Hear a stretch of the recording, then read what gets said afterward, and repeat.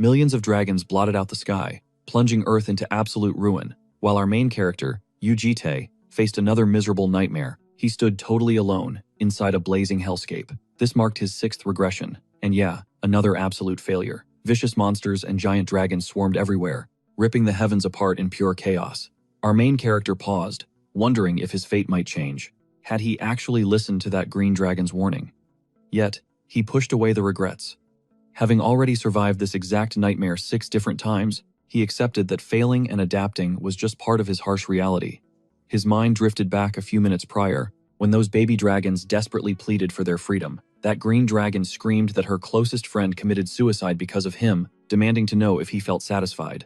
But hell no. Our ice-cold protagonist bluntly declared they triggered this entire apocalypse in the first place. Feeling absolutely zero remorse, he stepped right up to her, delivering a brutal ultimatum. Their existence literally dragged the world into this twisted state, forcing him to confront this doomed timeline once again.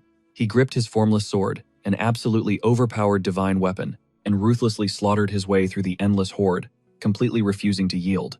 The guy fought like a demon, obliterating colossal dragons and savage beasts. Although physically drained to his absolute limit, he ultimately conquered the crumbling ruins, realizing with a heavily shattered spirit that slaughtering endless monster waves changed absolutely nothing. They just kept spawning. The ruthless system showed zero mercy. A glowing red notification violently flashed before his eyes, declaring Earth had officially entered the apocalypse phase. Essentially, the brutal system was mocking him. Game over. Yet, as Jite stood completely paralyzed with zero energy remaining, an insane miracle unfolded. Massive, golden clockwork gears erupted across the bleeding sky. The legendary Vintage Clock Authority activated, a god-tier EX rank supreme skill, and time itself forcefully ripped backward. Jite slowly shut his eyes, surrendering to the void, deciding his agonizing struggles might actually mean something. The system blasted a global time reset notification, and boom, reality aggressively warped back to the modern day. Massive crowds flooded the neon-lit streets, staring in absolute terror at an ominous purple portal. Panicked civilians lost their minds, screaming for the police. One arrogant dude desperately reassured his terrified friend, claiming it was totally harmless, and foolishly attempted to snap a quick selfie with the glowing rift. Huge, fatal mistake, bro. Without warning, grotesque nightmares exploded from the void, devouring the guy alive on the spot, painting the concrete streets completely red. Shattered phones littered the pavement beneath deafening screams.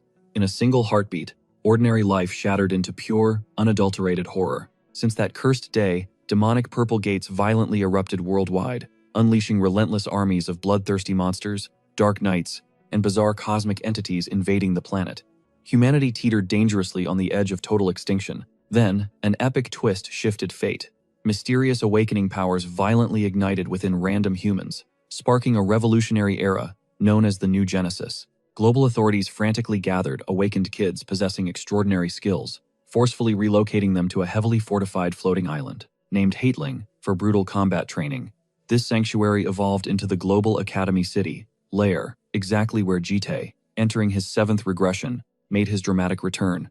Meanwhile, deep inside a grimy alleyway, a blade-wielding psychopath took a hostage, aggressively threatening the terrified crowd, swearing he would slice her throat.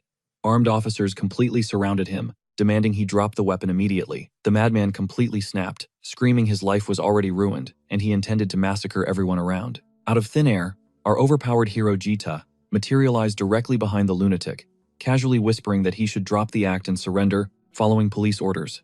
The psychotic villain froze in absolute shock, bewildered by this phantom's insane speed. He wildly slashed his blade, assuming Jite was just another cop. Jite effortlessly dodged the fatal strike, instantly crushing him with one devastating single blow, coldly stating he represented the absolute law here. Honestly, the shattered criminal slammed the concrete floor with such brutal force, his consciousness instantly faded into darkness. Jite stared at his bare knuckles, feeling deeply irritated with his mistake. For failing to suppress his monstrous strength during this little cop roleplay, the guy seriously needed to hold back. Later that afternoon, rumors spread like massive wildfire. A random colleague explained how Joe Hosek, that rogue superhuman criminal, got cornered inside the shopping district during a frantic pursuit, violently snatching an innocent hostage. Staring at the comatose villain, Jite's nervous partner practically begged him to limit his overwhelming physical force. Unbothered, our main character brushed it off completely cold. Scanning the room, he noticed 0 familiar faces. Honestly, he had literally abandoned this pathetic daily grind since his very first regression. The tragic reality behind abandoning his humanity stung deep, the brutal massacre of those baby dragons. These innocent mythical beings crossed dimensions from Asclepius, seeking joyful adventures and warm memories across Earth, only to encounter absolute, heartbreaking disaster. Several shattered their minds in endless warfare, others crumbled beneath toxic human hatred, while some completely surrendered to despair, ending their own lives after failing their cosmic duties. Witnessing this slaughter, the ancient adult dragons unleashed pure blazing wrath, annihilating humanity, triggering an endless cycle of doomsday. Regardless of the god-tier power he accumulated across countless tragic lifetimes, he hit the absolute level cap. His power was boundless, but solo strength couldn't rewrite fate. Time for a totally new strategy. Just as Jite prepared to bounce, a female officer blocked his path, shooting her shot for a post-shift dinner date. She was super adorable, but our ruthless main character instantly rejected her. He had bigger missions to run. When she asked where, our guy casually dropped a nuke, announcing a sudden flight to Europe. Cut to Florence, Italy. A gorgeous green-haired girl was chilling in a sunlit park, giggling and entertaining the local kids. She crafted delicate flower crowns, radiating pure, unbothered energy. Meanwhile, Jite analyzed her every move from the shadows. Stepping into the light, he finally spoke up. She spun around, completely caught off guard, while Jite locked dead serious eyes, demanding she follow him immediately. Quickly activating a hidden magical translation ability, the girl processed his bold command. She offered a hesitant greeting in return. When she nervously questioned his motives, Jite bluntly stated they had crucial business to handle. Bewildered, she asked if he actually knew her true identity. Jite gave a cold nod, prompting an incredibly awkward, nervous giggle. Trying to play it cool, she questioned why she should follow a total stranger. She admitted the only detail she could sense was his overwhelmingly monstrous aura, proving he didn't belong in this realm. Jite simply responded with heavy, deafening silence. Staring up with wide, cautious eyes, she braced herself and asked if this was an assassination. Our guy just shook his head, offering total peace. Mind blown, she anxiously stuttered out, asking if she was being kidnapped instead.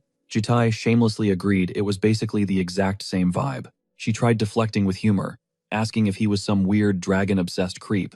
But our overpowered main character instantly killed the joke, ordering her to drop the comedy act. His aura sharpened as he declared his absolute mission to protect her from this chaotic, broken world, warning that stubbornness would force him to use brute strength. He subtly brought up the Green Dragon clan's legendary eyes, which easily pierced through normal illusions. He trusted her sharp survival instincts to absolutely realize. He spoke pure facts. Flashing a tiny, forced smile, she asked if good behavior guaranteed 5-star VIP treatment. Jite casually gave his word. Accepting that escape was literally impossible, she demanded to be treated like an honored guest rather than a captured prisoner. Winking playfully, she extended her pinky to seal the deal. Jite noticed her violently shaking fingers, instantly realizing the truth. She was absolutely terrified of his monstrous presence. Regardless, he played along, locking pinkies to forge the ultimate promise, officially launching their chaotic new dynamic. Cut to the very next morning, the dragon girl peeked nervously around her bedroom doorframe, swimming in a massively oversized shirt, wondering if her terrifying new boss was awake. She sleepily shuffled into the living area, only to find Jite casually lounging inside a terrifying, swirling storm of dark aura. Panicking slightly, she called his name. Completely unfazed, Jite coldly commanded the writhing shadows, guaranteeing everything would go completely smoothly, as long as his absolute orders were followed. Suddenly, the pitch-black mist magically morphed into a flawless, identical clone. This absolute cheat code was his double S rank ability, the Grand Duke's Shadow. The summoned entity deeply bowed to its mighty master, brushing right past the completely paralyzed girl. Her jaw dropped, realizing this terrifying phantom looked exactly 100% identical to Jite himself. Breaking the tension, he told her to chill, explaining his shadow double was handling the daily grind. Then, he casually asked about her sleep. She cautiously took a seat, finally realizing this overpowered menace was permanently sticking around instead of actually clocking in. He flexed that since the clone used his raw power, he was technically on the clock. His true mission now was acting as her ultimate personal bodyguard. Chuckling nervously, she nodded along. Desperate to diffuse the heavy, intimidating atmosphere, she pitched the idea of a shared breakfast feast, but our stoic hero claimed human sustenance was completely unnecessary. Refusing his rejection, she complained that dining solo was way too depressing, while her overpowered roommate literally just stared at the wall. Raising an eyebrow, Jite questioned her intense obsession with human meals, reminding her that mythical dragons didn't require earthly calories. Swinging her legs happily, she flashed a bright, pure, innocent smile, explaining that cooking wasn't about survival. It was about the absolute joy and vibrant energy of sharing flavors. Out of nowhere, she leaped off the couch, declaring their empty kitchen totally unacceptable. She demanded an epic grocery run to prove the magic of a real morning feast. Jite tried resisting the side quest, but his protests hit a brick wall. Flash forward, the duo pulled up to a massive, bustling supermarket, eyes glued to them instantly. She radiated stunning, otherworldly beauty, while Jite carried massive main character drip. Even random girls were whispering about his insane visuals. Totally oblivious, the green dragon joyfully skipped through the aisles, humming sweet tunes, while Jite trailed behind with his signature deadpan expression. He suddenly realized she was stockpiling ingredients like a literal apocalypse was coming, questioning if this mountain of food was truly just for breakfast. She quickly defended her loot, arguing their barren kitchen needed a total revamp, ensuring they had premium supplies for all their future cooking sessions. Her eyes sparkled with culinary excitement, but Jite completely crushed her dreams. He ordered her to dump the endless grocery bags at home so they could just grab takeout instead. Before she could even celebrate dodging dish duty, he dropped a sudden, serious side mission that left her entirely speechless. She looked visibly deflated, but he stood firm. They had crucial destiny-altering business to handle, and absolutely zero time to waste. Their next destination? A sketchy underground alley. She scanned the shadows until a cyborg-eyed geezer stepped from the gloom, smirking and asking if he brought his girlfriend. Jite instantly dropped a freezing threat, growling at the old punk to shut his mouth and just do his job before he lost his remaining eye too.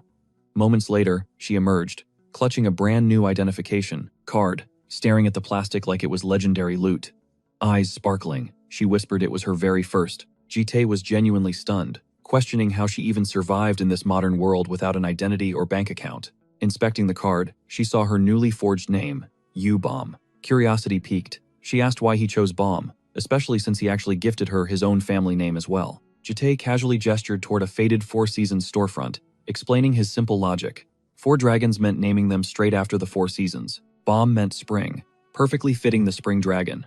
Her face totally lit up, declaring she adored it since spring represented blooming life and pure joy. The gorgeous new name completely won her over. Strolling down the street, she openly confessed her fear of him was gone. Yet despite those sweet words, her dragon vision still caught the terrifying, pitch-black aura suffocating him, a stark reminder of his lethal nature. Regardless, flashing a massive, radiant grin, she firmly declared he wasn't a villain. Jite silently scoffed, wondering how she could possibly judge his soul after a single day. Brimming with absolute confidence, the girl proudly flexed that her green dragon intuition was literally flawless.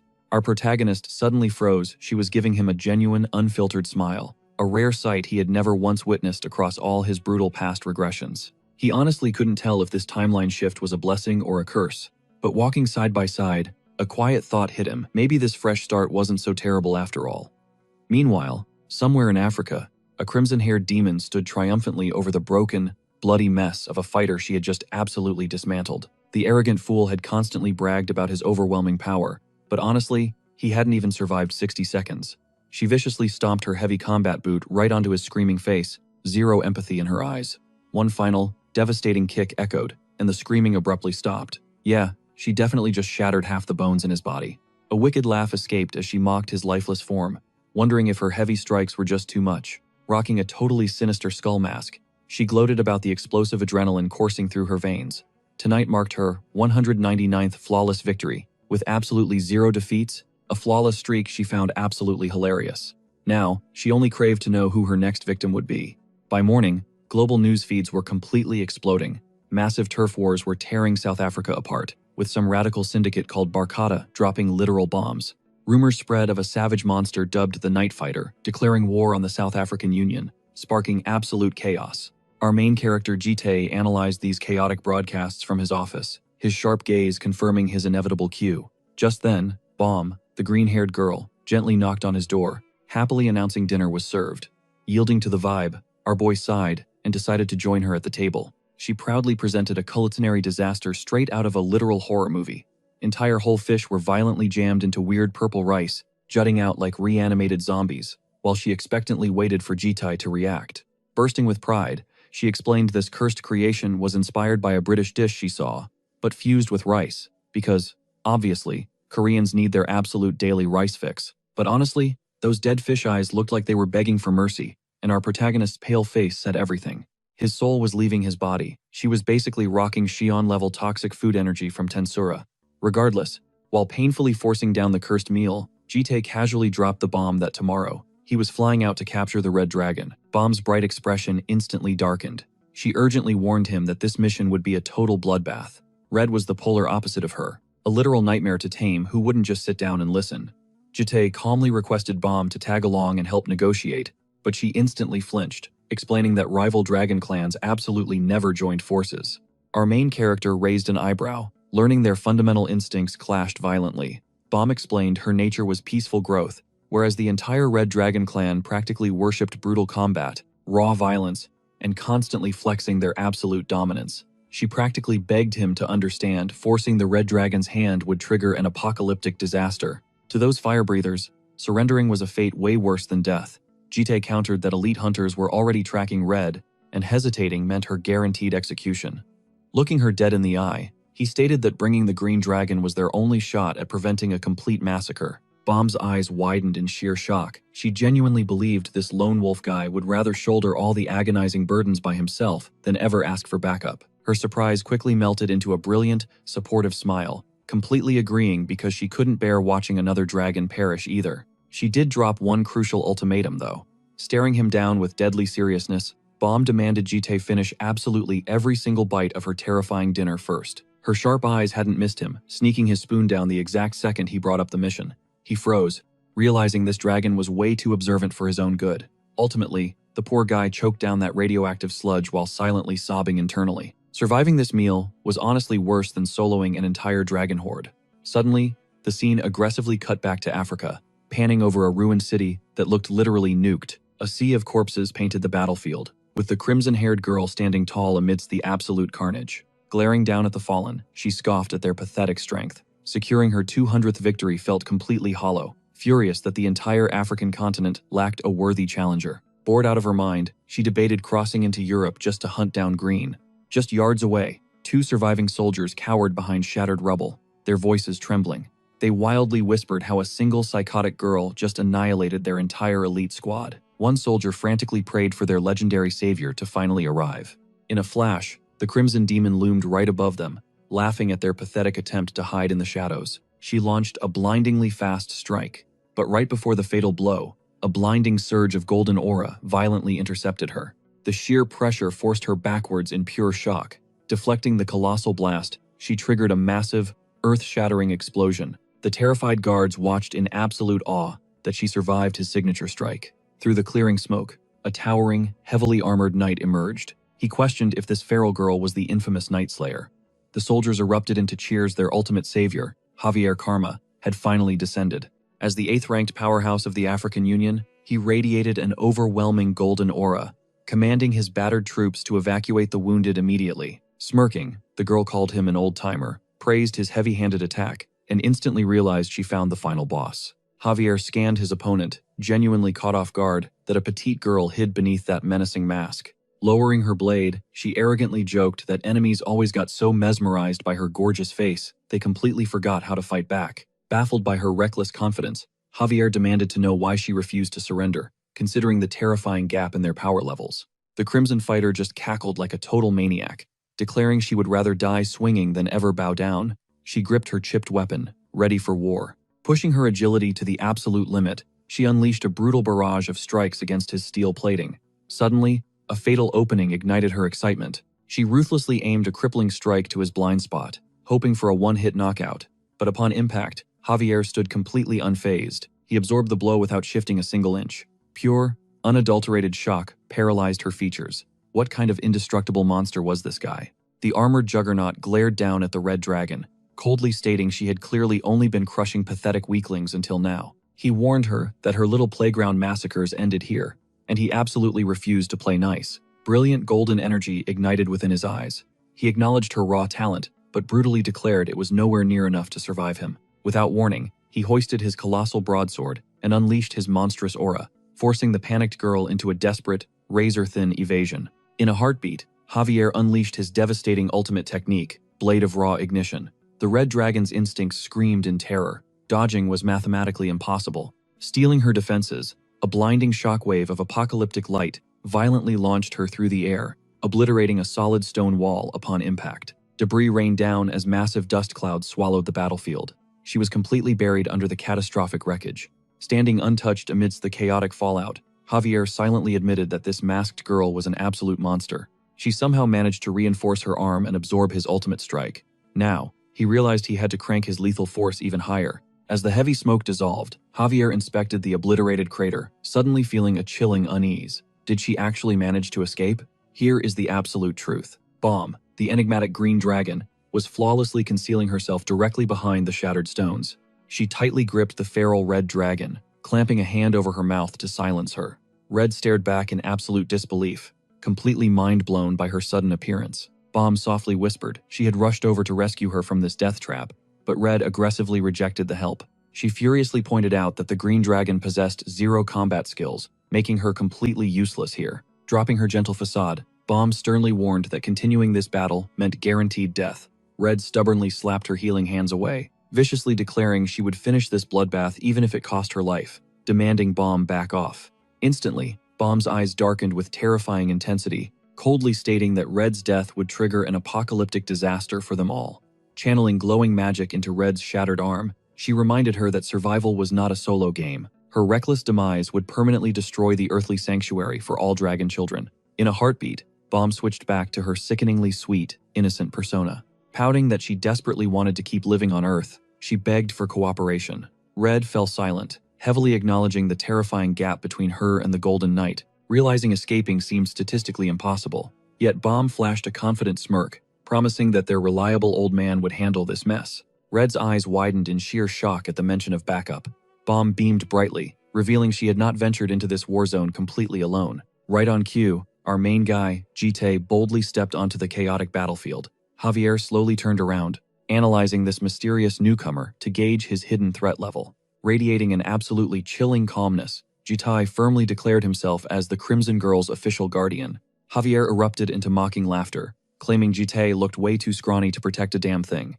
Meanwhile, deep in the shadows, Red peeked past the crumbling debris, questioning if this was the legendary human Bomb hyped up.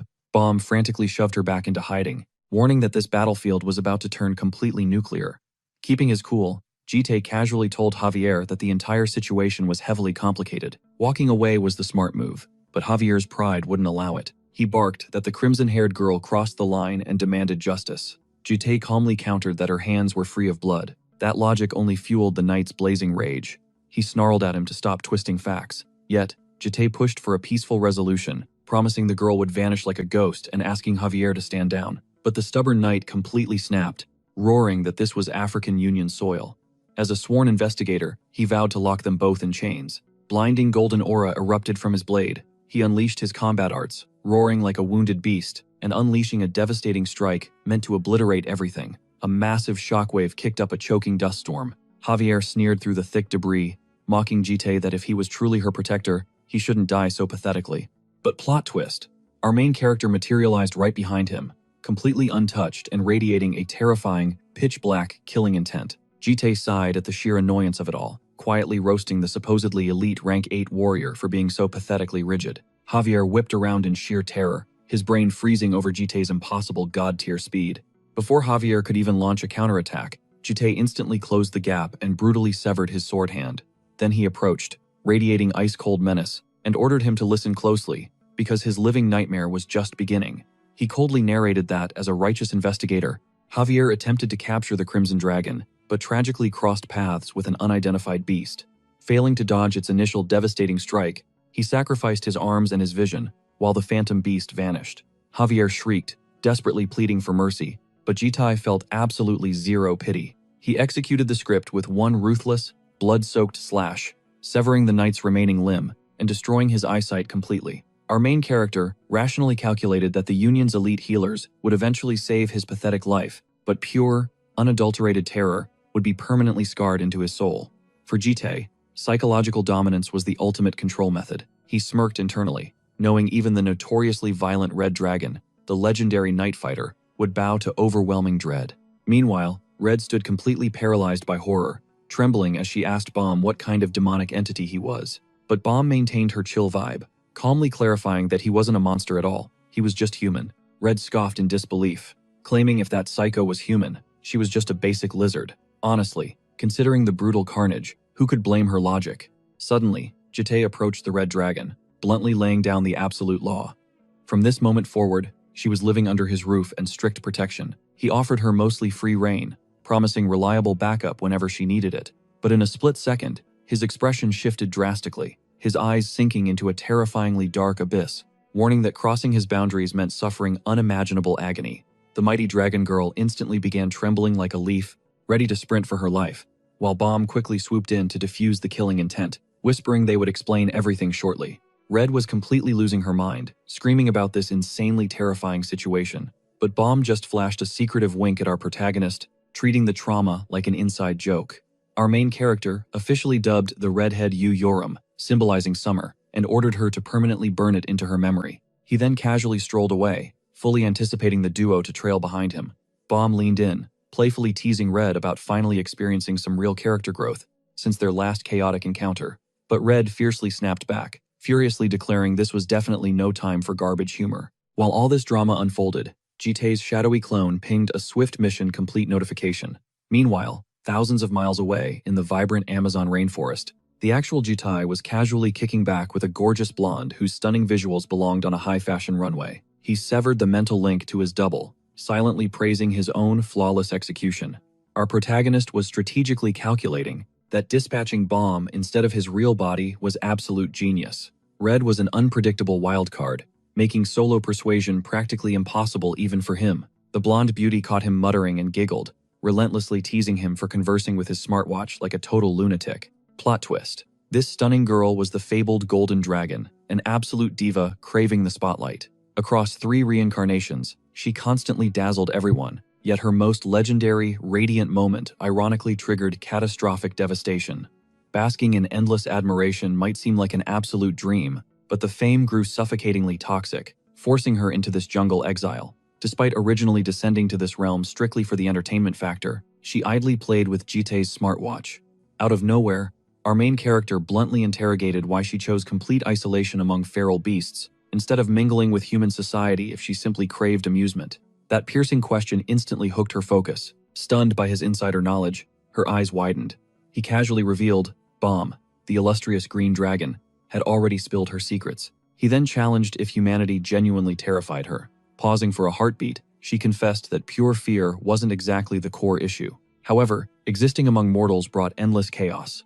The relentless staring, the obsessive chasing, honestly, her daily reality sounded completely exhausting. Escaping the grid made perfect sense. A comfortable silence settled before Jite randomly asked if she enjoyed pastries. She stared at him, utterly bewildered, scoffing that divine dragons required 0 sustenance. But our guy simply summoned a spatial pouch using magic, instantly flooding the jungle with a mouth-watering bakery aroma. The moment the heavenly scent of fresh-baked bread hit her, she surrendered entirely. Her eyes widened into massive, sparkling saucers. Staring at the mountain of sugary donuts and tarts, her mouth watered as she questioned his massive haul. Seizing the perfect opening, our main character offered her a cozy home, way better than surviving in the brutal wild. He guaranteed her absolute safety and endless playtime with the others.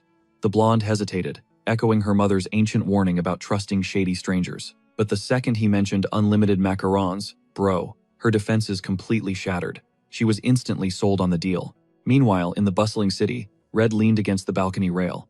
Autumn leaves drifted by as she wore an incredibly bitter, salty scowl. She angrily muttered under her breath about her previous clash with our hero, while Bomb watched her quietly from indoors. Suddenly, Jite stepped through the door, leading the barefoot blonde girl inside. She loudly declared her absolute loyalty to the legendary sausage bread, claiming it easily crushed anything from their home realm. Devouring a vibrant macaron, she practically tasted divinity, hyping up that flawless, crispy shell and impossibly chewy center. Bomb offered Jite a warm welcome, but the blonde absolutely lost her mind with pure, unadulterated joy upon spotting her. Sprinting over for a bone-crushing hug, she cried about missing her terribly, gushing over Bomb's seriously leveled up, stunning beauty. The energetic blonde curiously asked if Bomb shared this place alone with the mister. Bomb gently clarified her own recent arrival, gesturing toward the lurking redhead. Off to the side, our main character quietly dismissed his shadow clone, praising its flawless execution before releasing the spell. Red peeked inside with a furious glare. She locked eyes with our boy in a heavy, silent standoff before stubbornly turning away. Spotting the fiery redhead instantly,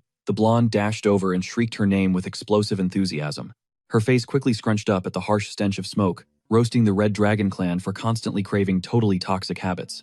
Zero tolerance activated. Red violently clamped her hand over the blonde's mouth, savagely threatening to rip her out by the roots if she kept babbling. Seriously, her terrifyingly explosive temper hadn't chilled out one single bit. Gathering the chaotic trio in the living room, our hero cut straight through the nonsense, demanding their true, exact ages. Bomb smiled warmly, claiming 20. The blonde proudly puffed her chest at 10, while Bomb helpfully revealed Yoriam was merely 15.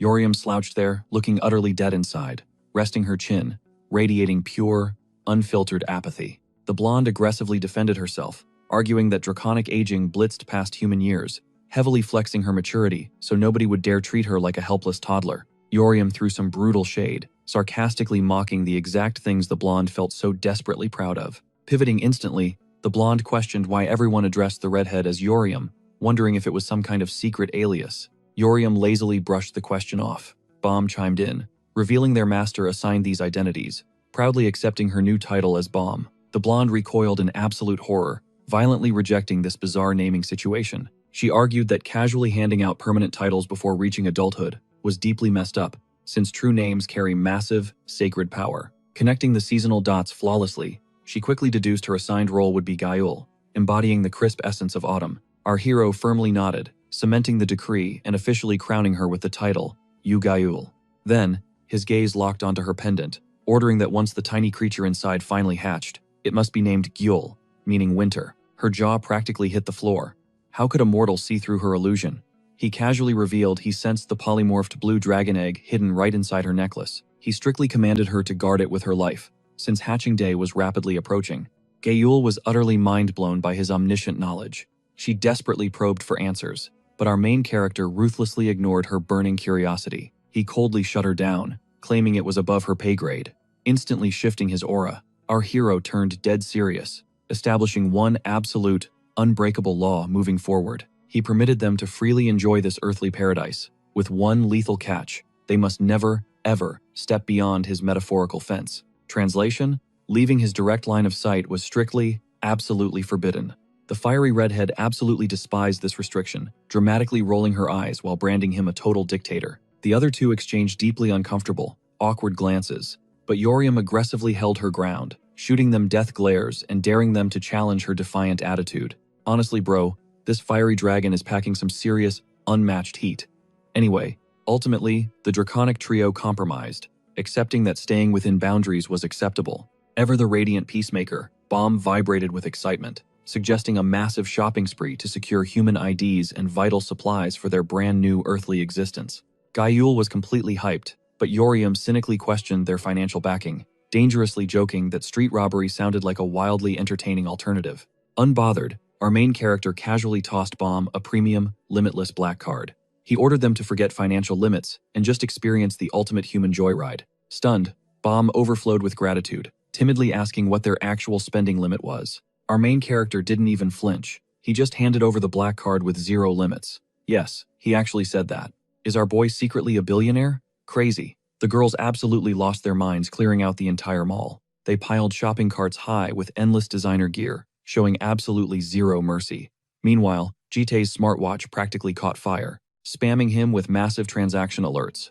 We are talking tens of millions here, guys. They literally shattered the credit ceiling. Returning to the penthouse, the squad was completely buried under luxury bags. Yoram proudly flexed her newly forged, legendary blade, looking insanely triumphant. Gayul twirled happily in her fresh designer fit, while Bomb sheepishly returned the plastic to our hero.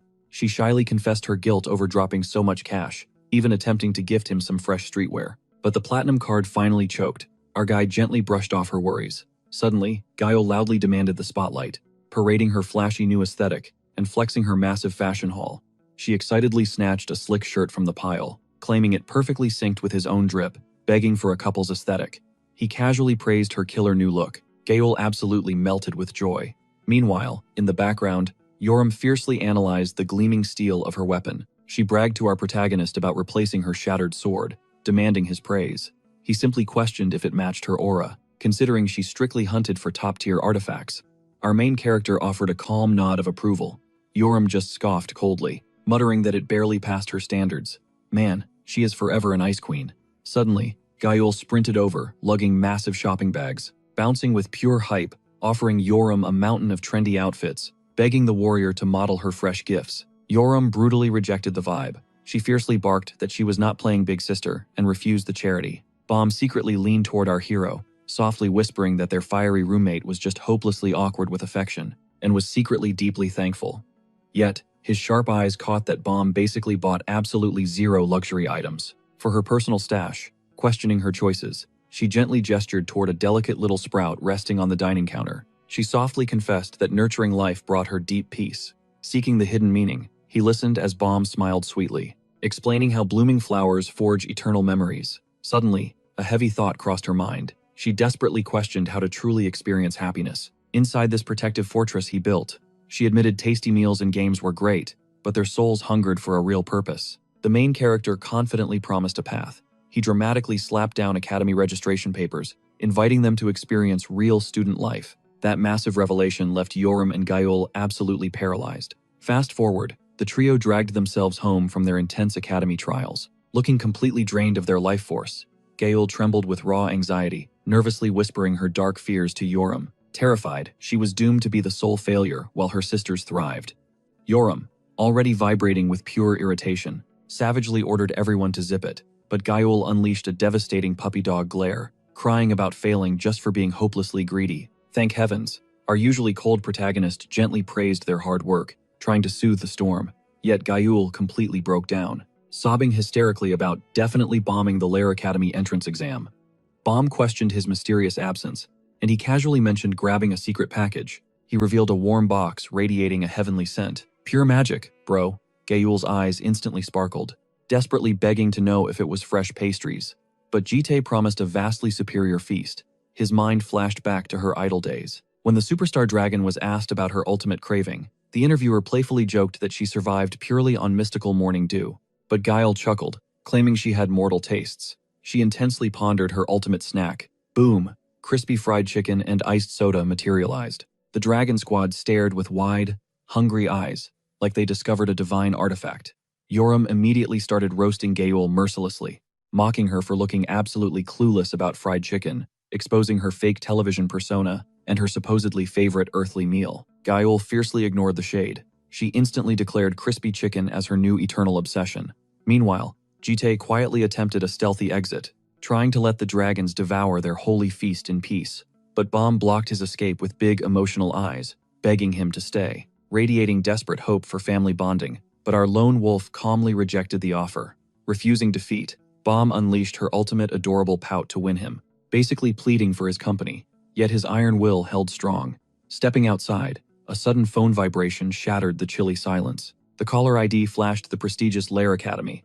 A formal voice sharply demanded to verify his legal guardianship over the three girls. Our main character smoothly confirmed his status. However, the official quickly dropped a massive, unexpected problem regarding the recent entrance exams. He stood deeply puzzled, knowing Bomb never mentioned any red flags. Then, the academy official dropped an absolute nuke. Bomb utterly demolished the interview with a flawless, perfect score. The examiners were so completely mesmerized, they demanded she lead as student representative and deliver the legendary opening ceremony oath. The academy was so wildly obsessed they begged her instantly, but our quiet girl fiercely rejected them. She flatly rejected the massive spotlight. Now, the desperate administration begged Jite to change her mind, terrified of losing a generational talent. Our main character brushed off the idea instantly.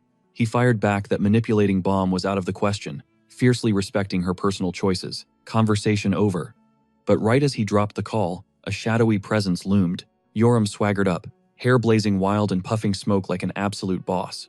She demanded to know who he dialed, and if Green was involved. His expression darkened into a heavy scowl. He strictly ordered her to use Bomb's actual name. Rolling her eyes hard, Yoram trashed the name completely. She called it utterly cringe, asking if they were running some pathetic pretend family. Her intense gaze suddenly locked onto him, probing for his ultimate endgame. She demanded the real reason he dragged them all to Lair Academy. Our stoic hero replied coldly, claiming he simply desired for them to pursue absolute freedom. Flashing her signature savage grin, Yoram declared her thirst for battle. She desperately needed to know if this academy housed any formidable monsters. Jite confirmed the absolute top-tier elites gathered there.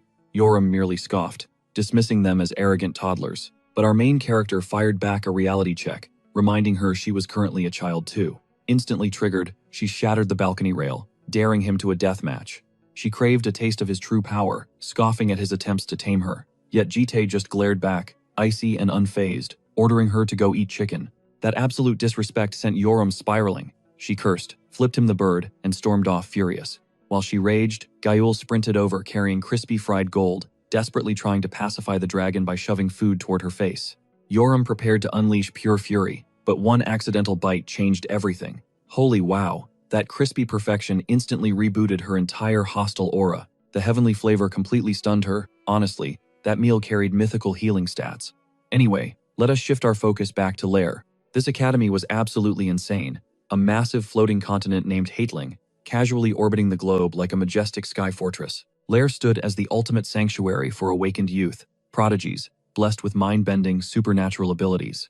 Truthfully though, elite bloodlines and filthy rich heirs dominated the ranks. The ordinary masses harbored deep resentment, labeling it a glorified sandbox for the wealthy. Meanwhile, down on the campus grounds, Gayul and Baum explored the breathtaking scenery. Gayul was entirely starstruck, whispering that commoners could never breach these walls. She genuinely suspected Jitai hid an unfathomable secret billionaire status. Given his habit of casually dropping insane cash, Baum agreed it made perfect sense, noting his undeniable elite aura. Bouncing with pure dopamine, Gayul hyped up their flawless admission success and completely obsessed over how incredibly sleek their uniforms looked. Suddenly, it hit her. Where did Yoram and Jite vanish to?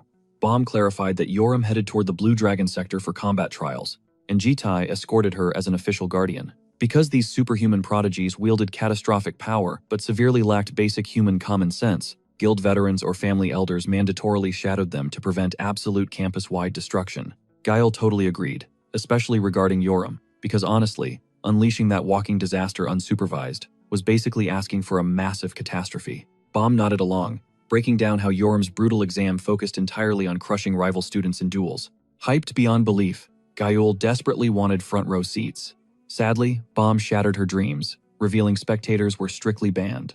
Absolutely devastated, Gayul questioned this ridiculous rule. Baum casually replied that their combined presence would definitely trigger an uncontrollable public meltdown. Glancing around, bro, the entire courtyard was literally staring at them. Everyone wondered where these stunning, otherworldly goddesses had suddenly descended from. Gossip spread like wildfire among the elites, mesmerized by their breathtaking beauty and incredibly mysterious, untouchable energy. These disguised dragon royalties instantly became legendary icons on day one. Suddenly, the perspective shifted to Blue Dragon Academy's Changchun Arena, where pure, absolute chaos reigned supreme inside the battleground. Awakened rookies clashed violently with wooden blades, the roaring audience radiating energy like a massive high-stakes tournament. Jite observed with a deadpan, chilling gaze. This pathetic brawl meant nothing to him. Nearby, a furious instructor screamed at his students to strike harder. Then a creepy, long-haired professor flashed a sinister smirk, ordering everyone to chill out and prioritize the fragile mental health of these young warriors. This mysterious figure approached their group, revealing himself as Wei Yan, the highly esteemed supreme professor ruling the Blue Dragon faction, and smoothly expressed his profound honor to collaborate with the Guardians. Nearby, adults completely fangirled, worshipping his legendary status. Yet Jite remained completely cold and unfazed. Spectators continued hyping up this elite professor, leaking rumors that he wielded immense wealth alongside a legendary war hero background. Booming through the speakers, the announcer's massive voice demanded combatants, number 124 and number 7, enter the fray. Our main character narrowed his predatory gaze, while Yoram dragged her wooden blade into the arena, radiating absolute god-tier boredom. She coldly whispered that if this fight sucked, she was literally abandoning this pathetic school forever. Locking her piercing glare onto a blonde rival, she prayed for a real challenge. The audience erupted, debating who would survive, Sofia Volova or the redhead. One spectator totally simped for the fiery redhead, but his buddy snapped him back to reality, arguing the real hype was about survival, not looks. He bet everything on Sofia securing the victory, considering her hardcore background in the elite RIL military forces long before stepping foot on campus. The RIL was Russia's apex airborne hunter unit, notoriously feared for subjecting their recruits to absolute, hellish torture. Down by the cage, a hulking giant went completely feral, screaming at his girl to absolutely obliterate her opponent, broadcasting his massive, suffocating expectations to the entire roaring stadium. Sophia just stood there frozen, practically begging the earth to swallow her whole from the sheer, agonizing cringe. Her opponent, Yoram, an absolute menace who thrived on psychological warfare, caught the vibe and immediately launched her lethal trash talk. She mocked the giant's unhinged screaming, dialing the disrespect to maximum, and suggested the little princess should just forfeit and cry in Daddy's arms. She spat out Daddy's girl while flashing a highly punchable, totally toxic smirk. Instantly, Sophia's entire demeanor shattered. She locked a death glare onto Yoram and whispered with absolute, freezing malice to shut her filthy mouth immediately. Pure, unadulterated murder blazed wildly in her eyes. She promised the redhead that another word would guarantee her a body bag. But honestly, Yoram was feeding off the chaos. She just flashed a psychotic grin, practically begging Sophia to strike. The spectators instantly tasted the heavy, suffocating bloodlust, murmuring that this lethal aura was classic RIL Hunter energy. Though they had to admit, Yoram radiated absolute boss energy too. The atmosphere shifted into pure, terrifying anticipation for the upcoming slaughter. The buzzer blared. Sophia launched like a fired missile. They violently collided, but Yoram effortlessly deflected the explosive opening strike, dropping a cocky remark about her decent velocity. Then, shifting her weight flawlessly, she unleashed a devastating counterattack, whipping her weapon and roaring to eat this strike. But Sophia refused to flinch. She blitzed back in, executing a blindingly fast combo that Yoram barely parried, tearing her outfit in the process. Bro, Yoram completely lost her mind. That was brand new drip. Sophia showed zero mercy, just relentlessly hacking away, hunting Yoram across the arena with brutal, breathless, close-quarters combat. The stadium went totally feral as explosive shockwaves echoed endlessly. Sophia launched a sweeping low kick, but Yoram defied gravity, vaulted off the iron cage like a ninja, and plummeted like a meteor with her blade locked onto her skull. Sophia desperately raised her guard, but the catastrophic impact violently shattered her defense. A pathetic whimper escaped her lips. Smelling blood, Yoram went totally goblin mode, unleashing a torrential hurricane of strikes that forced a terrified Sophia into a desperate, crumbling retreat. Then, like a phantom, she vanished behind her. She whispered that Sophia only felt powerful because she was holding back. Then she initiated absolute annihilation, delivering devastating combos until Sophia crumpled lifelessly onto the cold, hard canvas, violently hacking up Crimson. Paralyzed, Yoram towered over her, blade aiming at her throat, as the referee declared candidate 124, the undeniable champion. Yoram chuckled darkly, calling out her fake gangster energy as pure, pathetic weakness. That specific insult ignited Sophia's deepest rage. This crimson-haired menace was a masterclass troll at baiting aggro. Sophia's guardian sprinted towards the carnage, screaming her name. The audience immediately started buzzing, roasting the so-called elite hunter for getting absolutely folded, marveling at the total massacre. Despite the initial hype, the stadium worshipped Yoram's flawless victory, pointing out she practically dodged every single scratch, treating a trained killer like a helpless toy. The brutal disrespect continued, rumors spreading that Sophia only passed admissions via pretty privilege instead of actual combat talent. Simultaneously, a frantic field medic sprinted over and enveloped Sophia in a vibrant, emerald healing aura.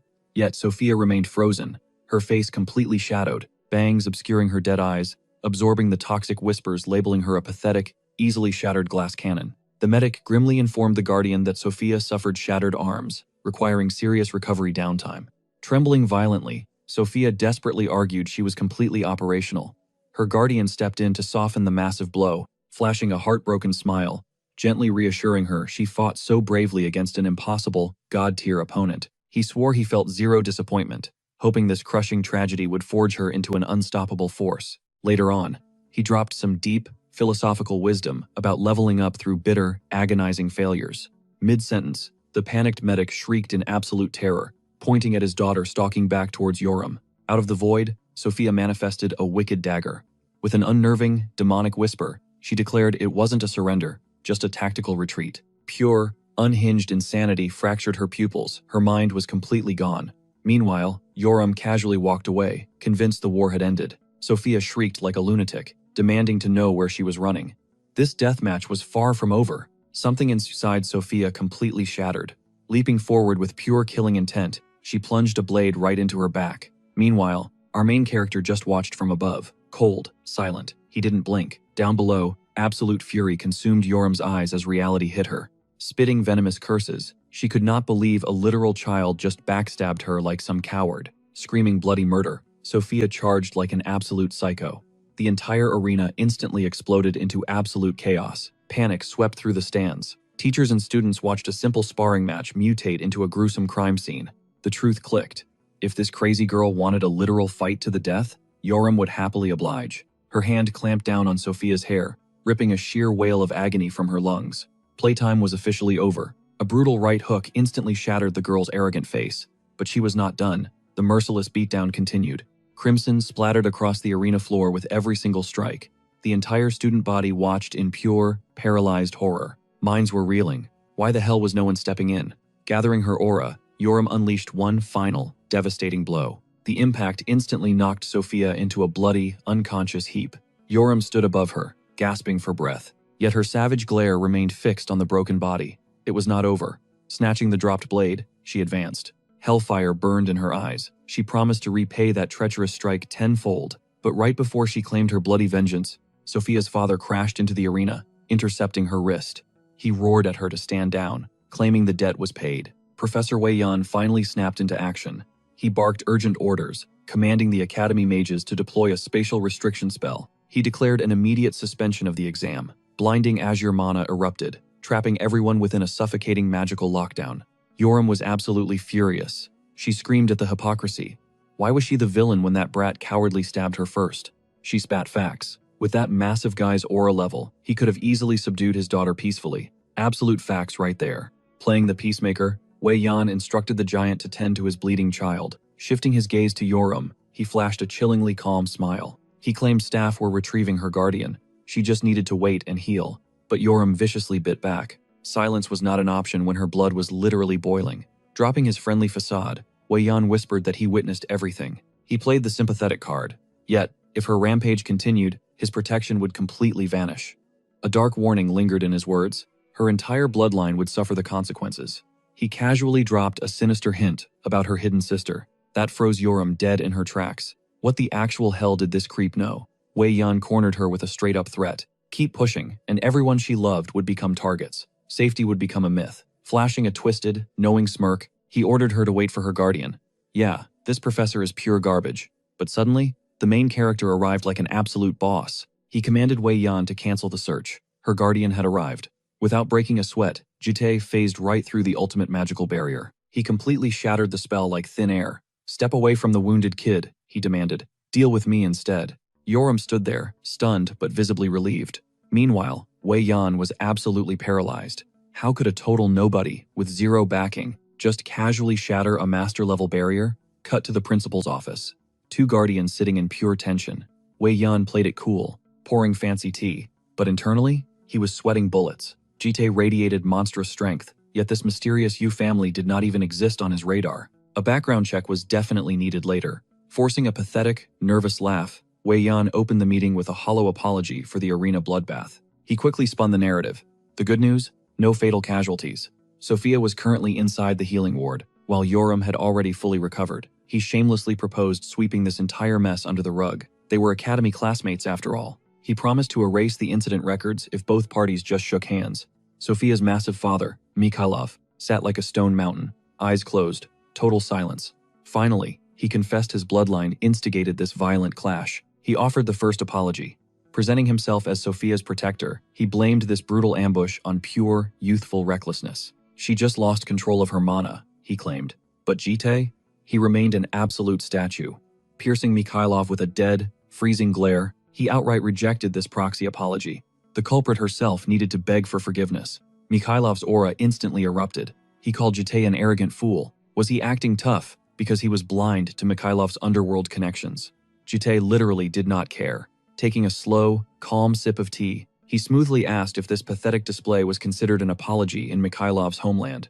Boom! Mikhailov snapped. Surging to his feet with blazing fury, he roared, demanding to know if the main character expected him to violently drag Sophia here to apologize.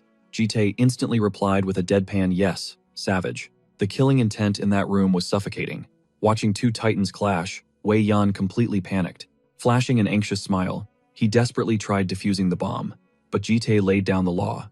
He was not here for empty words. He demanded to know why Mikhailov just stood there when Sophia lunged with that blade. Mikhailov barked back that the ambush was simply too fast. Jite ripped into that pathetic alibi. He coldly asked if hiding behind a child while failing his actual duty didn't completely crush his pride. That shattered Mikhailov's patience. He slammed his foot down, snatched Jite's collar, and growled a bone-chilling threat. Lethal blue aura exploded from him as he dared Jitai to cross the mighty RIL organization in this insignificant little country. He kept projecting that fake alpha energy, trashing the U family like they were just absolute nobodies on the street. Suddenly, a deadly blade was aimed right at him. Pure panic washed over his face. Where the hell did this weapon come from? Jitai casually praised the edge of Mikhailov's own weapon, warning that a single twitch could easily paint the room red. Mikhailov completely froze. His eyes dropped, realizing Jitai was effortlessly wielding his signature dagger, the exact weapon he always kept completely concealed. Shock widened his eyes. How did this absolute nobody swipe his concealed weapon without making a single sound? Jitai simply mocked his sloppy sheath, claiming it made the theft a total joke. But the math wasn't adding up. Mikhailov's spiritual awareness was absolutely maxed out. Yet, in the blink of an eye, our main character materialized right behind his back, dropping a terrifying whisper straight into his ear. It was a deadly promise that would make any sane person completely shatter. He casually warned Mikhailov to stay out of dark alleyways, sounding exactly like an unhinged apex predator claiming its prey. Then, he effortlessly tossed the blade onto the desk, declared their little chat finished, and turned his back to walk away. Mikhailov remained paralyzed, pure terror etched into his pale features. Meanwhile, Wei Yan, who had been sweating out an ocean of anxiety, finally exhaled a massive sigh of relief, looking like a man who just barely escaped a catastrophic death. Stepping out into the hall, Jitai spotted Yoram leaning against the wall. He immediately checked if she was holding up okay. Unbothered, Yoram brushed it off as a mere scratch, loudly flexing the unbreakable pride of the Red Dragon clan. Classic Yoram energy right there. Our guy gave a simple nod of approval, but her tough facade suddenly crumbled away. She paused, pouting slightly, and quietly asked if she totally wrecked the situation. She heavily blamed herself for dragging them into this chaotic mess. Frustration and guilt completely flooded her. She realized she should have kept her cool like an actual adult, instead of going totally feral. But our main character shut that down instantly. With a deadpan stare, he told her she handled it perfectly, leaving her totally stunned. Then, matching his signature frosty vibe, he dropped some absolutely unhinged advice. The next time someone tried testing her boundaries, she should just finish the slaughter completely out of sight. That was insanely dark, but Yoram was absolutely eating it up. A devilish smirk flashed across her face as she dared him not to regret those words. Jitai, absolutely unfazed, promised he never would. Changing gears completely, he ordered her to pack her bags. Back at the house, a confused Yoram questioned their sudden relocation plan. He revealed they were transferring to the Lair Academy dorms. Yoram dramatically rolled her eyes, joking that Kyle, the tiny yellow chick, would probably lose her mind over this. Suddenly, a voice called out for Jitai, making both of them snap their attention backward, to find Wei Yan approaching with his signature unsettling smile, begging for one more chat. Jitai coldly stated their business was already finished, but Wei Yan desperately insisted he had a crucial proposal involving Yoram. She let out a loud groan, lazily picking her ear, and complained about catching another annoying lecture. But Wei Yan quickly clarified he was actually bringing a massively profitable deal to the table. Shooting his shot, he offered her the ultimate throne as the official freshman representative at the prestigious Blue Dragon Academy. He painted an absolute fantasy. Endless scholarship funds, top-tier magical artifacts, massive media hype, basically the royal treatment. Our guy, sensing massive red flags, sharply questioned if Wei Yan even held enough authority to guarantee such an insane package alone. Wei Yan just flashed a slimy grin, bragging about his incredibly tight connection with the powerful vice principal, Ma Namjoon. The moment that name dropped, Jitai's expression shifted into an empty, terrifying darkness. The tension in the air instantly skyrocketed. Deep in his mind, our main character was processing absolute horrors. Both Wei Yan and Ma Namjoon were actually literal demonic humans. Unlike superhumans who embrace divine blessings, these monsters consume pure void. They willingly traded their fragile humanity for overwhelming, corrupting power, morphing into bloodthirsty beasts driven only by pure slaughter.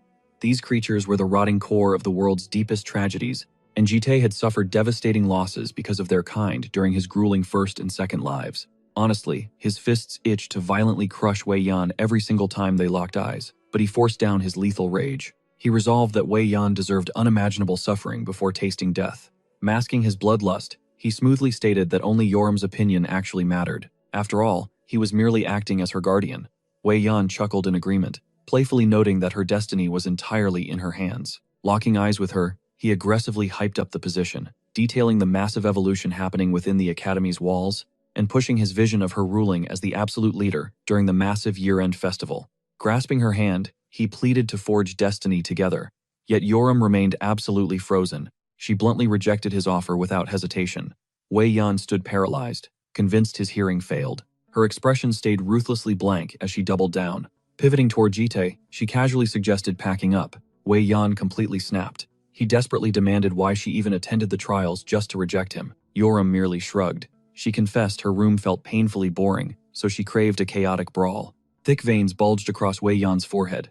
Verging on a total meltdown, he deployed his final trump card. Gesturing outside, he revealed a massive swarm of journalists hungering for his official statement regarding the brutal stabbing. He viciously blackmailed her, declaring her entire academy future rested upon his upcoming words. Choose wisely. Unfazed, Yoram spun around, delivered a final rejection, and strutted out with absolute main character energy. Glaring daggers, Wei Yan hissed a dark warning about future regrets. Our savage queen didn't even flinch. She abandoned him utterly crushed. Now that is peak entertainment. Stepping outside, Yoram's cover was instantly blown. The moment she emerged, ravenous journalists ambushed her like starving predators, violently thrusting, flashing cameras forward. Blinding flashes erupted.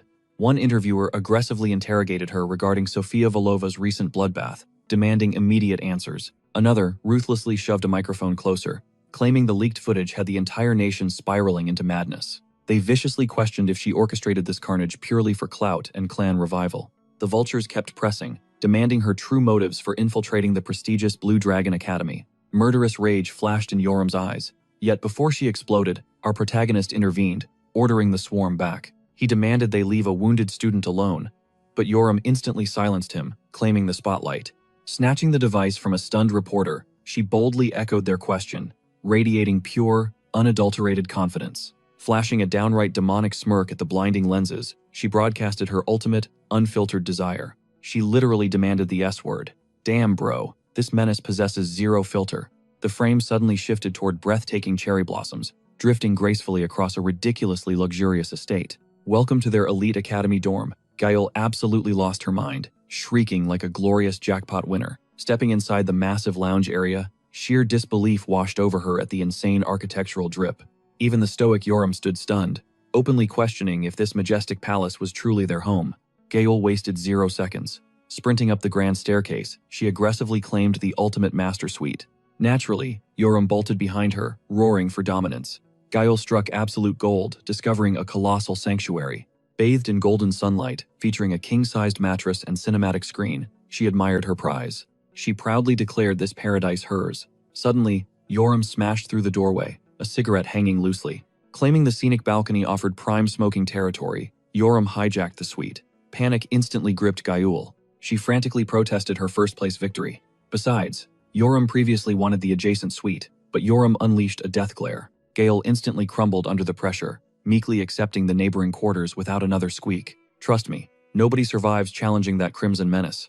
Meanwhile, Bomb surfaced inside a completely different chamber. She delicately misted a massive sapphire egg, whispering sweet motherly praises while caressing its magical shell. Our protagonist entered, questioning the indoor rainstorm. Flashing a warm smile, Bomb called it vital prenatal education, since oceanic dragons crave moisture. She happily lectured about mystical incubation, revealing that nearing its hatching phase, the polymorph illusion shatters, restoring its monstrous true scale.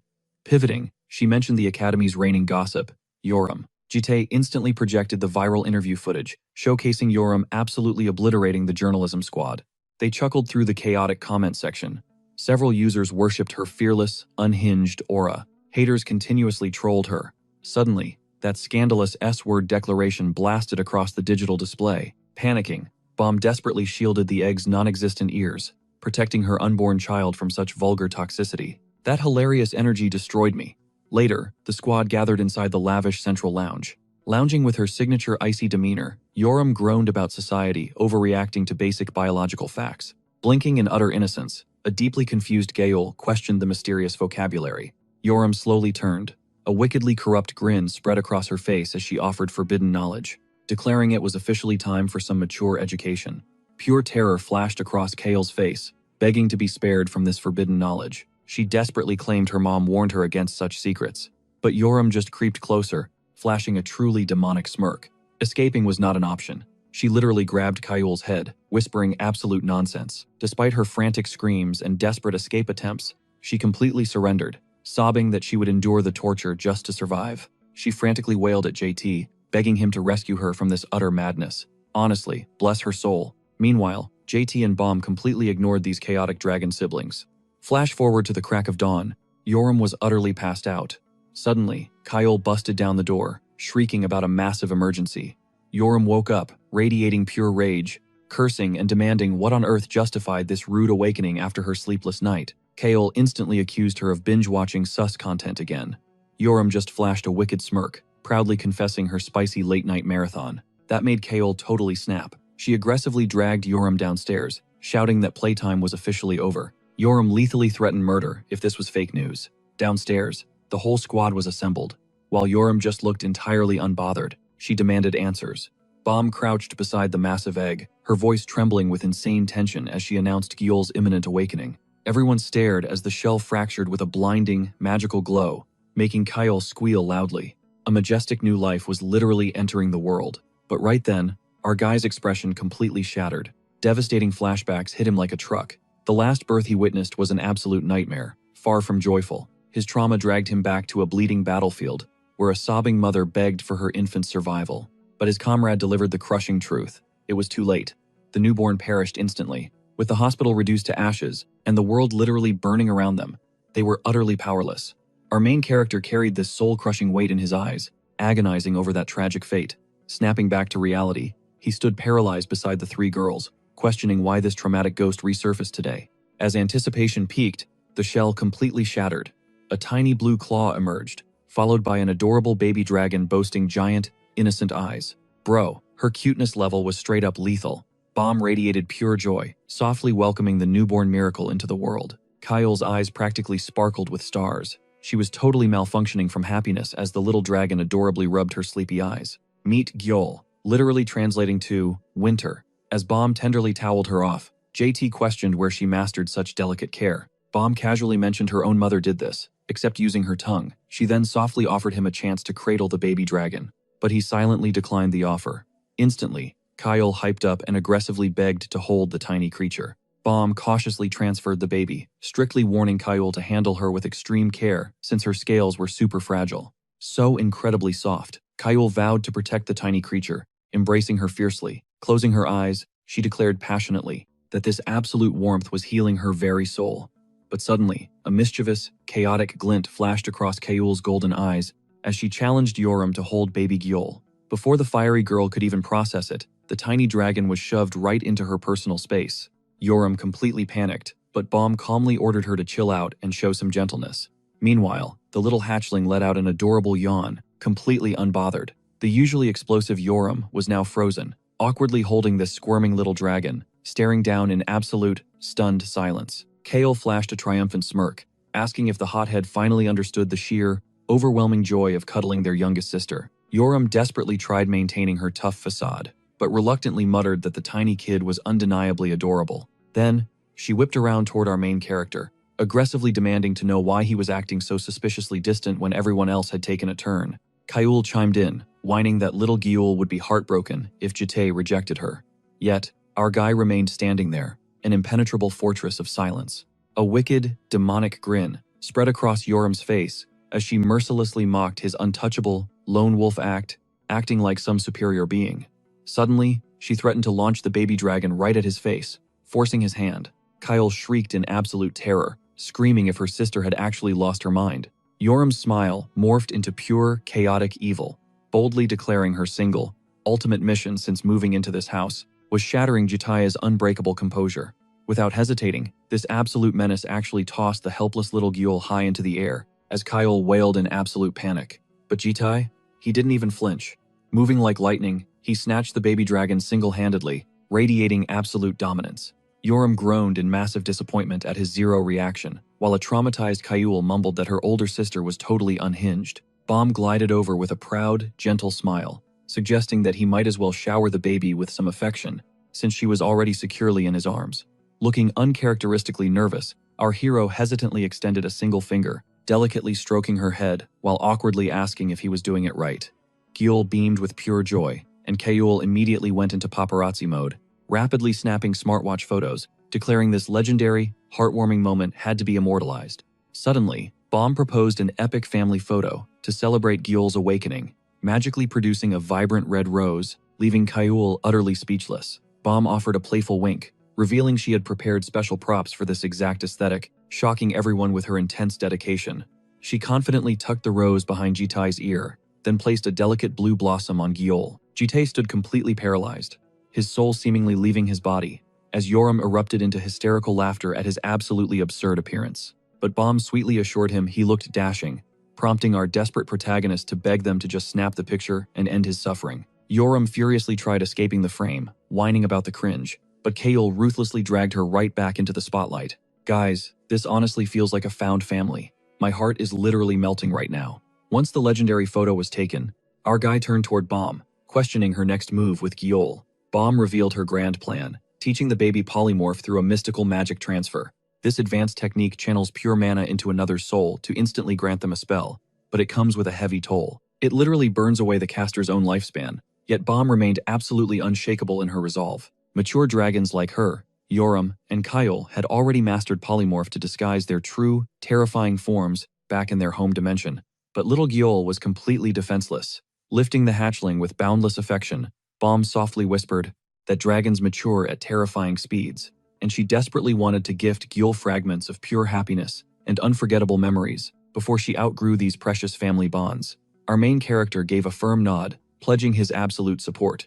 Instantly, Bomb's eyes turned pleading, softly asking if he could anchor her during this dangerous magic transfer. Jitai offered a single, decisive nod, but Bomb playfully scolded him for standing far away like a soulless statue, demanding he close the distance.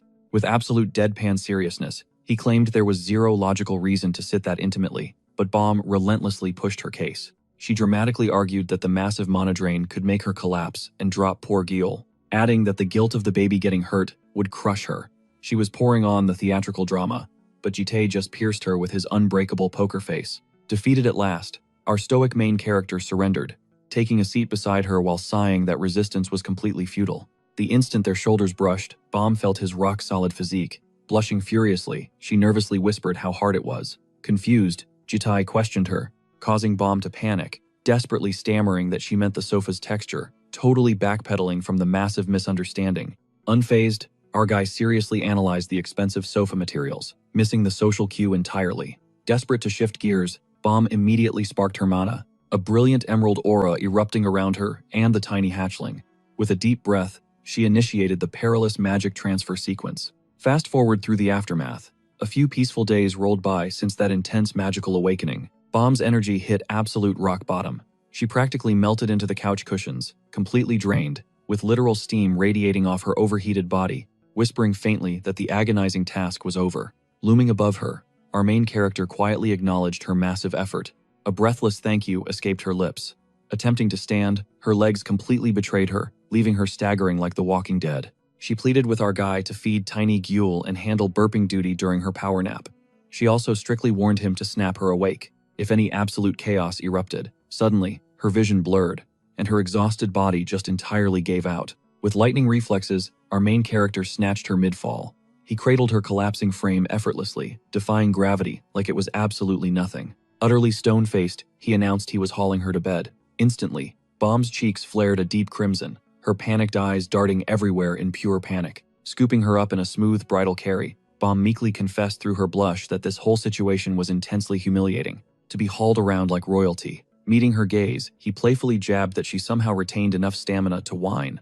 Bomb breathed out a weak giggle and questioned if her weight was crushing him, definitely fishing for reassurance. Without skipping a single microsecond, our protagonist declared she was practically weightless. That unexpected sweet talk clearly melted Bomb's heart. Gently depositing her onto the mattress, he wrapped her tightly, and within seconds, Bomb plunged straight into a coma-like slumber. Moving like a ghost, our main character silently sealed the bedroom door shut. The moment his boots hit the hallway, intense waves of bizarre sapphire mana started pulsing violently out of the living area. His danger sense spiked. He investigated immediately, only to be blinded by a violently glowing azure aura consuming the entire space. As the blinding flash faded, a tiny kid rocking waist-length turquoise hair perched on the couch, examining her own palms, like they were some legendary alien artifact. Jitai froze for a heartbeat, desperately attempting to project a warm, welcoming dad vibe. Yet his underlying anxiety was screaming loud and clear. This was officially an unprecedented disaster. Before we could even process that, The camera snapped to the Lair District Precinct. A squad of detectives were gossiping relentlessly about our main character's recent god-tier performance. Dude was single-handedly dismantling entire criminal syndicates in mere days, effortlessly crushing cold cases the supernatural task force couldn't crack for solid months. A wildly overly hyped colleague cornered him, aggressively offering an expensive dinner celebration since our guy was officially the absolute golden boy of the precinct. A female officer brutally roasted the guy, cackling that he was just exploiting the corporate credit card. Desperately defending his shattered ego, the veteran claimed he fully intended to fund the after-party himself. Disregarding their noise, our protagonist simply rejected them with a firm headshake, claiming duty called elsewhere. The rejected coworker sulked hard, flexing his shiny gold card to hide the sting of rejection. Stalking our guy to the exit, the squad furiously whispered about his suspicious habit of vanishing perfectly on the clock. Their paranoia spiked, completely convinced he was hiding a secret lover. Delivering a brutally icy glare, he instantly murdered their delusions, maintaining absolute zero emotion while strutting away. One detective desperately hollered that he believed in him, swearing the girlfriend rumors were fake. Bro, that female cop was definitely catching major feelings. Cut to after hours, but massive plot twist. That desk jockey wasn't the real protagonist. That exhausted wage slave was secretly the Archduke of Shadow, an insanely overpowered ability Jitai violently ripped from a slaughtered demon lord back in the day. This dark doppelganger basically acted as his personal butler, grinding side quests while the real boss chilled. Strolling into the local park, the shadow clone locked onto its creator. It approached with ultimate reverence, addressing him as absolute master and humbly reporting for summoned duty. Suddenly, the phantom registered a massive anomaly. Its terrifying overlord was cradling a tiny human child. Radiating maximum chill, Jite casually dropped that this was Gyol, rocking a fresh haircut and finally unlocking her epic human transformation ability. A random pedestrian beamed at the duo, gushing over the insanely adorable, peaceful toddler, and complimenting how perfectly they meshed as a whole family unit. Desperate to prove its worth, the shadowy servant volunteered to transport the child if the boss felt burdened. Instantly, Gyol locked onto the phantom with absolute murderous intent, radiating pure hostility. The ancient dark entity internally panicked in pure terror. Rejecting the assist, Jite carefully placed Gyol on the pavement, stating she needed to walk independently. The trembling shadow just awkwardly monitored her, severely questioning its entire immortal existence. The darkness nervously questioned why the supreme leader was playing nanny, and why the older girls, Bom, Yoram, or Kyle, weren't covering childcare duties. Jitai sighed, revealing Bom was currently bedridden, burning up after enduring the intense mana synchronization, and regarding those other two walking disasters, he recalled the absolute madness. Kyle was dragging her sister out on a massive shopping spree, yapping nonstop like a broken radio, while the delinquent Yoram angrily blew smoke rings, completely isolating herself. Our protagonist realized those two were entirely incapable of surviving basic responsibility. The shadow bobbed its head, the puzzle pieces finally clicking. Cutting the small talk, our main character demanded the actual reason for this little summon. He pierced the phantom with an intimidating glare, silently threatening it to drop the act. Since their souls were literally tethered together, the dark entity nervously averted its ghostly eyes, frantically defending that it wasn't protesting, just deeply bewildered by this modern existence. Historically, its previous demonic overlords only demanded horrific bloodshed, slaughtering empires, and spreading despair. Yet currently, it was stuck grinding a mundane 9-to-5 desk job, feeling entirely adapting to human life was brutal for a shadow beast. It bowed, begging forgiveness for any disrespect, but the main character simply brushed it off. He assured the creature that craving a normal existence was perfectly natural for any sentient being harboring true desires. A massive operation loomed on the horizon. Until then, his absolute command was simple: play the perfect undercover employee and fade into the background. Before vanishing, he mentioned the human detectives were totally crushed by the Shadow's recent rejection. His final directive? Hit the bar and grab drinks with the squad. Since its departure was fast approaching, the dark beast bowed deeply, swearing to execute the command perfectly, and vanished into the night to execute its orders. Once alone, his gaze drifted toward a mother-daughter duo, radiating absolute joy. The little girl beamed brightly, squeezing a brand new toy while praising her mom. He caught little Jewel totally locked onto that exact heartwarming moment. Her eyes were completely glued to them. It instantly hit him deep down. The quiet girl desperately craved a plushie. Regret washed over him. Had he realized sooner, he would have bought one immediately. But Gyol kept piercing the scene with such intense longing. Her silent yearning was so deafening that he felt it straight in his soul. Breaking the silence, he softly asked if she wanted a toy. Gyol's pupils dilated massively, absolutely stunned that he had cracked her inner thoughts. But instead of hitting up a regular maul, he simply raised his hand and ripped a tear through the fabric of space. Yep, just casually spawning a dimensional rift. From the void, he yanked out a massive azure teddy bear. He casually mentioned it was not an exact match to the other plushie, but definitely a solid upgrade. Gyul embraced the stuffed animal, and holy smokes, the thing practically dwarfed her tiny frame. A rosy flush painted her cheeks. The pure, bashful joy radiating from her as she stared at the giant bear was absolutely melt-inducing. He asked if she loved it, fully anticipating an adorable nod or a quick squeeze. Instead, she surprisingly dropped the colossal plushie right onto the pavement. Closing the distance with tiny, deliberate steps, she marched straight toward him, leaving our guy completely baffled and frozen in confusion. What on earth was triggering this? Was she secretly furious, or did the present completely flop? Panic spiking, he swiftly scooped her tiny body into his arms, paranoia kicking in. He wondered if the blue bear fell short of her expectations.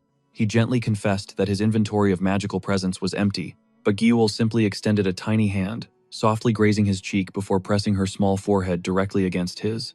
The sudden intimacy completely paralyzed him. What sparked this bizarre reaction? His mind raced, theorizing she might be confusing standard mana transference with actual human displays of affection. Or maybe this was just her silent, clumsy way of showing deep appreciation. Instantly, trauma hijacked his thoughts. Flashbacks of apocalyptic wars, oceans of blood, and ruthless death matches against monstrous dragons flooded his vision. Centuries of endless slaughter threatened to drown him. The suffocating nightmares gripped his soul, until Gyul's pure, untainted gaze forcibly anchored him back to reality. Her absolute innocence instantly extinguished his inner demons, coaxing out a rare, genuine smile from the hardened regressor. The tiny girl beamed in response. Hand in hand, they strolled beneath a breathtaking sunset, giving off the ultimate wholesome found family aesthetic, Gyul dragging her gigantic azure bear along the pavement. The cuteness overload was real, but abruptly, he hit the brakes, exhaling sharply as his senses flared. His radar locked onto a familiar presence. Bursting into view, Kyle sprinted toward them, waving frantically like an absolute maniac. Radiating golden retriever energy, she engulfed Gyul in a massive bear hug, enthusiastically announcing she had just raided the local shopping district. Tapping her forehead against the toddler's, Kale smugly translated that the little one was floating on cloud 9 over her brand new plushie present. His jaw practically dropped. Was this girl a secret telepath? Busting out laughing, Kyle revealed that their dragon biology allowed them to transmit pure emotions and vivid thoughts through simple skin contact, completely bypassing the need for mana. And the forehead-to-forehead connection? That was their ultimate communication hotspot. The truth struck like lightning. Gyul's forehead gesture was not some weird magic glitch, it was a pure declaration of affection. He was completely clueless. Kyle mercilessly roasted his ignorance, a totally deserved reality check for the veteran. Suddenly, his eyes locked onto a massive, suspicious case slung over her shoulder. When interrogated about the loot, she flashed $1 million smirk. Unzipping the bag, she revealed a pristine acoustic guitar, claiming it was her new emotional outlet. A perfect way to bypass physical contact. Striking a rock star pose, she eagerly asked if she radiated major pop idol vibes. Without missing a beat, she started shredding chords and belting out lyrics on the sidewalk. With fiery determination, she vowed to master this musical path completely. As her melody echoed, he spiraled back into a traumatic timeline. A haunting vision materialized. A shattered guitar, scattered medical supplies, and terrifying needles. Amidst the wreckage sat a hollowed-out Kyle, hands stained crimson, surrounded by discarded liquor bottles. It was a suffocating, nightmarish reality he violently hated. Snapping back, he watched her aggressively pressing the strings. Her skin was tearing, with actual smoke rising from the fierce friction on her fingertips. Her dedication was bordering on sheer madness. Catching the aggressive tremors shaking her hand, he immediately ordered her to dial it back and stop torturing herself. Kyle blinked in absolute surprise at his unexpected concern. She questioned his reaction, but he simply commanded her to pace her ambitions. Guiding Gyul forward, he heard Kyle call out, passionately declaring her unstoppable drive to reach the pinnacle of success. Dodging the emotional moment, he instantly pivoted, demanding an update on Bomb's condition. Kyle's bright expression darkened into sadness as she shook her head, explaining the girl was still trapped in a feverish slumber, a severe backlash from burning massive mana reserves. Shifting topics, he asked about Yoriam, making Kyle tap her chin in deep thought. Yoram spent the entire day locked in her room, hopelessly addicted to binge-watching dramas. Honestly, our main character considered that an absolute win. Way better to have her obsessing over screens than starting street brawls outside. Honestly, 100% valid logic. That fiery redhead possesses way too much chaotic energy. Upon returning home, Jite reminded Kyle to wash up, and she happily agreed, bringing Gyeol along. But while Kaol wondered if Bomb had woken up, the atmosphere suddenly turned ice cold. Our main character gripped her shoulder hard, his relaxed aura vanishing in a split second. His eyes turned deadly serious, ordering Kaol to grab Gyeol and lock themselves in their room, strictly forbidding them from stepping out. His terrifyingly intense tone completely freaked Kaol out, asking what was wrong, but he simply growled, "Leave, now."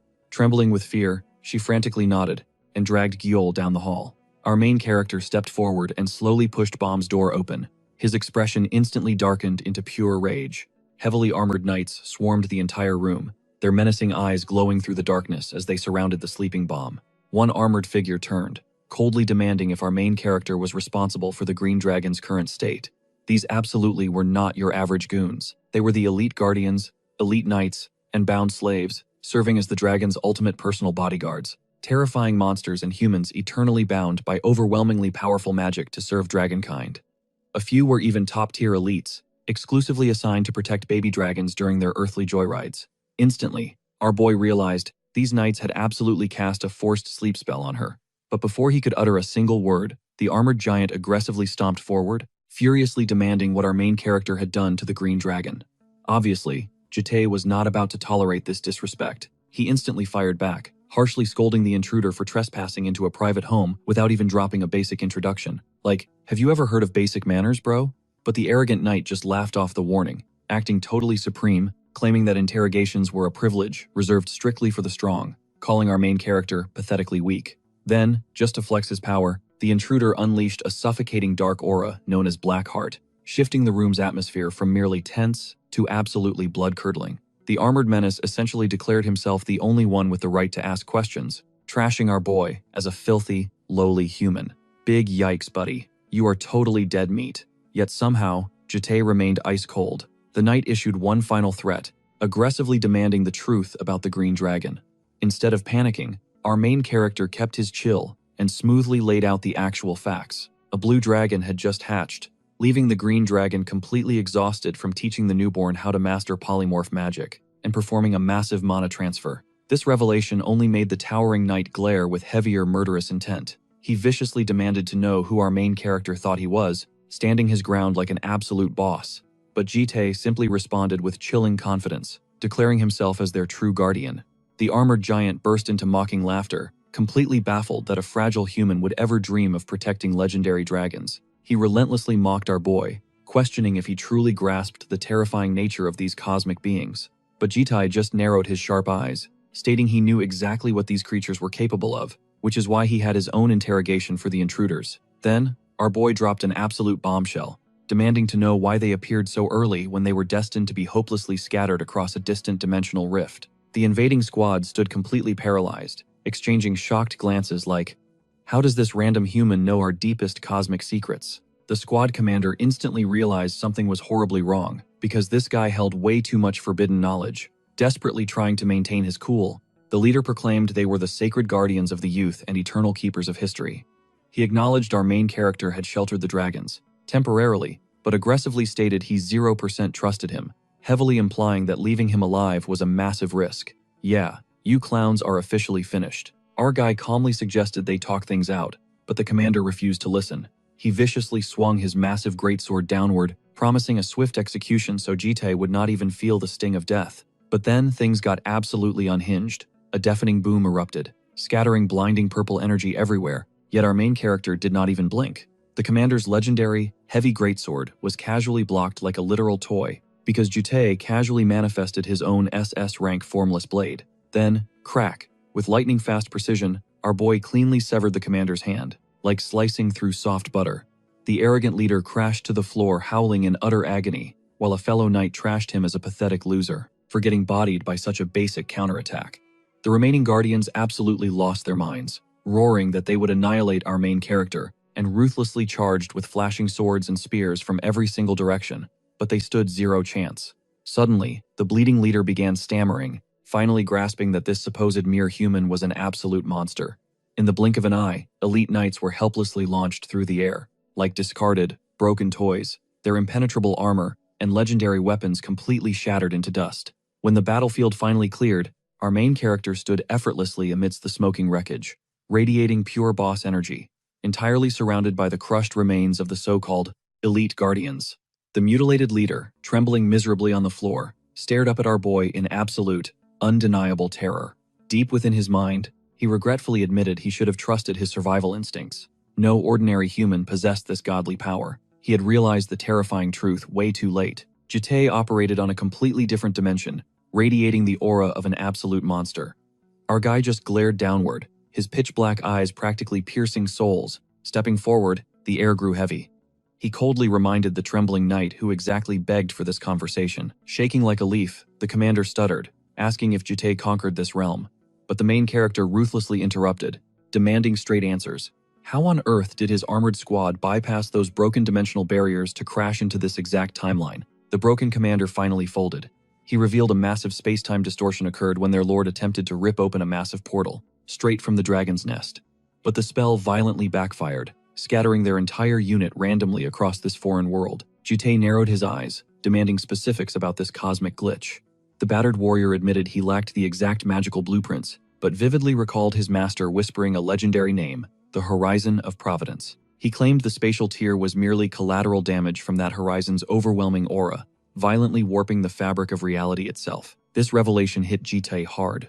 Across countless brutal regressions, that godly title had never once crossed his radar. Alarm bells instantly rang in his head. This specific timeline was glitching with massive, unexpected curveballs. He suddenly clocked that no guardian had ever interrogating him about that mysterious horizon's connection. Did that divine force literally drag them into this exact coordinates? The warrior nodded weakly.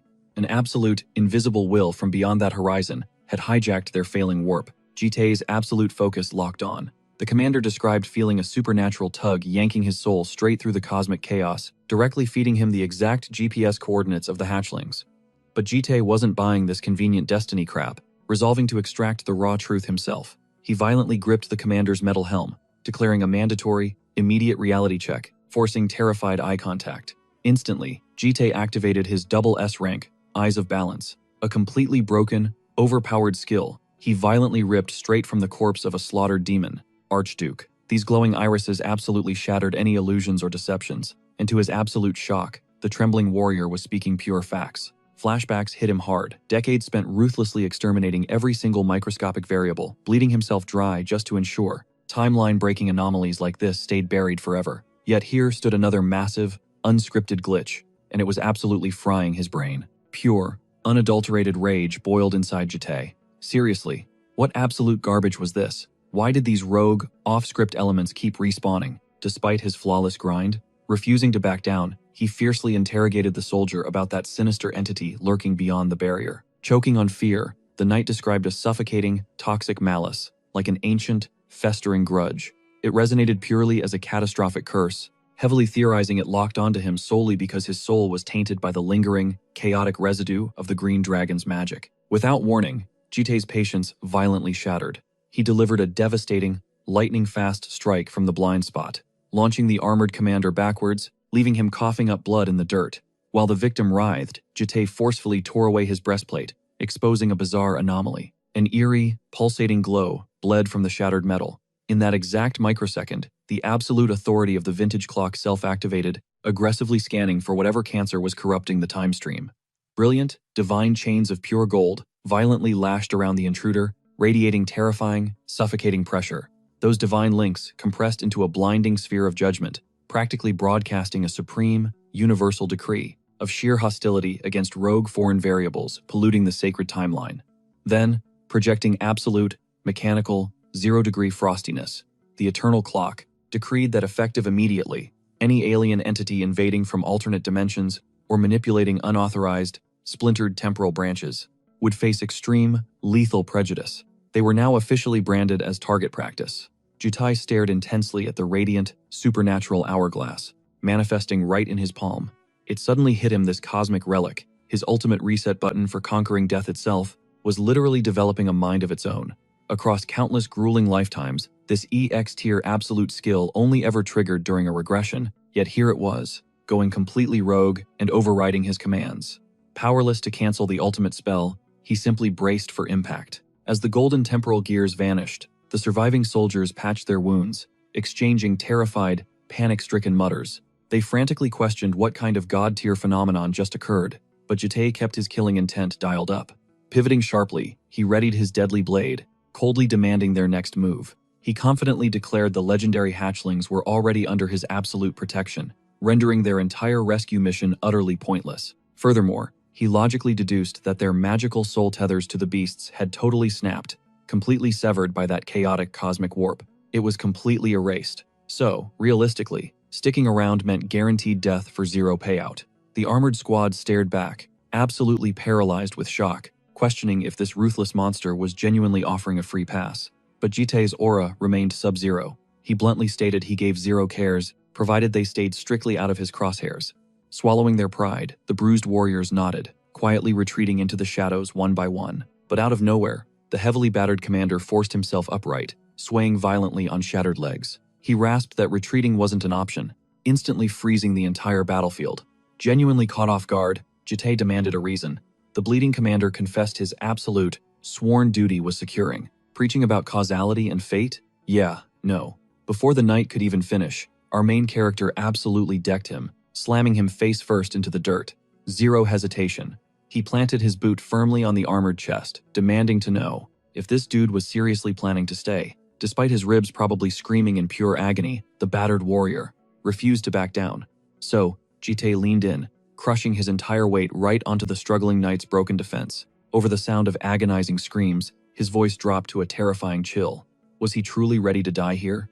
Gasping for breath, the knight held his ground. Fierce resolve burned inside his glowing eyes beneath that heavy metal helmet, swearing he would never abandon the dragons. Hearing this, our guy coldly shifted his gaze toward the trembling backup squad. One extra frantically yelled that their commander was totally clueless. Another mocked him for being a total meathead, laughing at him for rejecting a free escape ticket. Then, those cowards literally just shrugged and bailed on their own boss. Jite stood in dead silence, processing this absolute circus. Letting out a heavy sigh, he finally decided to play along. Glaring down at the battered warrior bleeding in the dirt, he casually muttered that, honestly, true guardians actually needed that insane level of stubbornness. Then, in one breathtaking blur of motion, he slaughtered the deserters, sparing only this loyal meathead. Trembling in absolute shock, the commander stuttered out, asking if this was all a test. Jite shot that theory down instantly. With chilling composure, he admitted this dude was built completely different from those fakes, and demanded to know why he was so obsessed with the green dragon. Kneeling proudly in his full battle gear, the warrior declared his eternal devotion to her clan. Jite respected the vibe, but brutally crushed his dreams by stating, he was infinitely more powerful. Seriously, what could this weakling even protect? But then, a rare, terrifying smirk crossed his face, offering the dude a flawless position. Boom, scene transition. We pan to the living room where Yoram, Gaiol, and Giul are chilling. Jite ordered his new pet to introduce himself. He announced the fierce warrior as their new housekeeper, leaving the guy utterly paralyzed, rocking heavy steel battle armor slapped with a neon pink frilly apron. Bro, the disrespect was absolutely unreal. Imagine being a legendary commander reduced to a literal cleaning slave. Fast forward, and our badass warrior is stuck at the sink, scrubbing plates in hot pink rubber gloves, sighing as his dignity shattered into dust. He flashed back to his furious protest, screaming about how scrubbing pots had literally zero connection to defending mighty dragons.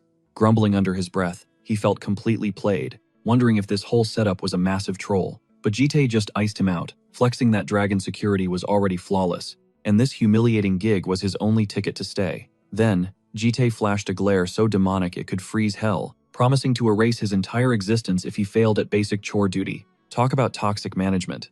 Defeated, the fallen knight aggressively scrubbed the dirty bowls, radiating pure depression, questioning how a supreme battlefield commander devolved into the universe's most pathetic dishwasher. Suddenly, Bomb glided into the kitchen, rocking oversized pajamas, softly asking if he was the proud warrior from Ascalepa. The commander instantly panicked, dropping his tough guy act, frantically checking on her health and blurting out Lady Green before biting his tongue. Flashing an angelic smile, she brushed it off. Desperate to know why she left her bed, he listened as she teased him about his new job. Complimenting his ridiculous apron, she sent the massive warrior into a complete internal meltdown. Radiating pure wholesome energy, she politely asked him to watch over them, as their official Mr. Housekeeper. That title struck his soul like lightning.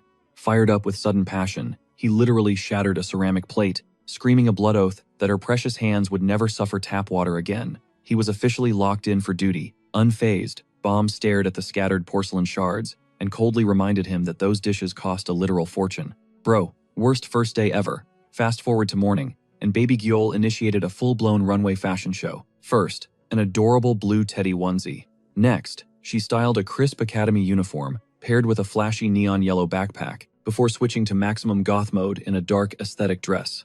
Meanwhile, Gyeol acted like a crazy paparazzi, spamming pictures on her smartwatch, literally vibrating with hype because little Gyeol was serving absolute peak cuteness. Mid-fangirl breakdown, she desperately asked Bomb how she secured such premium drip for the kid. Smug as hell, Bomb bragged about online shopping the second her fever broke. Pivoting her attention to the tiny fashionista, she asked if the wardrobe upgrade was approved. Gyeol squeezed her stuffed blue bear like her life absolutely depended on it, swaying nervously while holding back a massive, heart-melting smile. Everyone in the room knew this tiny dragon was completely addicted to her new clothes despite playing the shy card. Out of nowhere, Gyeol spun around and targeted our legendary dishwasher, the mighty Knight Commander, demanding his verdict on the ultimate outfit. Sweating bullets to avoid offending anyone, the massive warrior declared her flawless in every single look. Gyeol's eyes sparkled with amusement. Look who suddenly got that silver tongue, she teased. A massive level up for yesterday's window washer. Meanwhile, Jitae lingered in the shadows, his piercing gaze analyzing their every move. Out of nowhere, our main character shattered the mood. He exposed Gyeol's secret. Her lingering finger injury kept her strumming those strings. Panic flashed across her face. She immediately threw up her defenses, stammering that it was just a casual hobby, but the nervous sweat betrayed her completely. Bomb, gently brushing Gyeol's hair like a loving sister, immediately scolded Jitae's bluntness. She simply adores the melody, Bomb countered gently. Jitae defended his blunt observation, swearing zero malice. Then, he pivoted the interrogation. Where is Yoram? He demanded, already suspecting she was binge-watching shows in her cave. The former knight turned janitor flinched. Sweating nervously, he confessed he attempted to purify her domain earlier that morning, but he suffered a brutal rejection. Voice trembling, he described her ghostly pale aura before she ruthlessly banished him. Bomb flashed a knowing, slightly mischievous smile. Another all-nighter, probably, she hummed. Our main character stayed completely silent, but the icy aura radiating from him screamed pure disappointment. Taking charge, he cracked open her door. And man, pure apocalyptic chaos greeted him. A thick fog choked the room, masking a massive graveyard of cigarette butts. Empty energy cans littered the battlefield. Amidst the ruins, Yoram slouched in baggy sweats, looking absolutely wrecked while clutching a beverage, and aggressively tearing into some dried squid. Sparing him a sideways glare, she sneered, "Just checking if I still have a pulse?" Jitae's gaze shifted to the massive monitor dominating the wall. "Is this your entire existence now?" he questioned. She blankly nodded. "Nothing else?" he pressed. "Nope," she deadpanned. Suddenly, the screen exploded with a chaotic clash of heavily armored knights. Instantly, Yoram erupted. Screaming loud enough to shatter glass, she ruthlessly trashed Season 7's completely garbage storyline. "That sword technique is pure trash," she howled. Unfazed, Jitae simply suggested turning it off. She instantly fired back pure venom, sarcastically praising his groundbreaking, absolute genius logic. But Jitae's expression remained stone cold. He issued a non-negotiable command. "We need to talk." His icy tone completely stunned her. Before anyone realized, Jitae had summoned the entire household. With little Gyeol resting safely on his lap, he dropped the ultimate decree. Operation Total Purification begins this instant. The three non-human girls and the terrified knight nervously lined up along the sofa. They looked like prisoners awaiting execution. Gyeol shattered the silence first, frantically questioning this sudden, terrifying obsession with extreme hygiene. Jitae unleashed his harsh reality check. "Listen up. You might not be human, but on Earth, you adapt to human standards." He mercilessly targeted Yoram and Gyeol's biohazard zones. Gyeol completely lost her mind. "When did you infiltrate my sanctuary?" she shrieked. "Never invade another dragon's nest uninvited." Bomb flashed a wicked smirk. "Didn't Mother also command you to maintain your territory?" Before settling down, Gyeol's face flushed crimson as she frantically screamed objections, but our hero remained utterly unfazed. Channeling a ruthless military commander, he barked out orders. The knight claimed the common areas, while the girls faced their own disastrous realms. Yoram unleashed a demonic, wall-shaking groan. "Why exert ourselves when the servant exists for this exact purpose?" she bitterly complained. Embracing her inner menace, Yoram smeared a filthy finger across Gyeol's cheek, a custom-made blessing of grime. "Just for you," she mocked. Murderous intent flashed in Gyeol's eyes. Screaming like she absorbed a toxic attack, she violently leaped back, declaring absolute hatred for all things unclean. Yoram cackled like a villain, the absolute irony. A neat freak living inside a literal garbage dump, she brutally mocked. Honestly, valid point. Quickly losing interest, Yoram attempted a stealthy retreat, shamelessly commanding the night to purify her chaotic domain. I require physical training, she lied effortlessly. The traumatized janitor actually nodded along, radiating pure, defeated puppy energy. Bomb smoothly activated her own escape route. Claiming her territory was already spotless, she announced an urgent dinner grocery run. This abandoned poor Kayul on the battlefield. Weeping dramatically, she cursed their expanding household and her suddenly skyrocketing workload. Our main character silently approved Bomb's exit, but the moment she mentioned cooking, Jitae's stoic mask completely shattered.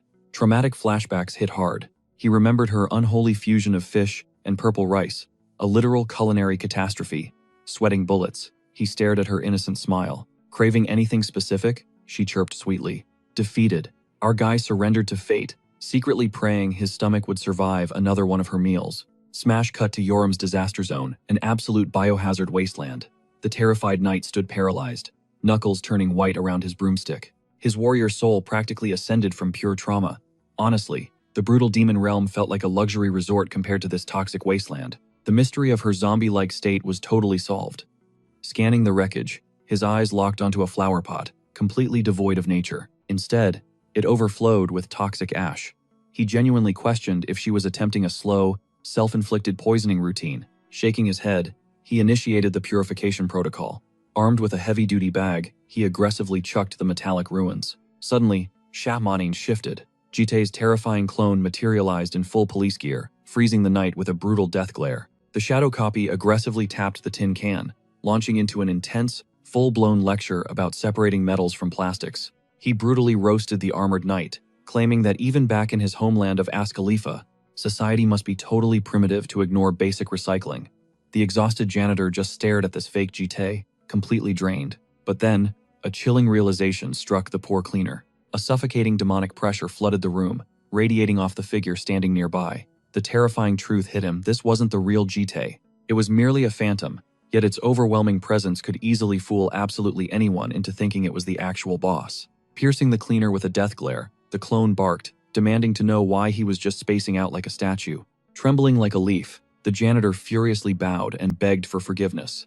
Despite the terrifying aura, he secretly despised this arrogant counterfeit acting tough. Suddenly, the door swung open, revealing the true Jitae. He caught his shadowy double, red-handed, absolutely bullying the helpless cleaner. Caught off guard, the phantom shifted awkwardly, but desperately tried to play it cool, claiming he was merely educating the utterly useless, slacking janitor on basic competence. This fake had absolutely zero chill. However, the real Jitae swiftly ordered his double to shut up and start scrubbing.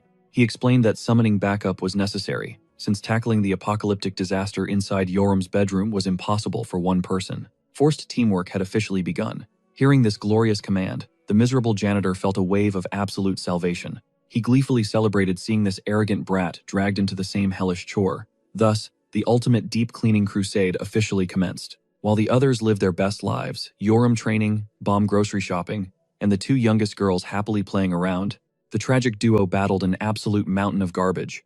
They scrubbed and sweated relentlessly until the sun finally dipped below the horizon. Exhausted, the Phantom reported to Jitae's desk, proudly declaring the impossible mission accomplished. Surprisingly, the main character actually offered genuine praise. Absolute miracles really do exist. He then spun his monitor around, revealing a glowing red target hovering over Moscow, Russia. He revealed that a shady organization named Invisibility was operating there, conducting twisted, horrific experiments on transcendent class magic users. Gruesome images of massive test tubes and mutated humans flashed on screen. Jitae issued a cold command, finished local patrol duties, then instantly deployed to Russia to hunt down the target called Prototype X. Without a single ounce of hesitation, the clone pledged absolute obedience. Just as the briefing concluded, the front door burst open, revealing Bomb with a breathtaking smile, announcing her return. The exhausted janitor politely welcomed her back, while Gael stared at the mountainous bags of groceries in pure shock, questioning the massive haul. Bomb just beamed cheerfully, explaining that their expanding family naturally required a much larger feast. The Phantom attempted a stealthy escape, but Jitae clamped a heavy hand onto its shoulder, his eyes flashing with lethal intent. He commanded an immediate wardrobe swap, silencing any protests. Cut to the dining room, where Bomb enthusiastically rallied everyone to dig in, revealing an absolute culinary nightmare. Toxic purple soup bubbled violently, exhaling sinister smoke while whole fish jutted out like jagged spears. Surprisingly, the girls devoured it. Gayol gasped in amazement, declaring the cursed flavor perfectly matched their traditional Ascalifa cuisine. Yoram casually agreed it tasted decent. Gayol innocently wished the cleaner could join the feast, but Yoram brutally called her clueless, reminding her the armored guy literally lacked a mouth. Meanwhile, the trapped shadow clone sat frozen in casual wear, sweating absolutely buckets while staring down the demonic stew. The horrific realization finally struck him. His master had ruthlessly swapped places, strictly to dodge this catastrophic dinner. What a brutal betrayal for the clone. So, where was the actual Jite hiding? He stood in the garden, looking incredibly sharp, peacefully basking in the moonlit darkness. He successfully dodged a lethal bullet, abandoning his tragic double to endure Bomb's apocalyptic cooking.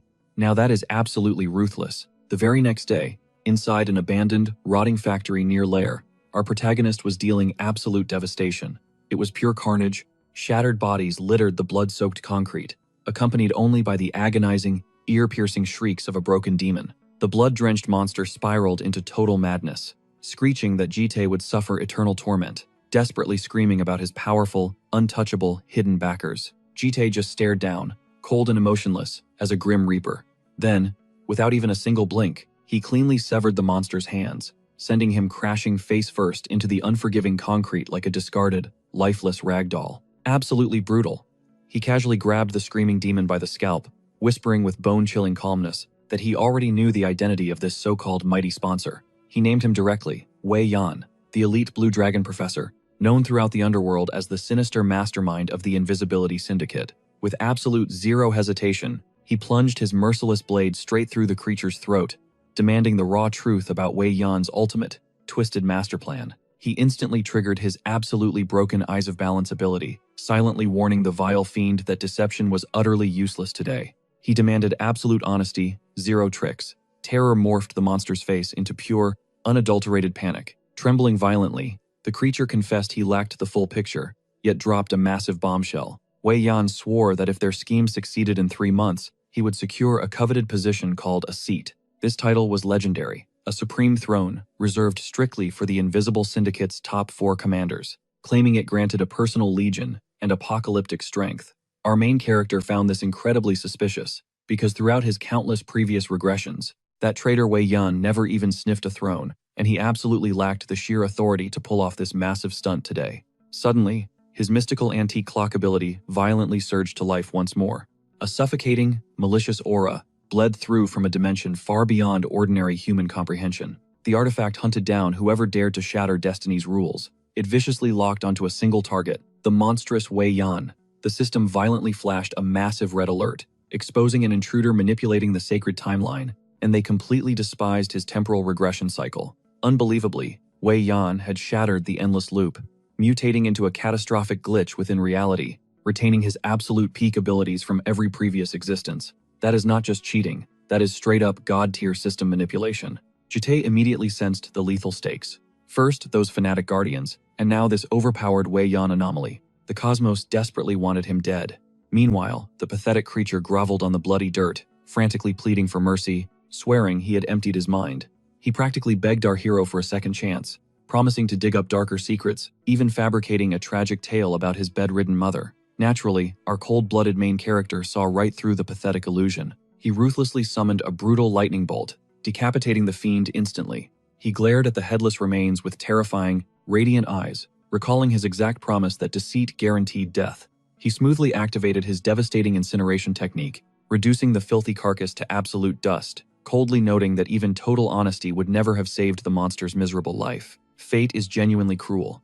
Afterward, he silently marched back toward the sprawling city, deeply processing these grim new revelations. He calculated that Wei Yan's colossal ambition absolutely had to intertwine with the lair. He vividly recalled how that bastard pushed for Yoram to become the student representative at the grand winter banquet.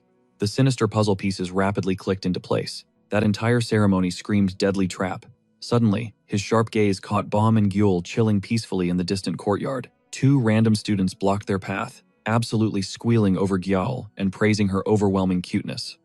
One excitedly begged for the tiny girl's name, and Bomb, wearing her signature gentle smile, introduced her as Yu Geol. The strangers practically melted over the precious name, claiming it perfectly suited her icy hair, before demanding her age. But abruptly, they sensed Jitai looming behind them, radiating an absolutely suffocating, murderous aura, as he coldly questioned if these strangers required anything from the child.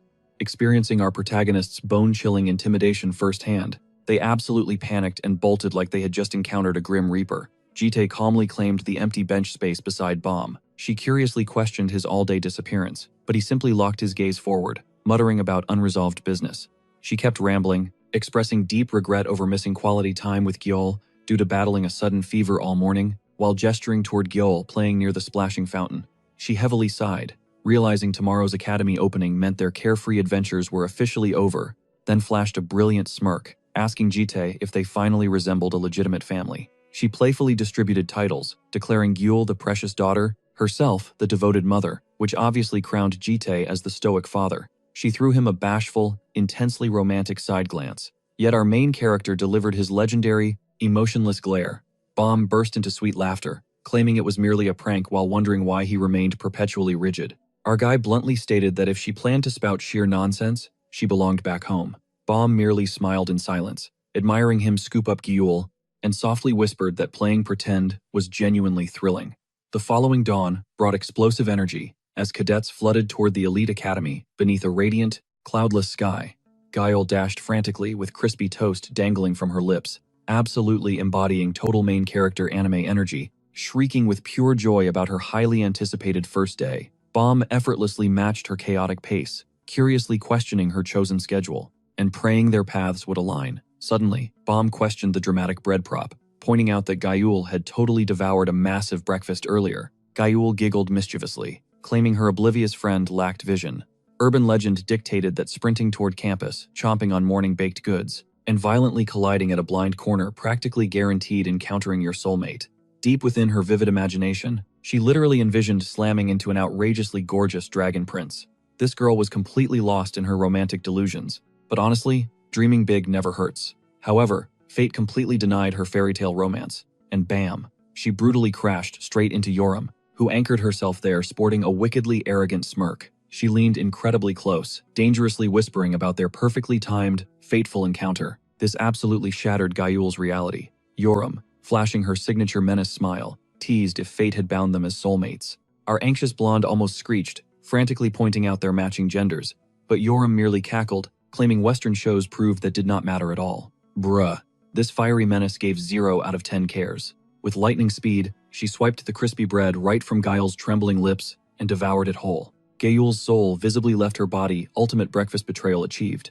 Shifting the vibe, Yoram casually questioned where Grand Boss Jitai vanished. Bomb softly mentioned his promise to monitor their lectures, though he detoured straight to the staff headquarters. Smirking like a true villain, Yoram loudly speculated about a secret romance, considering his suspicious overnight absence. Instant paralyzation hit Bomb. Cold sweat drenched her face as she violently stuttered out a desperate, panicky denial. Gyeol stared with massive concern, innocently asking if Bomb caught a fever, since she was practically melting away. Suddenly, blinding camera strobes erupted as a massive mob swarmed their position.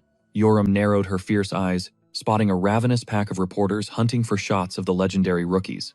Standing united, the trio braced themselves, while bystanders aggressively gossiped, pointing at Yoram as the absolute unit who crushed Sophia and dropped that unhinged exam speech. Catching sight of her iconic crimson locks, the media horde stampeded forward, desperately screaming for an exclusive interview. Dozens of mics violently invaded her personal space with overlapping interrogations. Gyeol simply watched the chaotic stampede, absolutely mortified and questioning their literal sanity. Yoram's patience meter officially hit 0, the dragon was awake. She unleashed a soul-shaking, beastly roar, demanding total silence, paralyzing the entire mob in pure, unadulterated terror. Piercing the reporters with a lethal glare, she branded them trash, declaring her previous statement was absolute. Daring anyone to challenge her, she flipped an arrogant finger while flashing a terrifyingly ruthless, battle-hungry smirk. The entire crowd violently recoiled. No one possessed the death wish required to engage. Meanwhile, at base camp, Gyeol camped out on the floor, tightly hugging her plushie and intensely guarding the entrance, craving some entertainment. The cleaner peeked inside, instantly questioning his life choices. Jitai's ominous departure warning echoed in his skull. With the students deployed and the boss absent, this mere mortal had to solo guard the terrifying baby dragon. Pure, unfiltered dread masked his expression. Scrubbing grime was nothing compared to this boss battle, and childcare was not in his skill tree. Faking maximum composure, he formally addressed Lady Gyul, nervously suggesting she relax somewhere plush until the squad returned. Gyul locked onto him momentarily, then brutally dismissed his existence. Emotional damage critical, the poor dude started sweating buckets. His protective gear nearly slipped from the moisture. Completely strategyless, he tactically retreated to scrub random objects, desperate to evade the suffocating aura. But gathering his scattered courage, he respawned with a fresh tactic. Using his softest tone, he proposed a co-op reading session. Instantly, sparkling stars ignited within Gyul's cold eyes. Finally, a successful hit. Feeling a surge of hope, he planted himself on the ground facing his tiny overlord, presenting a tome titled Dad is a Fairy. The cover featured an absolutely wholesome illustration of a winged family duo. He narrated an ancient tale of Dalsoon and her father surviving deep within enchanted woods. But his warrior brain was totally glitched. Traumatized by combat, his mind projected a hellish monster wasteland instead of a mystical paradise. Continuing the lore, he voiced how the father shared nightly legends while mentally visualizing gruesome, blood-soaked battlefield chronicles. He deadass concluded this innocent toddler possessed a bloodthirsty warrior's spirit like himself. Witnessing this breakdown, Gale stared, utterly bewildered, likely registering him as a complete lunatic. Pushing forward, he read how Dalsoon awoke to an empty, fatherless home. Rather than assuming a simple grocery run, this broken veteran envisioned a savage raid for a captured bride, complete prisoner of war style, imagining a highly intense tactical abduction. He blindly praised Dalsoon's luck in acquiring a replacement mother, picturing the poor hostage screaming in utter agony. Bruh, fairy tales do not work like that. Turning to face his audience, he instantly met Gyul's terrifyingly murderous death glare. A pitch-black, suffocating aura violently erupted from the child, leaving the clueless veteran completely baffled, questioning her dislike of the plot. Obviously, my guy, you are acting like a literal psycho. Our precious Gyul felt deeply traumatized. Staying entirely silent, she menacingly aimed a tiny finger toward the isolation corner, silently ordering his immediate, permanent banishment from her presence. The defeated warrior broke eye contact, completely lost, while she comfortably sprawled out, cheerfully humming at the colorful pages. Meanwhile, our broken hero curled into the shadow corner, his very soul ascending to heaven.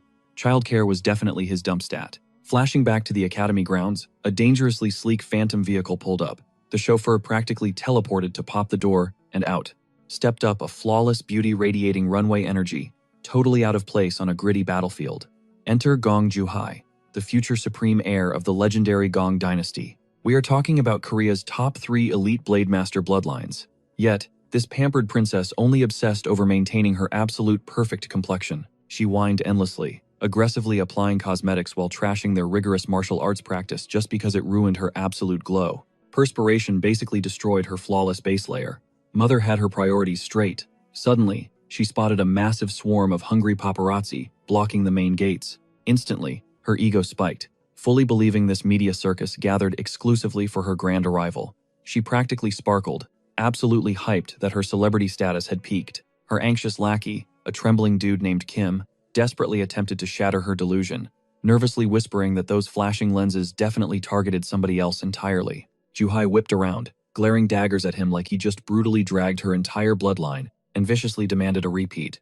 Sizzling with absolute rage, she desperately needed to know who else possessed enough main character energy to make paparazzi literally pitch tents outside.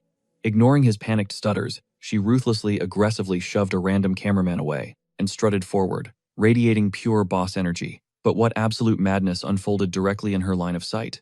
Gyul and Yoram literally just dropped into the scene. Even arrogant Juhai silently confessed these two queens served absolute breathtaking visuals. We are talking illegal levels of gorgeous. Then, her jaw dropped at pure chaos. Yoram literally lounged upon a random classmate, dominating him like a living throne, while he dragged himself like an ultimate simp. Nearby, Gyul looked completely traumatized, desperately questioning how this absolute madness even existed. Yoram, face totally deadpan, bluntly stated this pathetic guy begged for it. The actual human furniture literally shook like a terrified stray, violently nodding with pure joy, claiming extreme fanboy status, and loving every single second. Yoram simply pierced him with absolute disgust, labeled his existence pure trash, and carried on radiating untouchable, unbothered energy.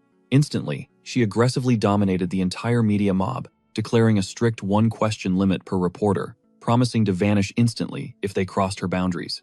The entire chaotic swarm froze instantly, terrified to trigger her wrath. She singled out some capped reporter, who immediately launched into a massive yapping session about his Taiwanese network credentials. Boom! Yoram instantly sliced through his annoying monologue, canceling his massive yapping, and mercilessly skipped ahead. That rejected dude just froze, jaw glued to the pavement. 0 questions successfully launched. Next up, a French correspondent questioned her current vibe regarding dominating the spotlight across the entire awakened superhuman society. Yoram, radiating 0 gave, casually dug into her nostril, branded the fame absolutely filthy, and swiped left. Another brave soul mentioned her obsessed followers. Yoram brutally crushed her heel into her living throne, labeling her entire fanbase total psycho-stalkers. Brutal. Suddenly, a heavy-set, spectacled reporter locked onto her. He aggressively demanded the hidden meaning behind her unhinged outburst during that infamous Blue Dragon Academy broadcast. She practically scanned his soul with absolute toxic repulsion, growling that his brain already comprehended it, while brutally roasting his atrocious body odor. Yet this creep refused to fold, heavily pressing about her extremely foul vocabulary choices. He attempted a creepy smirk, heavily implying some spicy hidden agenda driving her actions. Yoram slowly invaded his personal space, flashing an absolutely lethal predator grin, and darkly whispered an invitation to hook up right there. The guy basically short-circuited, visibly sweating bullets. Instantly, her expression shifted into pure ice, sneering that he obviously recognized her sarcasm, questioning why he kept pushing such a pathetic narrative. Shockingly, this sleazy reporter held his ground without flinching. Flashing a wicked grin, he declared the media industry ran on absolute garbage, heavily suggesting that if she dropped the attitude, he would totally write favorably. Boom! She violently snatched his collar, growling that her sanity thread just snapped. Panicking, Gayul desperately attempted to defuse the ticking bomb, but nobody cared. Noticing the rolling cameras, the shady reporter ruthlessly decided to escalate the dangerous toxicity further. He quietly hissed promises to ruin her reputation if she remained defiant. He brutally threatened to drop a viral headline, claiming she begged for his bed, daring her to keep barking. Bro, that was a massive fatal error. Yoram absolutely snapped, going feral, and roared a bloody promise to violently rip him apart, launching a devastating right hook straight toward his smug skull, as Gayul shrieked in absolute terror. Yet, mere milliseconds before impact, a massive palm flawlessly intercepted her blazing strike. Plot twist, our ultimate main character Jite entered the chat. Gayul practically collapsed in pure relief, almost screaming his holy name. Jite served an icy glare, grumbling about how these girls instantly dragged him into supreme chaos upon arrival. Yoram aggressively barked back, frantically blaming the absolute trash reporter for starting the war. Jite gave 0 cares. He effortlessly hoisted her up like a lightweight duffel bag, casually tossing her over his broad shoulder. Yoram instantly unleashed a furious drum solo against his spine, screaming for immediate release. But our Sigma male brutally declared the press conference dead, freezing the room. He slowly locked onto the trembling reporter with absolute predator eyes and coldly commanded him to permanently bury today's entire incident. In chat, his murderous aura erupted like a hurricane, pressure so violently heavy that camera lenses instantly exploded, forcing the reporter onto his knees, literally leaking puddles in absolute unadulterated horror. Even feral Yoram, dangling upside down, just stared at his godlike dominance in pure disbelief. He was not here to play games. Jite casually strolled away, hauling Yoram, ordering a stunned Guile to speed up before the bell rang. Backstage, Juhai remained completely frozen, pupils totally dilated, frantically asking her lackey if he witnessed that absolute cinematic insanity. Her assistant nervously suggested they investigate that wild girl's ancient bloodline immediately. However, Juhai harbored an entirely different crazy obsession brewing inside her brain. She stared at Gyul, blurting out how her chest could possibly be that massive. Bro, I was utterly speechless. Even Assistant Kim just facepalmed hard. Cut to the lecture hall, where Professor Kai materialized, radiating strict, towering authority. He introduced himself as the Blade Master Professor, declaring the lesson today would focus on the ancient history of swordsmanship and mastering the proper mindset for the blade. Beside Jite, Yoriam groaned, rolling her eyes so violently they nearly popped. She dismissed this philosophical trash, demanding to know when the actual bloodbath would begin. Our guy was shocked she survived the intro, but Yoriam just scoffed, claiming she always endured agonizingly slow dramas. Then her true motive slipped. She craved ultimate power, plotting to absolutely shatter that armored freak Javier herself. She interrogated Jite about why he shadowed her here instead of babysitting Baum or Gyul. He bluntly replied with a brutal truth she already knew deep down. He knew the fiery red dragon would unleash absolute chaos if left unsupervised. Yoriam instantly played the victim, swearing she had been a complete angel lately. Bro, not even 5 minutes ago, she nearly obliterated a journalist. Naturally, our main character destroyed her lie, recalling the incident. She deflected aggressively, arguing that garbage humans started it and entirely deserved her wrath. Suddenly, she leaned heavily against Jite, intentionally closing their distance. He shot her his signature freezing glare, ordering her off because she was radiating heat. Yoriam smirked wickedly, teasing him. Most dudes would completely lose their minds over this. She teased if he was blushing, but he completely iced her out. Remaining as unresponsive as solid granite, Yoriam threw a massive tantrum, visibly insulted that her charm offensive completely failed. She slammed her head down, groaning about dying from sheer boredom. Jite coldly stated academics were never meant to entertain. She snapped back, clarifying she meant his dull personality. Even a hostage-taker should have some flair, she complained, expecting him to be an unhinged psycho, not a soulless brick wall. She had anticipated explosive, adrenaline-fueled adventures alongside him. Instead, she got suffocating domestic vibes.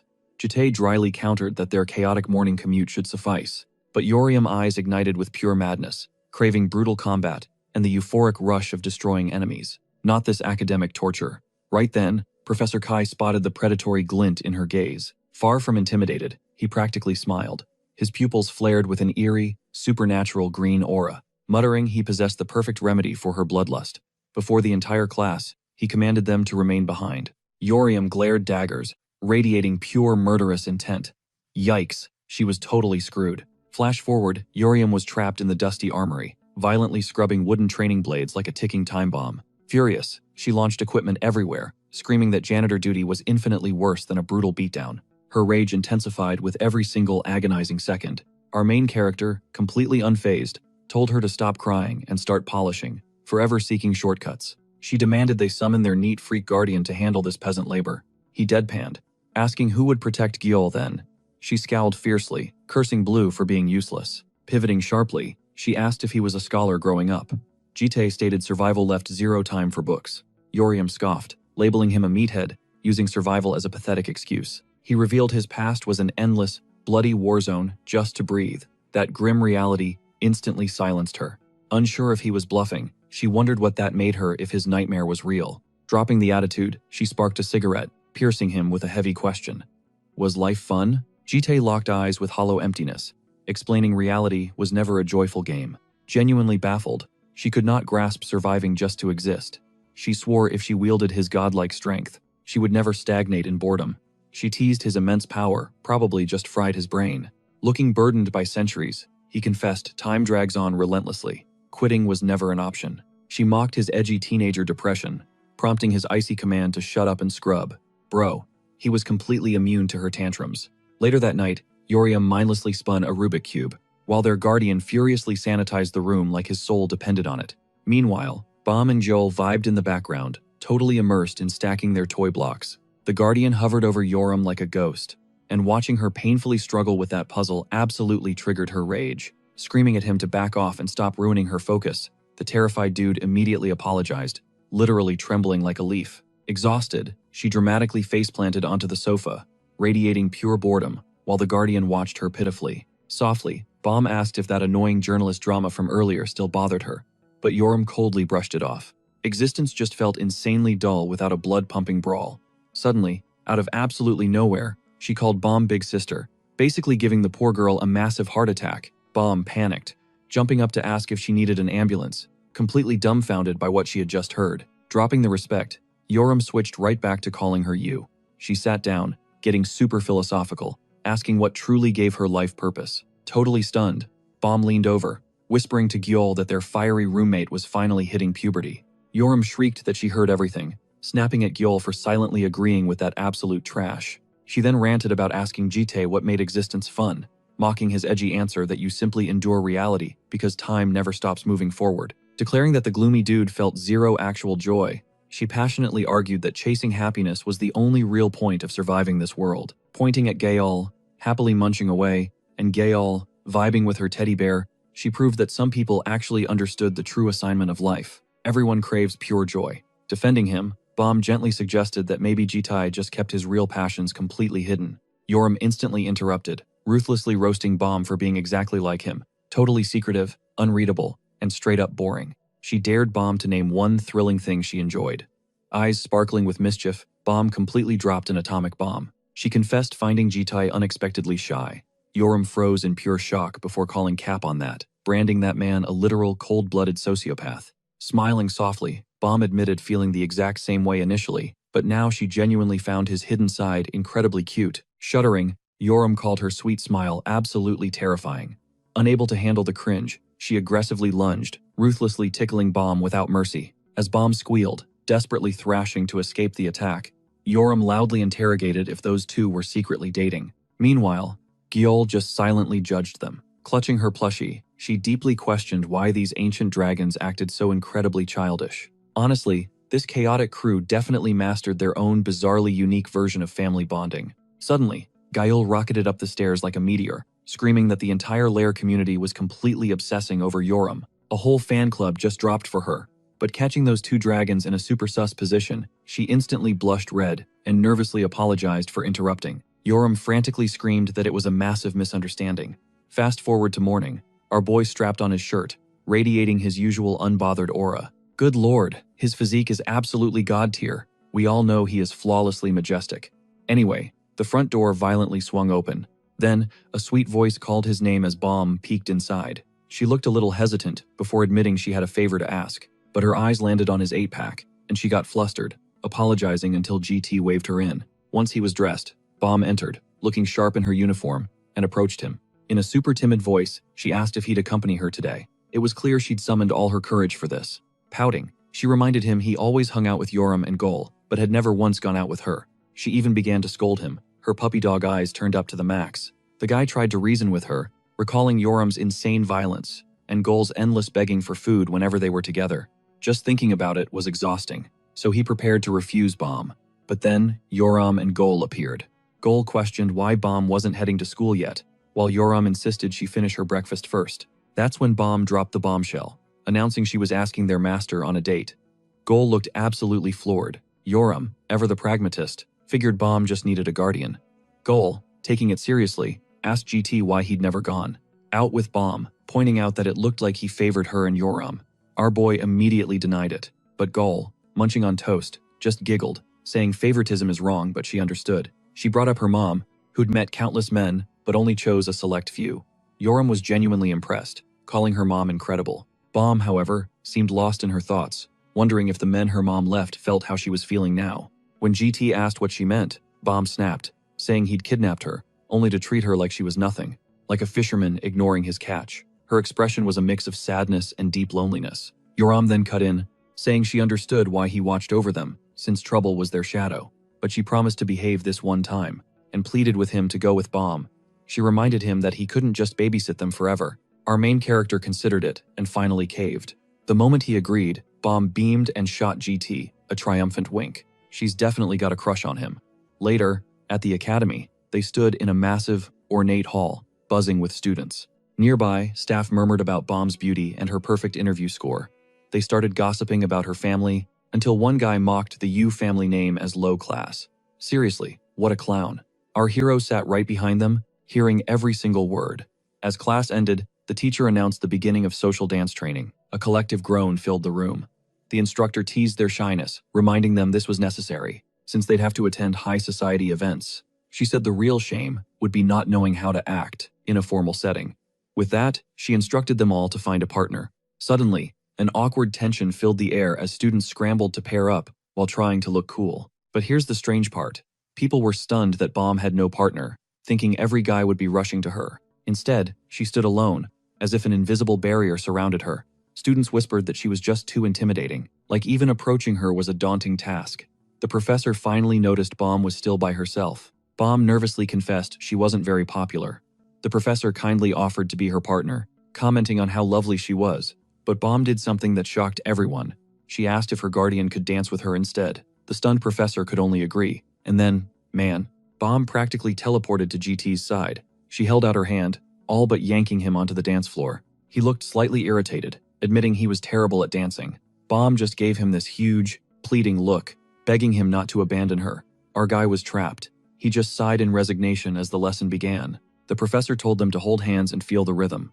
As GT faced Bomb, she shyly looked away, but he was the one who was visibly trembling. She noticed his awkwardness and asked if her touch made him uncomfortable. He denied it with his usual cold demeanor, but when Bomb grabbed his hand firmly, It completely rattled him. She clarified that holding hands didn't mean they were in love or anything, and he coolly replied that he understood. But then, her expression turned serious as she warned him not to screw up and ruin her grade. Now that was a real threat. As they began to dance, their movements flowed surprisingly well. Bomb mused to herself that his palms were sweating like crazy, and not just his hands, but his back and chest too. She had no idea what was making him so tense.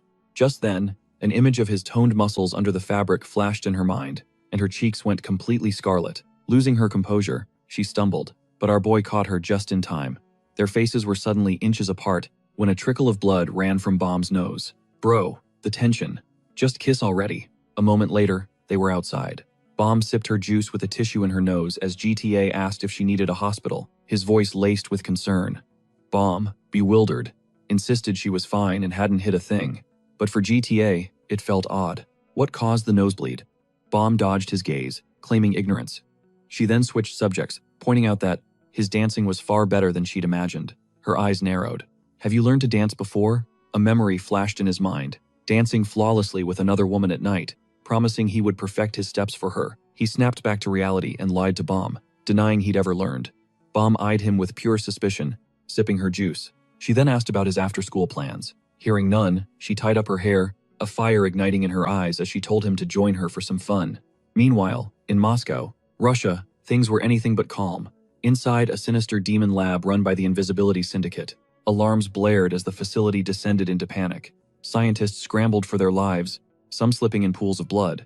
One screamed that their operation had gone to hell. Total anarchy. One female researcher, with a clear demonic aura, sprinted down the corridors, desperate to escape. Panic seized her. What kind of monster had just appeared and unleashed this utter destruction? She reached a door, but the lock held fast. She wasn't foolish. She knew there was no way. Their pathetic security could stop this threat. She reached for her comms, but before she could call for backup, boom, a shadow materialized behind her.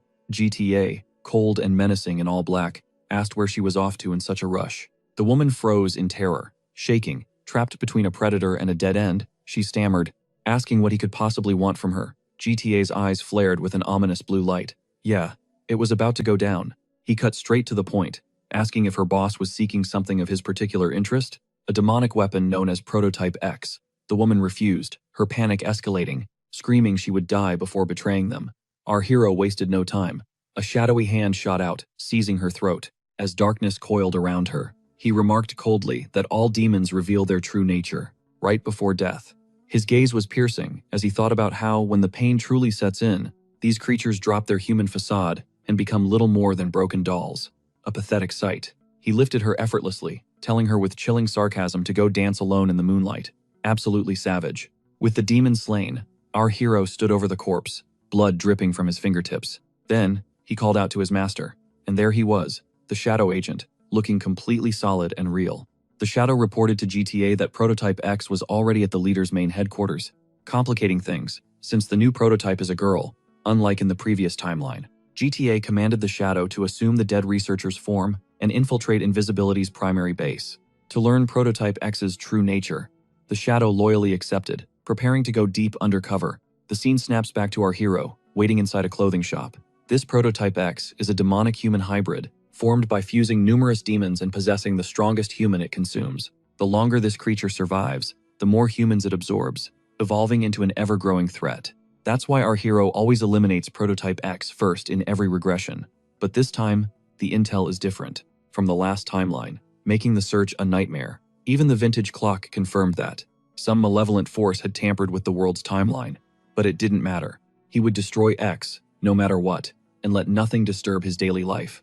And at this very moment, our hero faced a different kind of danger. Bomb, the green dragon, called him from a fitting room, wanting to show him something. He turned, expecting something simple. He was wrong. Bomb emerged, rocking an incredibly bold, black swimsuit under a sheer cover, asking with a grin how it looked.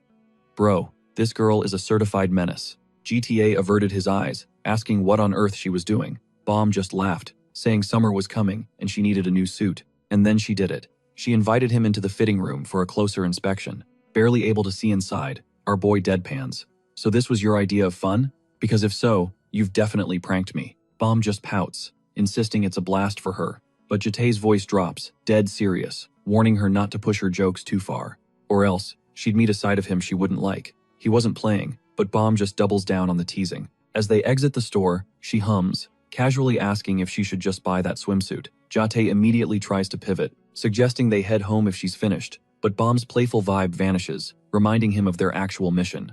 They were supposed to be buying gifts for the other dragon girls. Our hero blinks, caught off guard. Gifts? Bomb explains that Gil's favorite teddy bear is practically falling apart, so she needs a new one, and everyone else deserves a present too. He asks what she had in mind for the others. Bomb says Gil's world revolves around clothes and nothing else, so a high-quality wallet is perfect for when she starts going out with friends. For Yoram, Bomb had already asked her yesterday. Yoram wanted something from a movie, but it was a seriously weird request, so Bomb proposes they divide and conquer. She'll handle the gifts for Gil and Yoram, while he's in charge of finding Gil's new teddy bear. He agrees in a heartbeat, no doubt thrilled to escape the swimsuit madness. As he walks away, Bomb watches him go, a flicker of doubt in her eyes. Was entrusting a gift mission to someone like him a good idea? Even she seemed worried. And with that, our boy steps into a toy store. The salesgirl behind the counter is dying of boredom until he walks in. Her eyes scan him, and she thinks, damn. The guy looked to be in his late 20s or early 30s, tall, well-built, and frankly, ridiculously handsome. She clocks that he's alone and probably clueless about kids' gifts. A spark ignites in her eyes. Seeing an easy mark for a big commission, she approaches with her sweetest smile, asking how old the child is. Jate, already holding a teddy bear, replies that she's around 4. The employee beams, clapping her hands and calling it the most adorable age. She then pries, asking if it's his daughter. Our main character says no, just a kid he knows. The employee presses on, guessing he's the uncle and laying on the praise, saying few uncles bother to choose presents themselves. She confidently promises the kid will love it. Our MC gives her a blank stare, but she was already deep into her sales pitch, showcasing elaborate roleplay toys and insisting that hospital games would make them instant best friends, or something to that effect. She even pushes a doctor set on him, dangling a 10% discount if he bought it with the other kits. A classic upsell. Jate just stands there, processing it all. But the moment he pictured little Gil in a nurse outfit, he caved. The man agreed on the spot. The employee was ecstatic, likely feeling like she just hit the jackpot. Moments later, he was buried under a mountain of boxes and gifts, following her to the checkout counter. She reassures him that while the price tag might seem steep, it was a priceless investment in the child's development, and he'd surely be thanked for it later.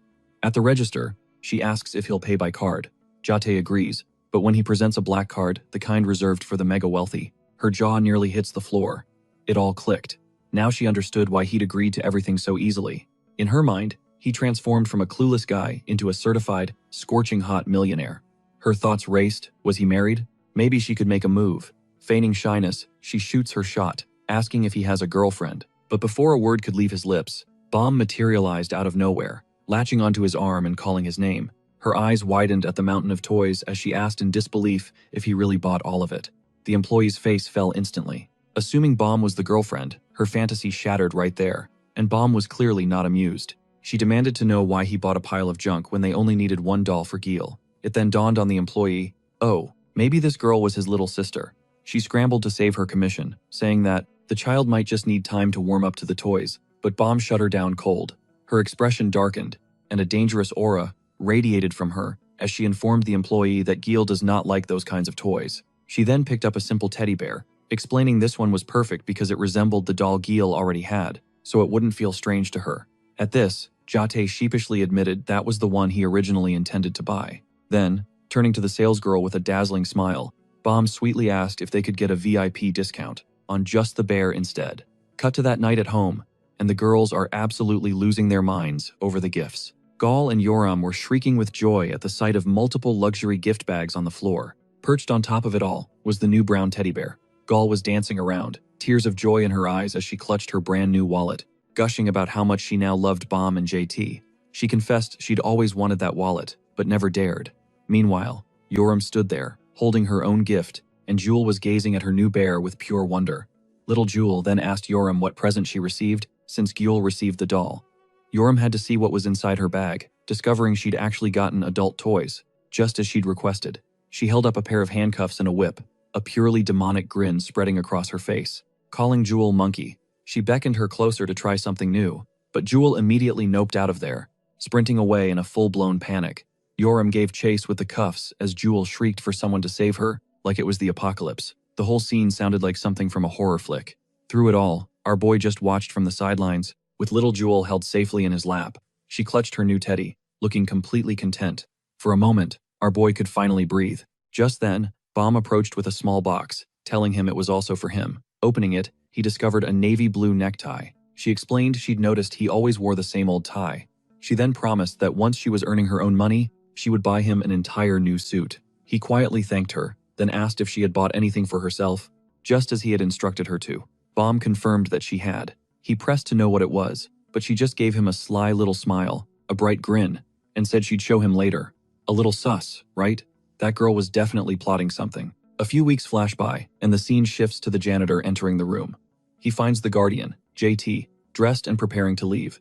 Our main character informs him directly that he'll be gone for about 3 days and that the janitor must watch over Lick Jewel. In his absence, the janitor questioned if it was a long trip, and our protagonist confirmed that it was, adding that Yoram would be accompanying him. The story then cuts to a bustling square, packed with students. A massive event was kicking off a demon combat simulation. Students were milling about in their squads, all decked out in sci-fi gear. A purple gate materialized, and an announcer explained it was for survival training, inside a virtual dungeon for 3 days and 2 nights. The students had to operate in teams of 3, with a guardian issuing commands as the operator. It was just like a real-life monster raid. And now, the operator role was JT's new assignment, so he equipped his headset and prepared to take command. Yoram scoffed at the nervous students, remarking that they all looked petrified, and wondering if any had ever witnessed a real battle. JT shot her a warning, telling her not to get cocky, but she just brushed him off. He reminded her this wasn't a solo mission, she had to find a squad. But Yoram was adamant, saying she'd only party up with people she approved of. Right then, 2 other students, a guy and a girl, approached them nervously. The guy politely asked if Yoram might consider joining their team, seeing as she was still available. Yoram, in typical fashion, completely lost it, called them losers, and told them to scram. But our main character intervened, asking for their names. The guy introduced himself as Hisaki Sojiro, and the girl as Kim Ji-un. They both bowed, vowing to do their best and not be a burden. Yoram just shrieked at them again, still trying to drive them away. But JT simply spoke, understood into his headset, officially forming the team. Yoram was floored, yelling that she had never agreed to this. He just silenced her with an ice-cold glare, and told her to find another team if she had a problem. In the end, her hands were tied, so she grumbled that this was a total drag but complied anyway. Honestly, teamwork is just not in her vocabulary. She then welcomed them to the team, and let's just say it wasn't warm. She laid out the rules immediately, stating that if they got in her way during combat, they were as good as dead. Poor Hisaki immediately started stammering, and actually managed to thank her, but he couldn't even finish before someone cracked him from behind. Out of nowhere, some shady-looking blonde dude appeared and slapped him hard across the head, so hard the kid almost burst into tears.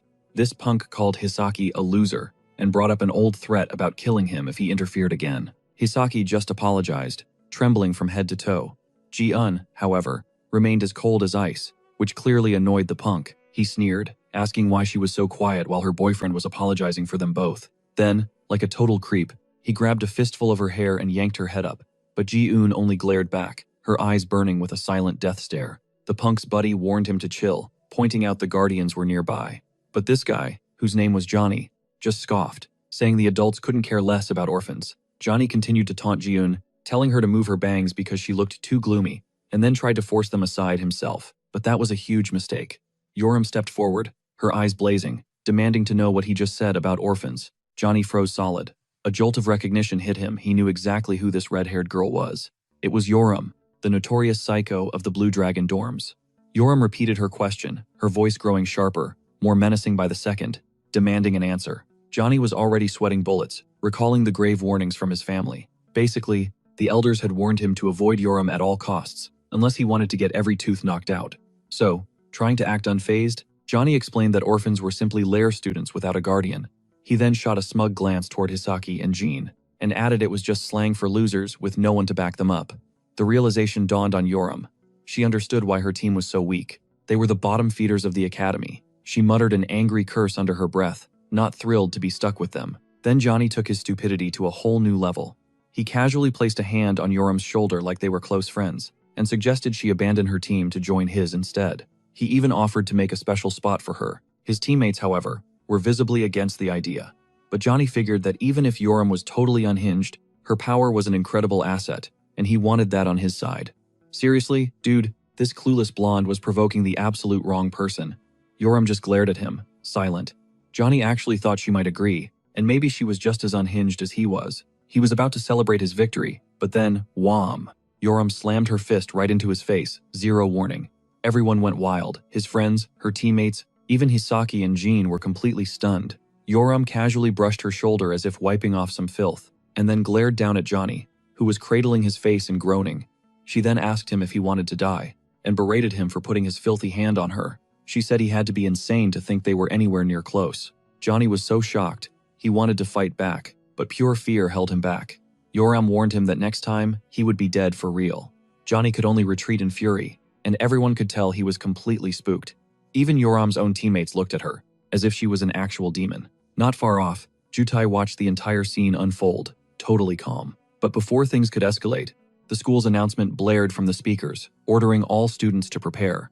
Suddenly, a massive gate materialized, and Professor Kai appeared to explain the event rules. He announced that everyone would be divided into teams, starting at various locations, inside a virtual dungeon. He explained points were awarded for every action, including kills and deaths, and even damage dealt.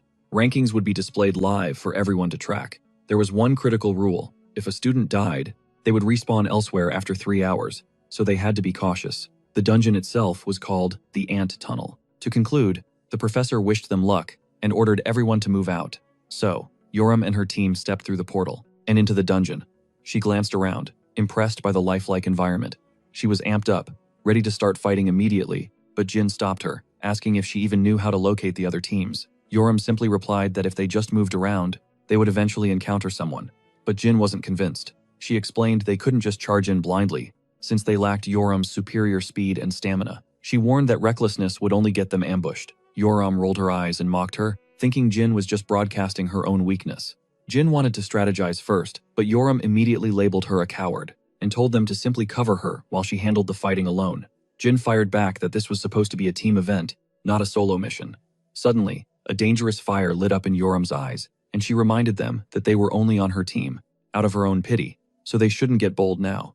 Hisaki tried to calm the tense atmosphere, but the situation was already a disaster. That's when our main character spoke up. He asked if Jin had a specific target for the number of teams to eliminate, then asked how many squads the girls wanted him to crush for them. Jin stared at him like he was insane, calling his proposal impossible. She said other operators would never expose their locations so easily. Yoram, however, caught on immediately, a wild look of excitement on her face. She turned to Jutai and said she wanted to eliminate every single team they encountered. The scene then cuts to another part of the dungeon. Johnny was there, still holding his nose, complaining about the pain.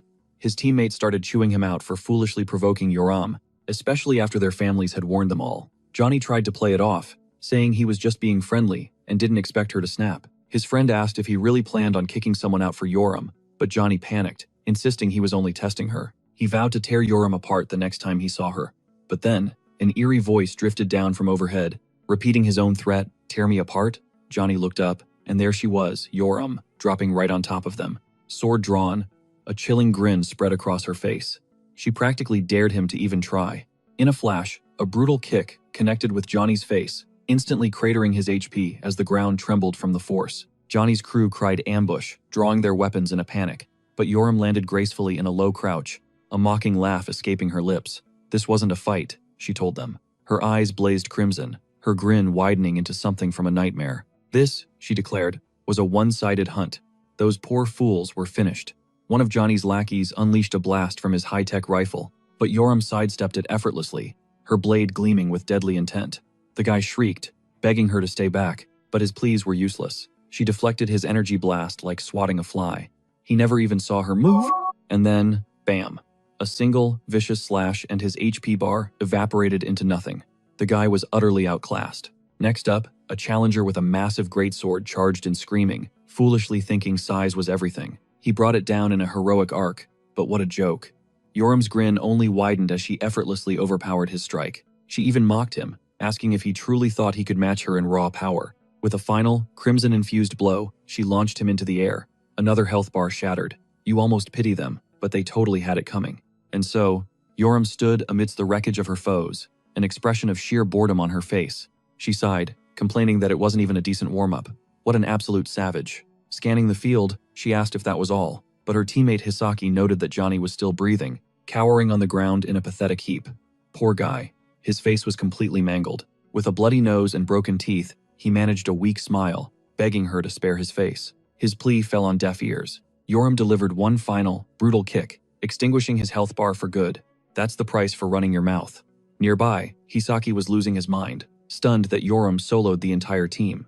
Jean stared at Yoram in awe, finally understanding her infamous reputation. But even more impressive was the mastermind behind the operation, our main character. The fact he was keeping pace without mana was unbelievable, since operators were forbidden from using magic here. Jean mused that his timing for the ambush was flawless, his tracking and commands on a whole other level. She couldn't help but wonder if he was secretly a first-tier operator.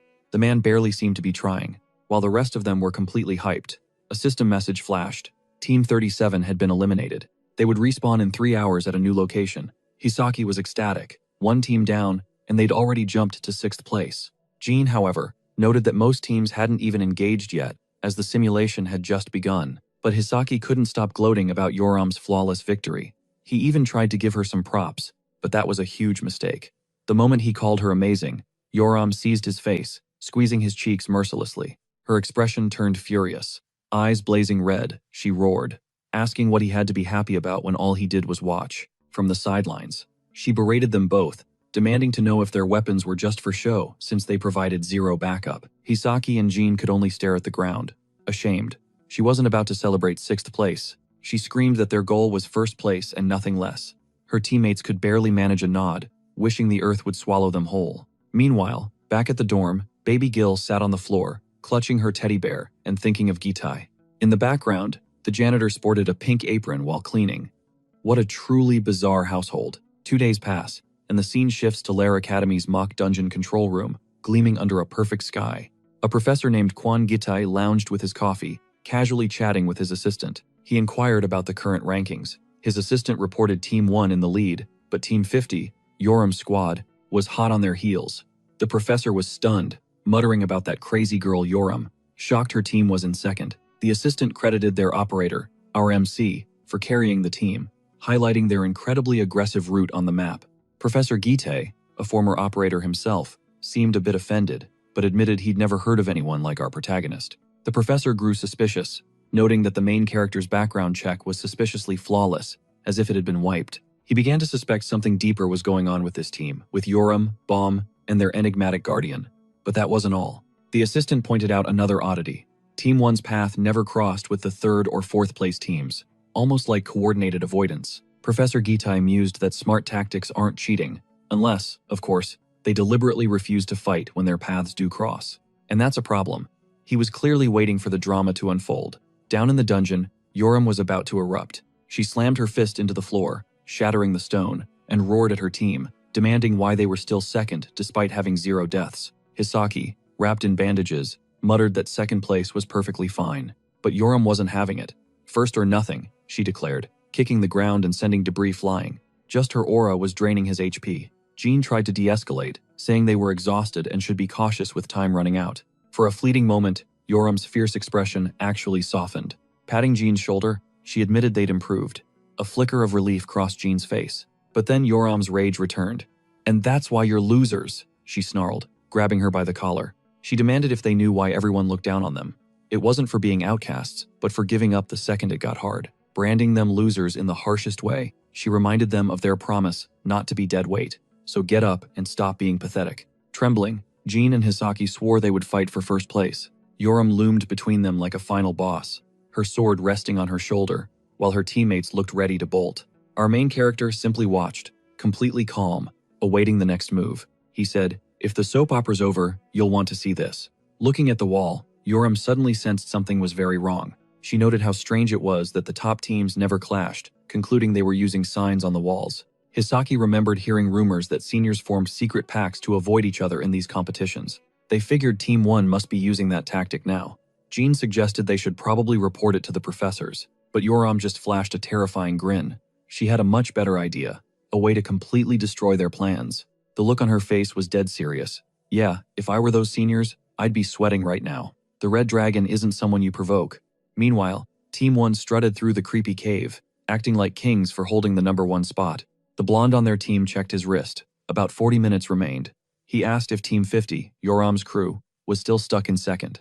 The red-haired girl confirmed they were, but insisted there was absolutely nothing to worry about. She guaranteed they would win, so long as they didn't make any foolish mistakes.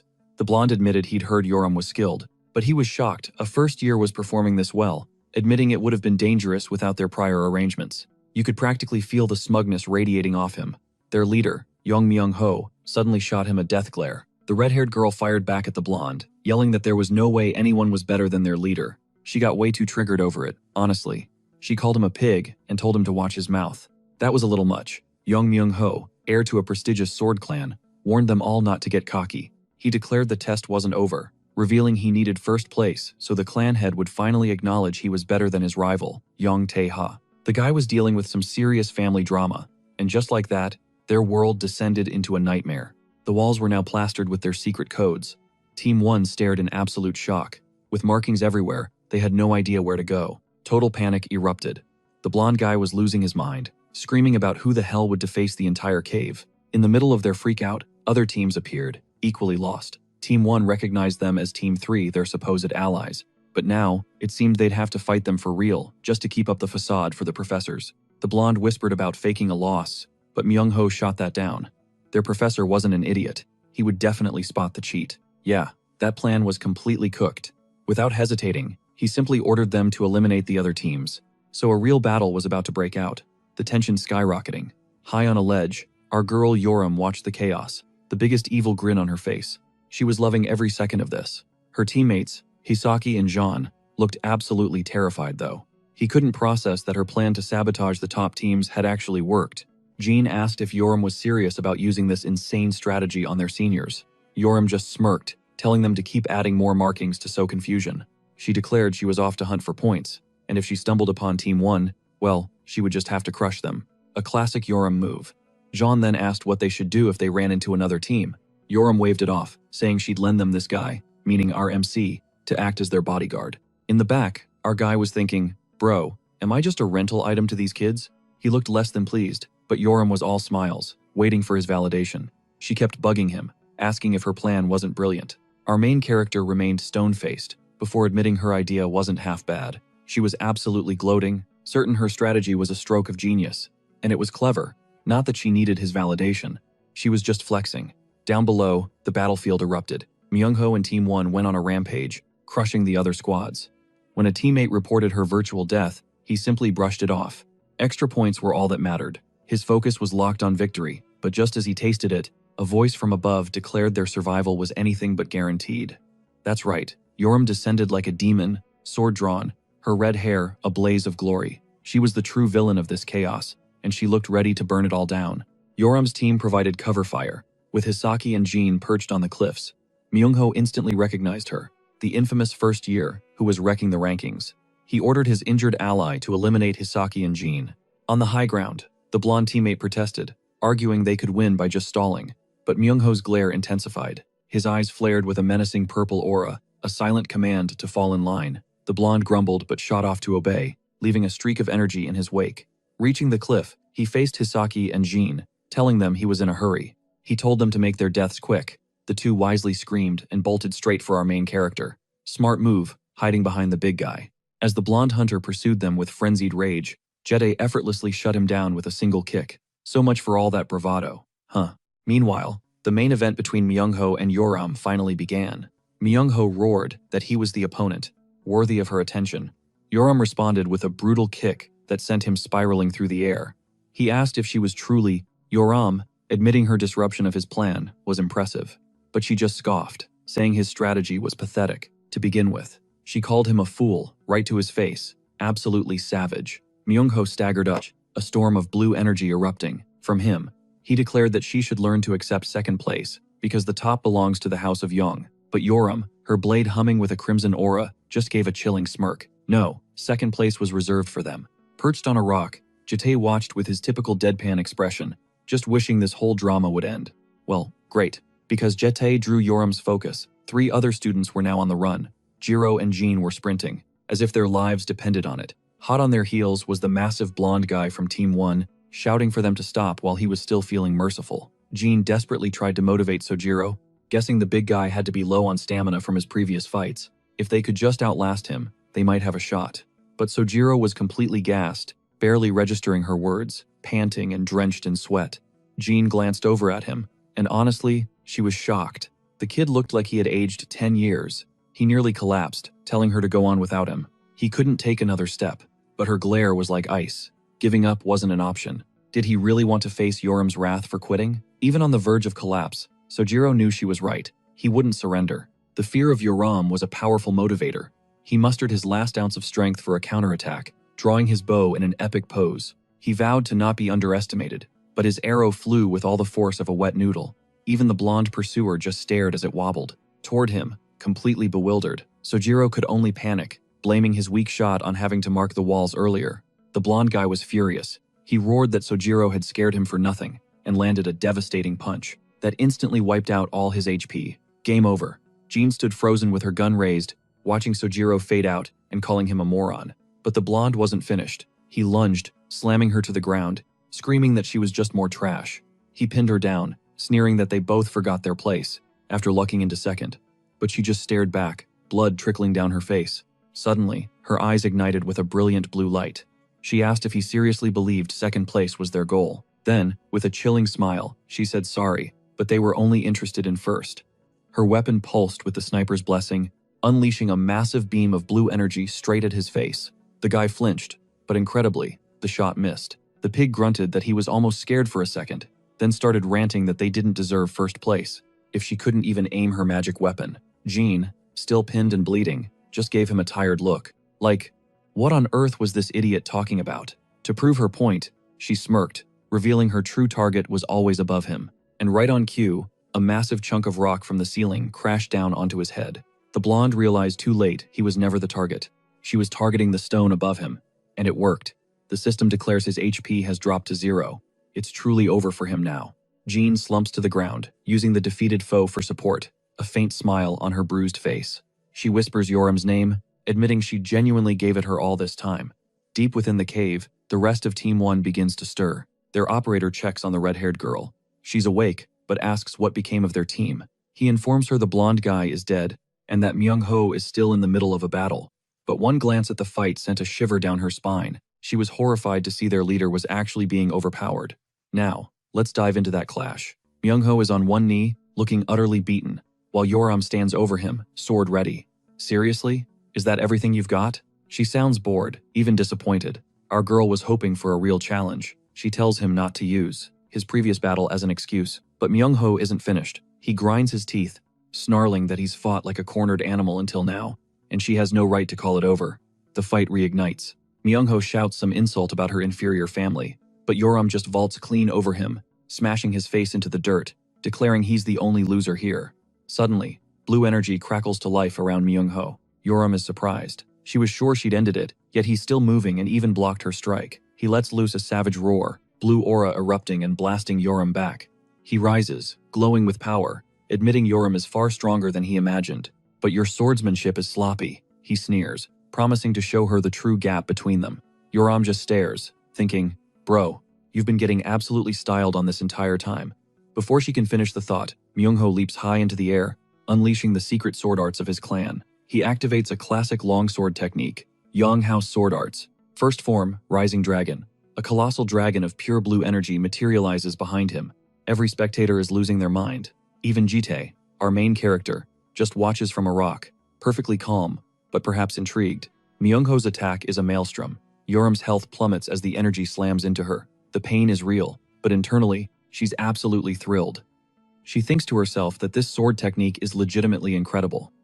Myung-ho charges for another strike, boasting that true skill is what matters, and that the artless have no place before his sword clan. He unleashes a second devastating move. The cave descends into chaos. Yoram and Myung-ho collide midair, a storm of blue and red energy, and the very ground shatters beneath them. Myung-ho lands, panting, shocked he was forced to use a technique of this caliber. He reflects on his years of grueling training, thinking how the clan elders will finally acknowledge he's surpassed that other prodigy, his brother, Yong Tae-ha. Classic hunter family issues. But he glances down and freezes. Where is his sword? It has been literally shattered. And now, Yoram is right behind him. chomping on Myung-ho's broken blade like a dog with a stick, red aura crackling as she smirks like she owns the world. She taunts him. Looking for this? Holding up his broken sword, he completely snaps, screaming that she stole his blade. After all his talk about his legendary clan, Yoram just mocks him relentlessly, saying a famous sword clan without a sword is nothing but a bunch of fools. Then she goes wild, announcing her own insane U-House sword arts, 999th form, shutting up a yapper, and pummels him into the ground. Bro, I am actually dying right now. This is hilarious, and Yoram is such a legendary character. Imagine trolling your opponent by faking their sword style and calling them a yapper. Our queen, for real. Myung-ho is just a heap on the ground, utterly defeated, muttering that this can't be real, that it's not an actual sword skill. Whatever, dude, you got wrecked. The system confirms it. His HP hits 0. After that legendary fight, Yoram stands, breathing heavily, grinning as if she just won the championship. She keeps repeating, I finally got first place, totally drained but unbelievably happy. Then she collapses. But thank God, our boy is there to catch her like a true pro. Jitae, with his usual poker face, asks how it feels to be number 1. She looks up, barely conscious, but her smile never fades as she says she's so freaking exhausted and needs Gaio's healing. The system displays the final rankings. Yoram's team has officially secured first place. Our hero says, it's time to head home, but outside, snow has begun to fall. Huh? How is there snow in this season? Yoram even complains that the cold snow will make their injuries ache even more. Meanwhile, outside the dungeon, snow falls on a bright, sunny day in the city. Yeah, definitely strange, right? Gael sits at a table with her cute cat mug, watching the snowflakes drift past her window. She explains to someone it's because of a certain person. It seems that when a blue dragon feels lonely or sad, pure white snow materializes around them. So yeah, Gael was not having a good day. Eyeing the janitor, Gil hatched a plan to cheer up the blue baby. The janitor replied that he understood completely, but he questioned if this look would truly melt Gil's heart. Bro, I just can't with this. The fearsome knight looked like a clown in a pink apron with caked-on makeup. He was giving Sailor Moon vibes, but if she were cursed to be a Wally wannabe, Gil grinned, dragging him along and declaring that all the kids adore this character now. The janitor followed, moving stiffly like a statue, while making what he presumed were cute noises. Pa-pang-pang. This was truly a new low for the night. When they finally reached Gil, she was sitting alone, her face a blank slate as she drew in her notebook. The knight abruptly appeared, trying to get her to play princess. He then formed a heart shape with his hands, complete with floating pink hearts. Yeah, it was beyond cringe. Gael stared at him as if he were an alien, which, to be fair, is basically true. Then she snapped her crayon clean in half.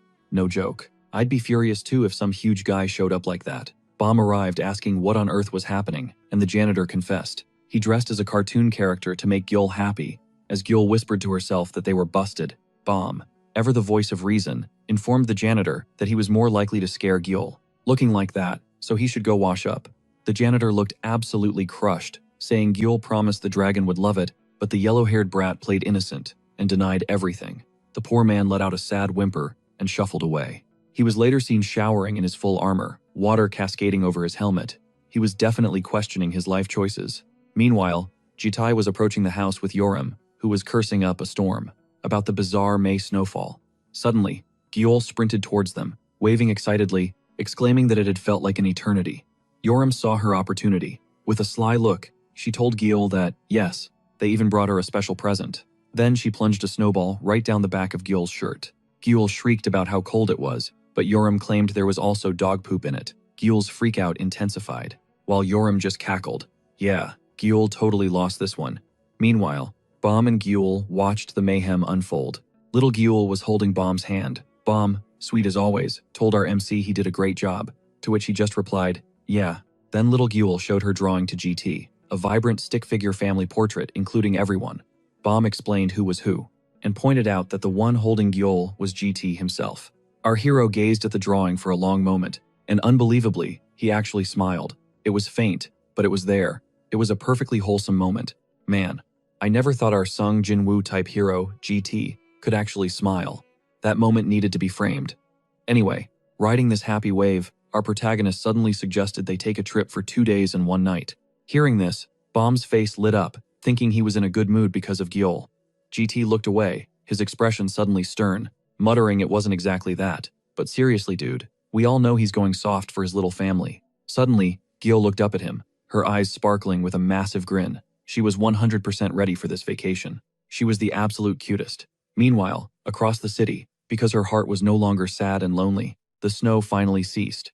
The city's inhabitants were stunned by the extraordinary weather event. Now the scene jumps over to Russia. Yeah, it's random, but trust the process. The location is Severbaikalsk, a remote place far to the north. It was once a military site, but now it lies completely deserted. The squad, GT and his dragons, arrived in a white car, taking in the breathtaking scenery of a bright blue lake and forests. Mountains framed the beautiful view. Gil ran about in a large straw hat and white dress, exclaiming how pretty it all was. She asked how GT even discovered this place. GT, with his usual deadpan expression, said he found it while clearing a dungeon. Classic him, discovering a secret paradise in the middle of a monster raid. Yoram, however, was sprawled out in the car looking annoyed. She complained about why they couldn't just teleport, but Bomb said a drive was nice sometimes. Without warning, GT headed off to pitch the tents and prep the food, telling the others to go play by the water. Our girl Bomb offered to help, but he hit her with the, "You're the oldest, you have to watch Gul" line. Bomb looked so let down, but you could tell this red dragon was already scheming up something mischievous. Out in the forest, GT immediately got to work, building his camp and gathering mushrooms for the night. A rare sight indeed, he actually seemed to be enjoying himself. His brow furrowed in concentration as he chose some strange-looking mushrooms. Man, that thing has to be lethally toxic. He gets back to find the girls already suited up for the pool. They're kicking back, munching on snacks, having an absolute blast. I'm honestly starting to wonder if this manhwa is rated M. Anyway, Jita can't help himself. His lock onto Bomb's swimsuit. She spins around with a mischievous smirk, telling him it's the one from the store. Then she drops the bomb, teasing that he was just dying to see her in a bikini. Jita instantly freezes over and turns away. He coldly tells her to go get dressed. Yoram erupts in laughter, asking if he's flustered, and finally sees them as women. She just keeps poking the bear, saying if. Our boy gets completely fed up.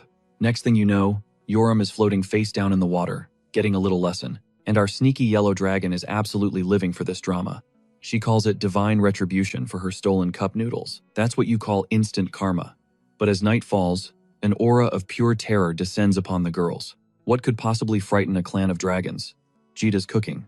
Of course, he unveils his infamous mushroom hot pot. This time, it's a bubbling, purple concoction that looks straight out of a witch's cauldron. This has Shion's cooking written all over it. Even Gabiru from Tensura would have flashbacks. Yet, Jita is beaming with pride. He calls it mushroom hot pot, but Gayul immediately accuses him of brewing a poison mushroom stew. She's hit with traumatic flashbacks of the Amazon, of almost dying from a bad mushroom. She's completely done with them forever. Bomb starts throwing shade, saying she can't even picture Gayul surviving in the jungle. Yoram, with zero filter, declares his food looks so foul that even the neighbor's dog wouldn't touch it. Our boy's pride is wounded. He snaps back, asking if she's dissing his skills, reminding her she had no problem with Bomb's food. Hearing that, Bomb pouts. She points out he called her cooking delicious. So why is he even comparing her masterpiece to this sludge? Yoram digs in her heels, screaming she won't eat that stuff. She demands cup noodles or the table gets flipped. Yule informs her the noodles are long gone. Then, out of nowhere, the little dragon happily scoops up a giant spoonful of the purple goop. Yule and Yoram absolutely lose it, screaming for her to spit it out, convinced she's about to die. But Gil just happily munches away, absolutely loving it. She even mumbles out that it's delicious. The entire room is stunned into silence. Their cute little dragon Gil can finally speak, and the girl just keeps on smiling. She actually ate the cursed mushroom hot pot. This family is certified insane, but you have to admit, they're wildly entertaining. Anyway, Gayul leans in, her mind completely blown, and asks if Gil could actually talk this whole time. Since she could talk from birth, she wonders if Gil just chose to be silent until now. Overcome with excitement, she pulls Gil into a massive hug, calling her an adorable little thing. Gayul asks how she stayed so quiet, and that's Yoram's cue to be savage. She suggests Gil stayed quiet, because she witnessed how obnoxiously loud Gayul is, and simply didn't want to end up the same. Gayul immediately fires back, insisting she's not talkative whatsoever. Yeah, sure. All the while, Jita stands beside Bomb, who wears a smile that says she knew everything. He asks Bomb if she knew Gil could speak. Bomb nods, revealing she'd heard Gil talking to herself when no one was around. Our boy wonders why she kept it a secret, but she simply says she wanted to wait for Gil's moment, for her to speak to everyone on her own terms. She even guessed Gil wanted her first words to be just for their family. That's actually incredibly sweet. But then, a dark memory surfaces, reminding our boy of how twisted things once were. In his previous life, Gil wasn't this happy little dragon. She was utterly broken, and the Jita of that timeline was no hero. He had his foot on Gil's frail body, coldly repeating that she was forbidden from ever leaving that place. Bruised and weeping, Gil pleaded for him to let them go. Man, I still can't believe Jita chose to imprison them first. Instead of trying to protect the young dragon, why choose the cruelest path when a better one was right there? It's heartbreaking to imagine the pain our sweet Gil went through in that other timeline. Back in the present, Jita looks down at Gil, who just beams up at him, saying, "Food yummy," as if that darkness never existed. The dude is on the verge of tears. In all his past lives, he had never once seen a genuine smile like that from her. Back then, this blue dragon only knew how to beg for her life. Yet, he knows he can't afford to regret his past cruelty. Because for a regressor, regret is a paralyzing curse. Our main character just reminds himself that this life will be different. He kneels before Gil and gently touches her forehead, whispering his thanks. The little boss just smiles, radiating pure happiness. Not gonna lie, that was an incredibly touching moment. Back at the table, only the empty, purple-stained pot remains. Yoram stretched out, complaining her stomach still felt empty. But Gaio immediately called her out, reminding her how the redhead just swore the food was so bad, not even the neighbor's dog would touch it. Meanwhile, Bomb, looking adorable in a pink hoodie, announced that since JT handled the cooking, someone else had to clean. Her eyes landed right on Gaio. Yoram instantly backed her up, declaring it was the younger one's job. This flicked a switch in Bomb. Her voice dropped as she asked Yoram exactly where she thought she was going. They were cleaning up together, and a serious bomb is a terrifying bomb. Naturally, Yoram wasn't having any of it. She pouted, her anger obvious, but she was cornered. So, she unleashed her ultimate technique. She slammed a hand to the earth, and a vibrant red magical circle blazed to life beneath her. "Is that a summoning circle?" Bomb asked, stunned. Yoram just smirked, telling them to watch. Seconds later, a fully armored knight was yanked, straight out of the ground. The janitor, poor soul, looked completely bewildered. He asked Yoram why she'd summoned him, maybe hoping she just missed his company. But nope, she just pointed a finger at the greasy hot pot and ordered him to clean. The scene was priceless. Without a word, the janitor in all his glorious armor knelt down and began scrubbing the pot. Seeing this, Bomb offered to help, and the man's face lit up with gratitude. Just then, JT appeared, demanding to know why the janitor was even here. Gaio called Yoram a wicked dragon, but she just shot back, telling Gaio to help if she felt so bad. But there was no way that lazy yellow dragon was touching a single dish. Suddenly, JT's entire demeanor shifted. He ordered the dragons into the tent. Now, Gaio started to question him, but their protector was already moving as a shadowy figure lunged towards them. Out of nowhere, a man in full hiking gear appeared, smiling cheerfully, totally oblivious to the tense atmosphere. He greeted them, asking if this was a family camping trip. JT replied that they were just traveling and asked what the hiker was doing here. The man gestured toward his wife and child nearby. He explained they were also on a little getaway, but then his tone changed slightly. He confessed he hadn't expected to find anyone else out here. He then casually asked if JT had done any mushroom foraging. Our protagonist, completely unfazed, told him they'd already eaten all the Abaddon mushrooms. The man's smile faltered for just a split second. He then explained that those were his mushrooms. He'd been cultivating them for his wife, who was suffering from a serious illness. JT offered a sincere apology, but the man just waved it off, blaming himself for not marking them clearly. But our hero knew this man. He was the official superhuman, global rank 9, Myung-Yong-Ha, also known as the Druid of Regeneration. He was one of those rare, nature-type superhumans, a living national treasure in JT's previous life. JT had been both his ally and his foe across timelines. He didn't recall every detail, but he knew the man was desperate to save his sickly, pregnant wife. Those mushrooms were for her. In a rare moment of pure kindness, our protagonist did something unexpected. He presented an enormous 1,000-year-old ginseng root, a priceless treasure, as compensation for the mushrooms. The man was floored, insisting it was far too valuable. But JT was firm, and even their small child chimed in with a thank you. Our hero stated that the ginseng's value far exceeded the mushrooms, so their debt was settled. The hiker, Yong-Ha, then asked if JT's group had some spare time. He wanted to guide them to a breathtaking viewpoint just up ahead. He was so excited about this spot and wanted to share it. JT was about to decline, but the others were instantly hooked by the idea of a beautiful view. Yoram, however, was hyped for a totally different reason. This man radiated power, and she was itching for a fight. But Yong-Ha just chuckled, saying he wasn't the fighting type. Instead, before anyone could react, thick vines erupted from the ground, instantly ensnaring Yoram, Gaio, and Jewel. He lifted the three of them with a massive hand made of roots, telling them to hold on. Gaio screamed that it was like a super cool amusement park ride, while Yoram just got weirdly excited about the tentacles. At that moment, Myung-Yong-Ha's wife rushed over to apologize, explaining her husband was basically a giant child. But our main character just said it was fine, and he'd follow after cleaning up. She then ran off, shouting for her husband to slow down, so no one would get hurt. After the chaos settled, Bomb stood beside JT, remarking that this felt like a big family trip. But our MC, JT, replied that their family was a little different from a normal one. A flicker of sadness crossed the girl's face as she said, "That's because they weren't a real family." She stepped closer, trying to elaborate. She reasoned that if JT was the dad, she would be the eldest daughter, with the others as her younger siblings. Following that logic, she pointed out, their family was missing a mom. And that just wouldn't work.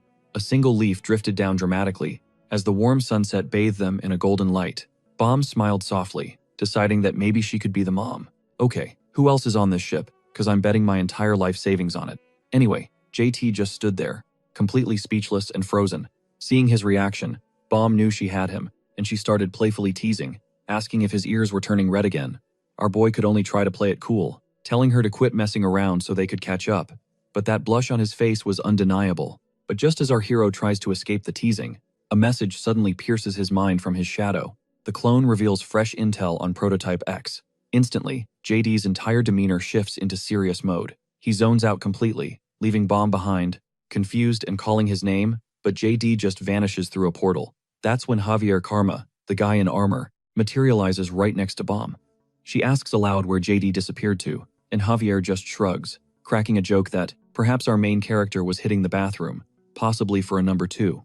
Bomb's expression soured as she shot him a death glare that made him apologize on the spot. She questions if he's joking around because he's already done cleaning, basically threatening to double-check his work for any slacking. The poor guy tenses up immediately. Classic Bomb, always keeping everyone in line. The scene then cuts to the neon-lit night of Moscow, Russia. A woman with olive green hair surveys the sprawling city from a rooftop. And just like that, our main character emerges from a portal beside her. The woman greets him with deep respect, addressing him as her lord. JD clarifies he's only there for a quick drop-in, and will be leaving shortly, but she worries he's overextending himself by coming in person.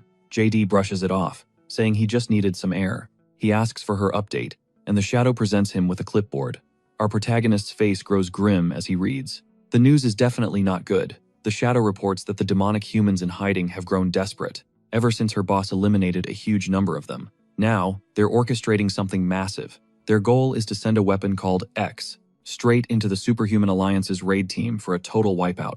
Yeah, the situation just escalated.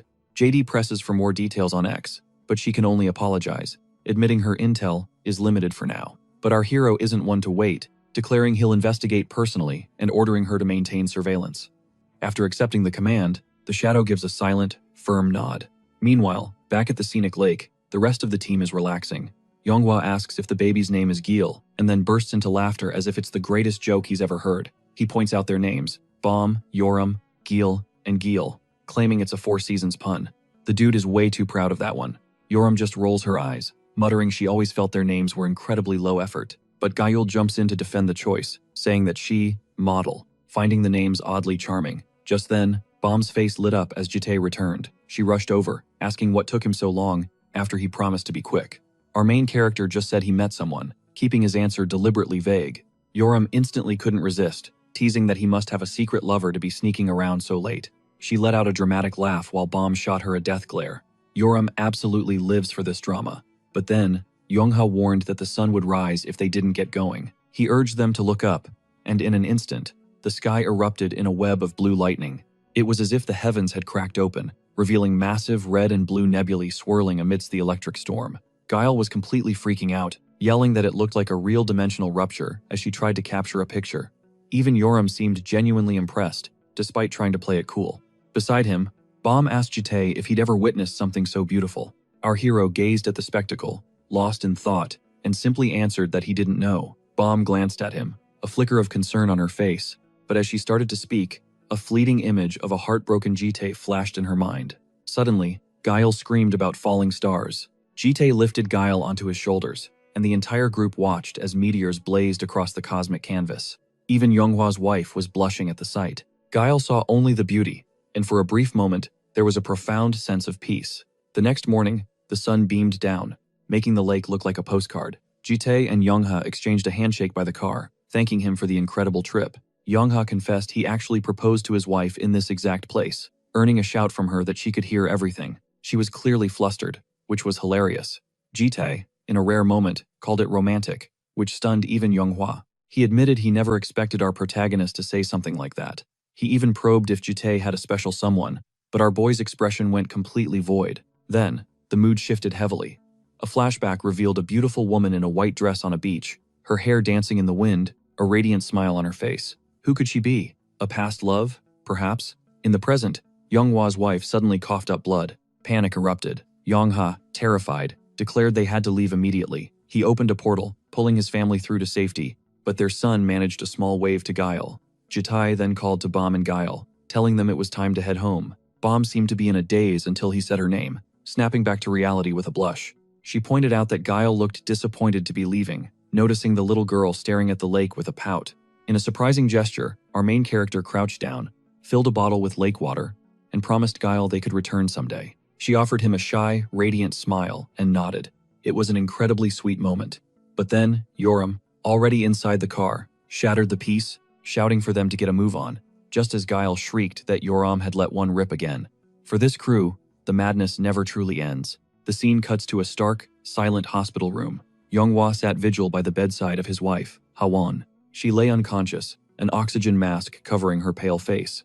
He reached out, his hand trembling, to comfort her, his expression utterly shattered. Just then, a hand gently clasped his shoulder. A new figure, BM, had appeared. He had curly gray hair and glasses, and a smug grin that hinted at trouble. BM simply said it had been a while. And this guy was no joke. He was the world's second-ranked superhuman, a true titan. Now they sat on a couch, sipping a vibrant orange drink that BM had brought along, his boisterous energy filling the quiet room. Yongha mused to himself, chuckling at how long it's been since they last met. He teased BM for missing their previous gathering, saying he was far too busy. BM brushed it off, claiming he was just grabbing a few things, before returning to his lab, insisting he couldn't stay. He also mentioned he'd been leading a no-alcohol campaign for the past 3 years, so that neon drink was supposedly harmless. Then, he shot Yongha a knowing glance, and asked if his wife's condition had relapsed. The hero's face fell as he admitted it returned after their camping trip. He looked completely defeated, whispering that it has already been 10 years. A full decade. It was a crushing weight. Seeing his wife so frail, tethered to machines in that hospital bed, Yongha's mind spiraled into darkness. What was the point of all their power, their advanced tech, if they couldn't even diagnose her illness? He flashed back to a brutal war, holding her as she was attacked, with sinister roots and a monstrous figure looming in the background. He was drowning in guilt, believing he should have protected her, as he cursed the ancient virus that caused this. The man was tearing himself apart from the inside, but BM, ever the pragmatist, just swirled his orange drink and told Yongha he had done everything he could. He said there was nothing left for him to do. This, however, was the worst possible comfort. It only fueled Yongha's despair until the glass in his hand shattered from the pressure. He roared that there was always something more, and then he broke, tears finally streaming down his face. Fame and titles meant nothing to him. All he wanted was for Hawan to recover. The anguish was crushing him. Tears streamed down his face as he lamented his cruel fate. Just then, BM rose and closed the distance between them, getting right into his personal space. A smirk played on BM's lips as his bottle let out a comical burp, making Yonghua demand what he was doing. BM coolly replied, he just wanted a front row seat to him crying, an event that basically never happens. He even let out a chuckle, mocking that Yonghua always laughed like a brute and never showed any real emotion. This was a spectacle he refused to miss. The only other time he'd witnessed it was at Hawan's childbirth. Yonghua was a total mess back then, and BM found it absolutely hilarious. Yonghua's face contorted with annoyance. He pleaded, asking if BM could just once try to comfort him like a normal friend. But his friend ignored the plea. Instead, he presented a small, glowing yellow orb and simply told him to take it. BM suggested using it on Hawan but warned him not to expect a miracle. Confused, Yonghua asked what it even was, to which BM replied it was an incredibly potent and rare item. With that, he got up and prepared to leave, telling Yonghua to send his regards to Hawan when she woke. Yonghua stared at the orb, realizing it must be priceless, if it was that difficult to acquire. He looked up to thank his friend, but something nasty in his own hand caught his eye. It was a gnarled, twisted root. He called out to BM, offering to let him inspect it, hinting that even the well-traveled BM had probably never seen anything like it. This piqued BM's curiosity, who questioned if there was truly something he had never encountered. Meanwhile, in a place with a totally different vibe, a vibrant, tropical beach, a red, monkey-like beast frantically chased a yellow bird. roaring that the fowl was its next meal. The bird shrieked in terror, crying out for help. Amidst the chaos, Gil was just relaxing under a palm tree, with her teddy bear and sunglasses on, casually observing the pandemonium. Suddenly, a voice called out her name. It was JT, standing coolly in the surf with his shirt open, looking like a movie icon. He invited her to come play in the waves. Overcome with shock and joy, Gil leaped into the ocean, her sunglasses flying. Our hero caught her midair, hoisting her up, praising her magnificent jump, and calling her the absolute coolest. Her eyes widened with pure astonishment, looking like she was having the time of her life. The next moment, Gil was back in bed, hugging her teddy and smiling in her sleep, dreaming about being the coolest alongside JT. As night fell, the dragon's house was silent, except for Gil's loud snoring. Yoram was out cold, and even Javier Karma was dozing off while sitting upright in his full suit of armor. Seriously, who even does that? JT, however, was wide awake. He emerged from his room with a grave expression, moving silently through the moonlit house. He slipped past all his sleeping friends, crept down the dark hallway, and finally stopped at the base of the stairs. At the top, Bomb was waiting, staring right at him. She asked why he wasn't asleep, and declared she was going with him. He replied that he'd be back soon, and urged her to go back to sleep, but she wasn't buying it. She said the reason he was leaving now was the same one behind his mysterious disappearance yesterday. JT realized she must have seen something with her Providence ability. He told her he couldn't explain, but she insisted that he would need her, a chillingly ominous warning. He tried to brush her off, saying it was none of her business, but Bomb quickly grabbed his coat, stopping him. She looked hurt, asking if he just saw her as a little kid he needed to shield from all the ugly truths. She wondered if he thought they could be happy, knowing only the good things. While Gil hugged her bear in dreamland, Bomb said she wouldn't object to only seeing the good, just like the others. But she was of the Green Dragon clan. She wasn't just some ordinary kid, but our main character gently pried her hand off his coat, repeating that he would be back. She wasn't finished, though. She had one last question. If there was something JT truly hated doing, but knew in his heart it was the right path, what would he do? He answered that he would do it, even if it made people resent him or caused them pain. The heavy silence was broken as a hallway light flickered on. JT approached a door where a magnificent sword was on display. Bomb told him she had borrowed it from the janitor, adding that he would need it soon. But she confessed she wished he never had to lay eyes on it. Her words left our boy speechless. Bomb ended their talk by telling him to stay safe, and our hero left her standing alone in the hall, looking desolate as she hugged herself. The scene then cuts to Tokyo, at the Global Superhuman Association headquarters. Today, all the world's greatest heroes were assembling for a massive raid. A stern, blonde man appeared, followed by an entire legion of imposing superhumans. With portals glowing everywhere, it was like the world's ultimate heroes had arrived. Inside the Tokyo branch, the director sat behind his desk, his face soured as if he'd been eating lemons all morning. And who should stroll in? Our main character, exuding pure confidence with a sword and a smirk, asking if he's found the leader. He declares they'll need to make room for one more. The Tokyo boss just stares, completely bewildered. The Global Superhuman Alliance has assembled a 70-man unit. Their target? A ridiculously powerful S-rank dungeon boss. A colossal kraken with violet skin, wild eyes, and an insane number of tentacles. See this thing at the beach, and you're done with the ocean. These aren't just any heroes, they're the best of the best. Imagine a special forces unit for superhumans. Only the top 0.5% of the Alliance was even invited. Leading this operation is a top executive from the Global Superhuman Alliance, ranked near 90th in the world. His name is Shiraishi Ryunosuke. Dressed impeccably with a stern look, he's the world's 93rd ranked hero, the Divine Archer. That's a crazy high rank, and with a title like that, you know he's got an ego. Anyway, back to the action. Our main character stands before the boss's desk, looking completely unfazed, as if he belongs there. Shiraishi questions if he's Japanese. Our guy just claims he lives nearby. Yeah, totally believable. He then plays it off, asking if JT wants in on the raid, even offering a look at the team's classified files. Our hero doesn't hesitate. That's exactly why I'm here. The boss erupts in laughter, leaning back so far you'd think his chair would snap. And then, boom. His expression turns icy. He points out that JT has no business knowing about their covert plans, and no ordinary superhuman could have possibly bypassed their top-tier security. He deduces our guy must be incredibly powerful. He then fakes a welcoming gesture, as if inviting him to join. But it's a trap.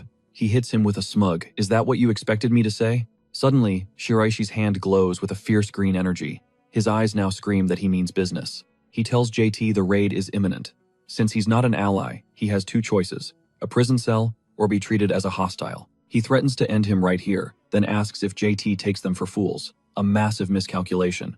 Our protagonist remains completely unfazed as the boss unleashes a torrent of green energy, but our hero simply releases his own dark aura, which effortlessly shatters the attack. Realizing his attack failed, Shiraishi kicks his desk at our hero and launches another assault. But when the dust settles, JT is unharmed. Shiraishi stares at his own hands in disbelief. His attack was useless. He grunts in pure frustration.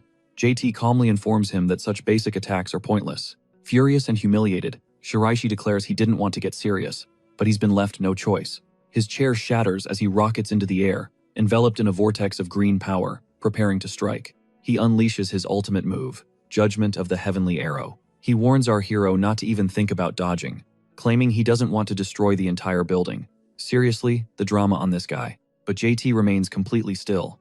A dark aura pulses around him, his sword resting on his shoulder. As the immense green arrow descends, our hero casually nullifies it.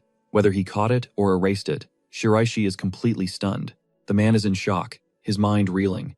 He just neutralized that insane attack without any effort. JT's response? A wave of shadow energy that sends him flying across the room, crashing hard into the wall. Shiraishi collapses, coughing blood and crackling with energy, looking like he just got hit by a train. JT calmly approaches and looks down, asking if he's had a change of heart. But the boss is defiant. He asks what happens if he refuses. With a chilling expression, our hero threatens to wear his skin. Okay, that escalated quickly. Shiraishi forces a laugh, joking that an old man's skin is tough, saying it would be too much work to wear. Bro is trying to look tough, but the facade is cracking. He musters his strength for one last, desperate attack, launching another blast of green energy. But it doesn't even faze our hero. Once again, Shiraishi is thrown aside, his panic visibly growing. Pure panic sets in. He realizes there is absolutely no escape from this monster. His last hope is an emergency warp device in the next room. He makes a break for it, but he's slammed into the floor once more. When he looks up, the warp machine is already obliterated. It's completely fried, sparks flying everywhere. Yup, our guy's work. Now, Shiraishi is utterly desperate. Shiraishi's face screamed defeat, but Jite stood impassive, his blade resting coldly on the boss's neck, completely unbothered. He pressed again, asking if Shiraishi had reconsidered. The boss could only curse under his breath, sweating before he finally relented, welcoming Jitai to the unit. Our main character had just strong-armed his way onto the team, and no one was brave enough to object. In the aftermath, the office was a war zone, littered with shattered furniture. Papers drifted through the dusty air. Amid the chaos, our hero sat calmly, reviewing some documents, while Shiraishi knelt, defeated, in the rubble. His mind raced, wondering who on earth Jite really was. He wasn't a demon, maybe a returner from another world, like the famous BM? But no, he quickly dismissed that. The Alliance would have known about a returner of that level. He couldn't begin to guess why Jite was so set on joining the raid. Jite finally spoke, asking if the file listed all 70 members of the team, noting that one was missing. Shiraishi explained their primary choice was away on research, forcing them to find a last-minute substitute whose paperwork hadn't been processed. Still, he feigned confidence, insisting the replacement was official. He assured him there was nothing to worry about, but Jite wasn't buying it. He demanded to see the operator himself. The boss tensed up. Using his smartwatch, he summoned the standby operator, warning them not to ask questions and to get there immediately. As this happened, a dark, swirling aura pulsed around Jitai as he conversed with his subordinate. Suddenly, a voice from the shadows asked for a word. Our main character rose to his feet and replied, demanding to know the problem. The voice revealed they had finally gathered intel on the so-called Prototype X. Jite, his patience wearing thin, demanded to know why they didn't just transfer the memory. The shadow apologized. Our protagonist then asked if it was a familiar face. The answer was yes. At that exact moment, a woman entered the room, clad in gleaming golden armor. She surveyed the wreckage of the office, immediately demanding to know why it was a disaster, and why Shiraishi was kneeling, injured. The boss tried to play it off, claiming he fell, but the excuse was flimsy. She pressed, asking if he was being disciplined. Shiraishi deflected, turning to Jite and saying he was the one who summoned her. Jite's inner thoughts were cold. It didn't matter if X was someone he knew. If they were an enemy, they would be eliminated. His resolve was like ice. The woman then lifted her visor, revealing a confident smile as she introduced herself as Hasul. Recognition struck Jite. She was the Regressor's former lover. Yes, you heard that correctly. It looks like things are about to get infinitely more complicated for him. Now then, let's rewind to when our main character, Jite, was in his second life, not his seventh, a major flashback. It was 3 years after a massive war began, a war against demonic humans who were pure nightmare fuel. They were stationed at the massive blue lake called Sever by Kulsuk. The area was filled with tents and soldiers in tactical gear, with some cooking casually over an open fire, as if it were any other day. A much younger Jitai, 32 at the time, stood with long, messy hair and a dark trench coat over a turtleneck. He looked serious, his eyes holding a deep sadness, lost in heavy contemplation. That's when Saibyol appeared. She also looked different in this timeline, with long dark hair and a flowing white dress. She snuck up on Jitai and poked his cheek, teasing him for falling for her trick once more. Our hero turned with a deadpan expression and questioned her outfit. In response, she beamed with a bright smile and began to show off the white dress she'd slipped on, announcing it was their rare day off, and she wanted to capture a vacation mood. She asked if it suited her, clearly hoping for a compliment. Our main character turned away, but he was definitely blushing. She caught on immediately, laughing as she pointed out his red face. Her tone then grew a bit more serious as she asked him to meet her on a hill behind the camp. That evening, Jute looked confused and asked what was happening. She just gave him the classic, "If you want to know, catch me first," and darted off, her hair flying behind her. Nearby, at the fire, two mercenaries watched this all play out. One, wearing a bandana, asked if Jite and Sabiol were an item. The other confirmed they were, saying they'd been dating for some time. Apparently, love can indeed bloom on the battlefield. The bandana wearer wondered aloud how someone so gentle joined their squad as he watched the two of them on the shore. His partner explained that before the war destroyed everything, she used to work at an orphanage. Then the atmosphere darkened. He spoke grimly of the war. Every single child she had cared for was lost. As she shattered, an immense torrent of blue energy erupted from her body. With her powers awakening, she was drawn to a grim life among mercenaries. A shadow of sorrow crossed Bandana Guy's face. He never guessed her cheerful mask hid such a past. His buddy watched the flames, muttering they all had their demons and just wished this war would end. Fast forward to that night, where Saibiel was on a hill, waving her arms wildly to get JT's attention. When he finally appeared, she playfully jabbed at him for actually showing up. He just wanted to know what the big deal was, but she pouted, saying he had zero romantic vibes, pointing to the sky and, of course, herself. Calling herself the pretty girl under the stars with a cute pose. JT's silence prompted her to get serious. She mentioned her unique ability, the eye that perceives danger.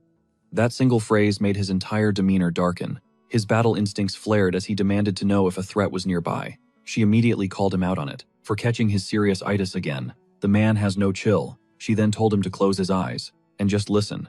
He complied, and she explained that while her power could sense threats, after using a blessing for so long, it starts to pick up on other things, like a fiercely pounding heart. JT opened his eyes, confused, just as Saibiel unveiled the real show, a massive meteor shower igniting the heavens. Our hero was awestruck. As he stared, she drew close and embraced him, resting her head against his chest. "See?" she whispered. "It really is a pounding heart." Beneath the cosmic display, she leaned in for a kiss. Not gonna lie, the moment was legendary. Afterwards, Sabiel joked his lips were chapped and needed balm. He blushed furiously and tried to shrug it off, but the mood shifted.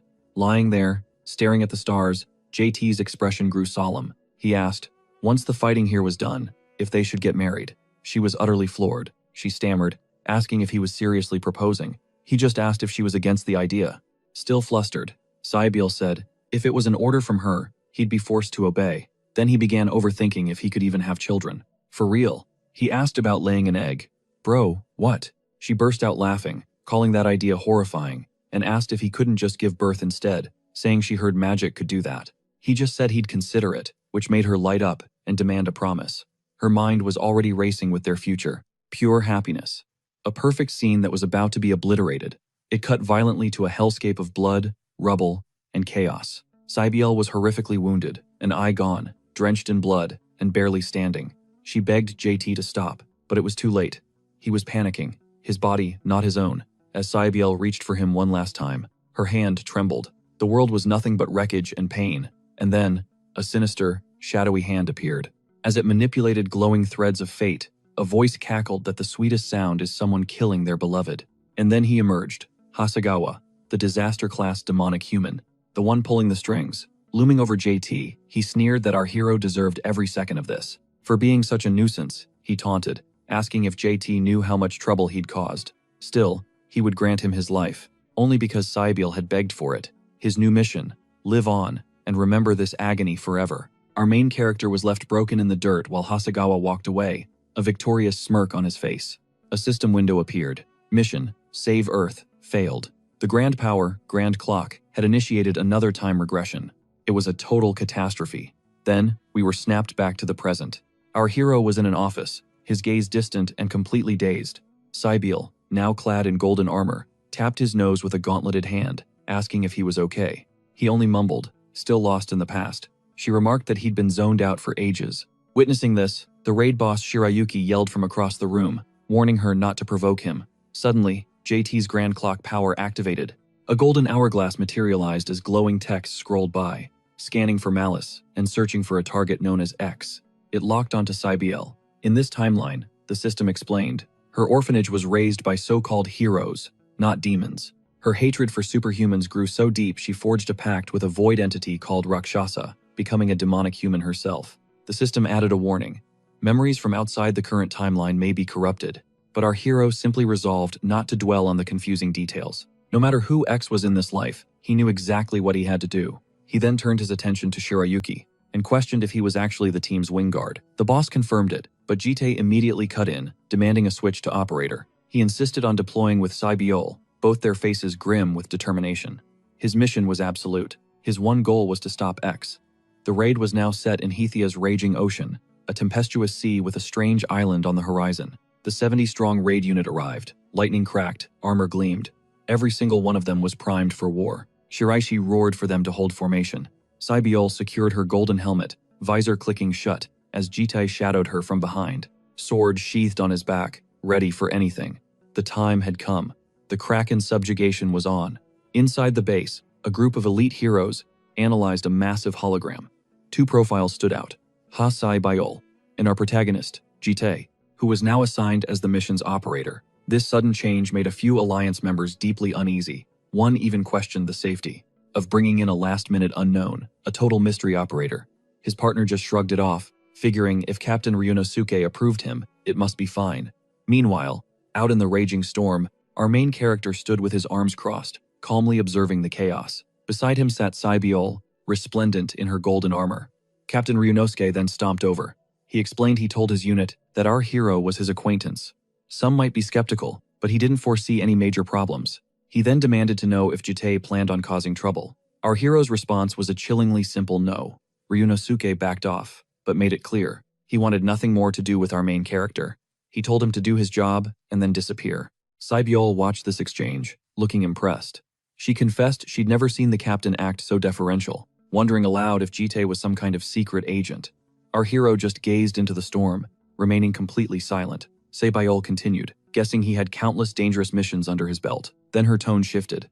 She sat down, admitting she was terrified of the water, since this was her very first ocean dungeon. She tried to laugh it off, asking him not to let her drown, joking her armor would drag her straight to the bottom. But beneath the bravado, she was sweating, her eyes welling with tears. A wave of panic hit her as she blurted out that she needed the restroom. Her nerves were so frayed, she was on the verge of tears, scrambling away as she pointed in the direction she was headed. Jite watched her go, his expression unreadable. This triggered a memory. In his second life, Sybiel had been just as timid, trembling at the very sight of blood.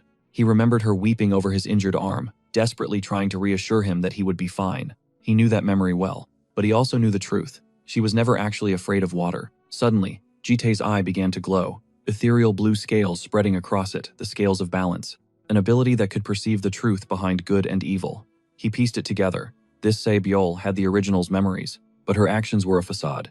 Deep down, she wasn't the same person. She was an imposter, playing a part, using the original body's memories as a script. The real Sybiel's soul was bound to a monster named Rashada, the seventh monarch of the void.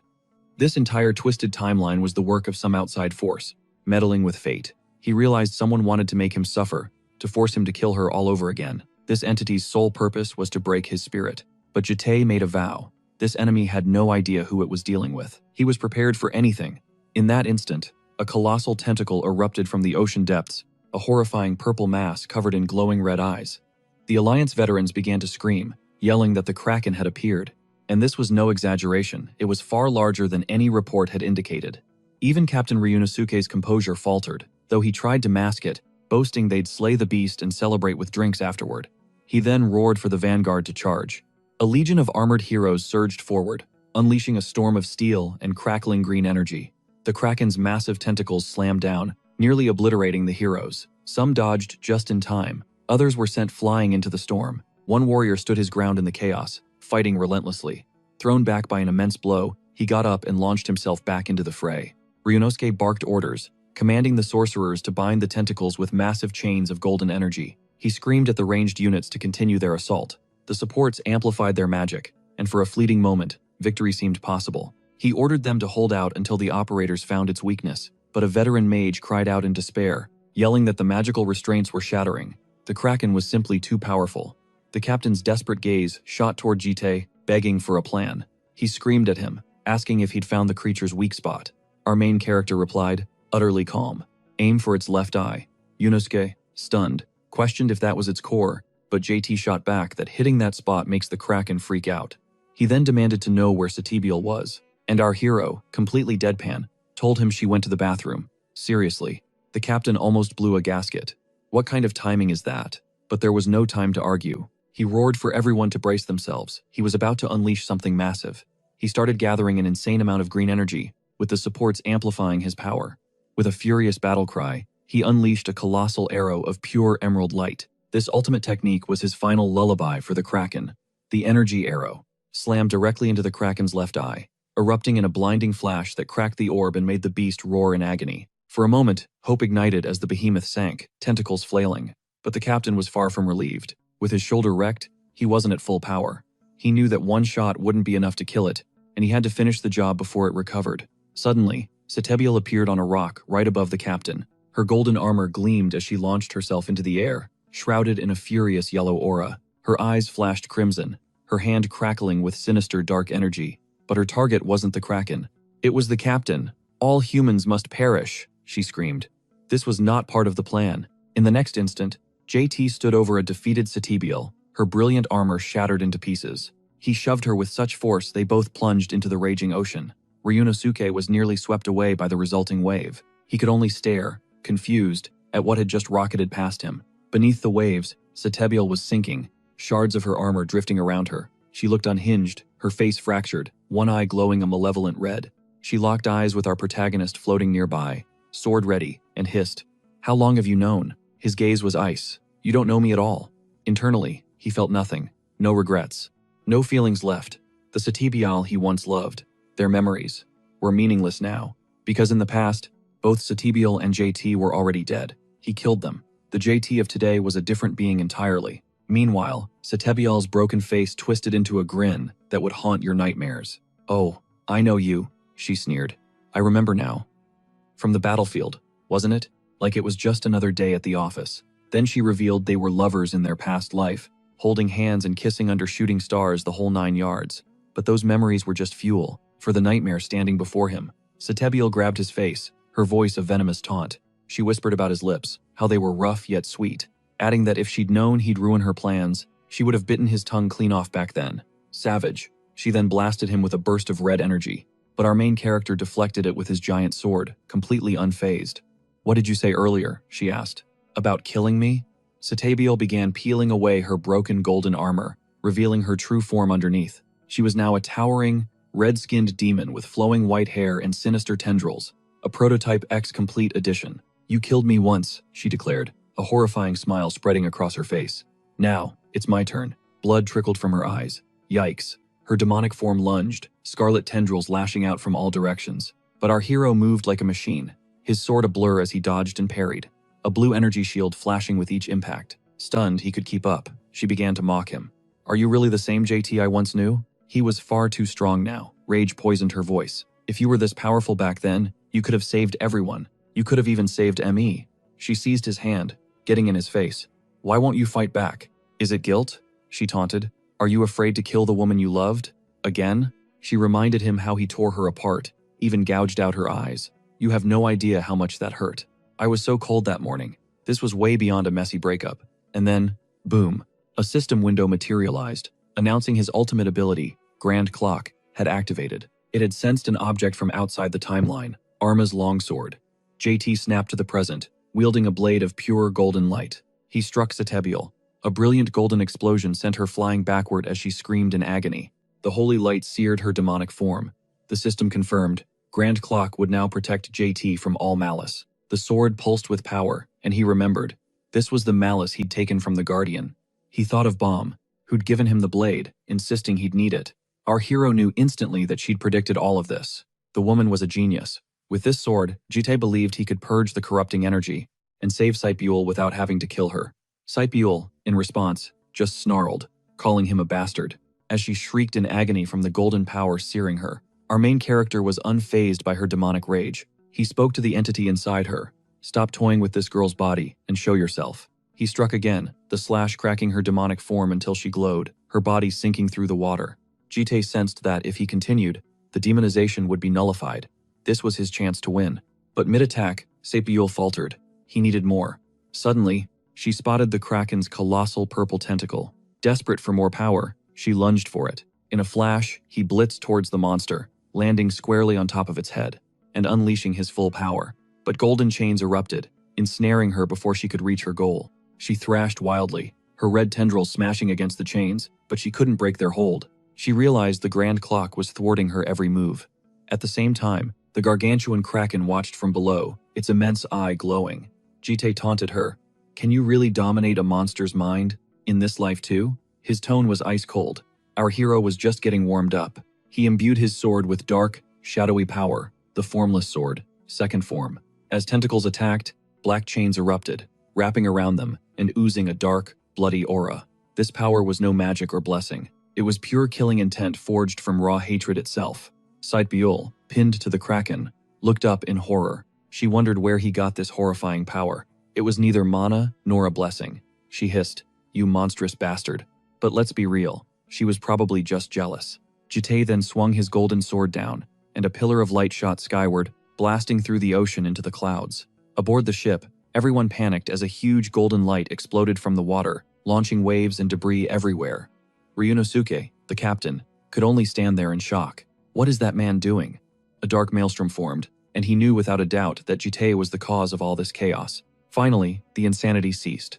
Sunlight broke through the clouds as the raging sea grew calm. Our hero emerged from the water, carrying the real Site-Buell in his arms. She had returned to her human form, with long hair and golden cracks on her skin, completely unconscious. The system announced it was collecting the final traces of evil, but she'd require follow-up care to be fully purified.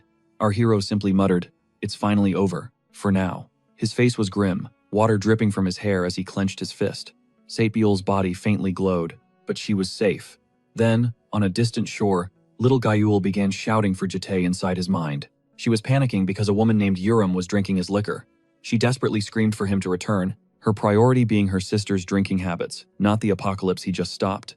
And for a brief second, we see our hero in a dark cloak, sword on his back, a lone, legendary figure against the horizon.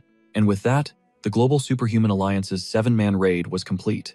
The S-rank Kraken dungeon was cleared. Of course, Jite pretty much soloed it, as usual.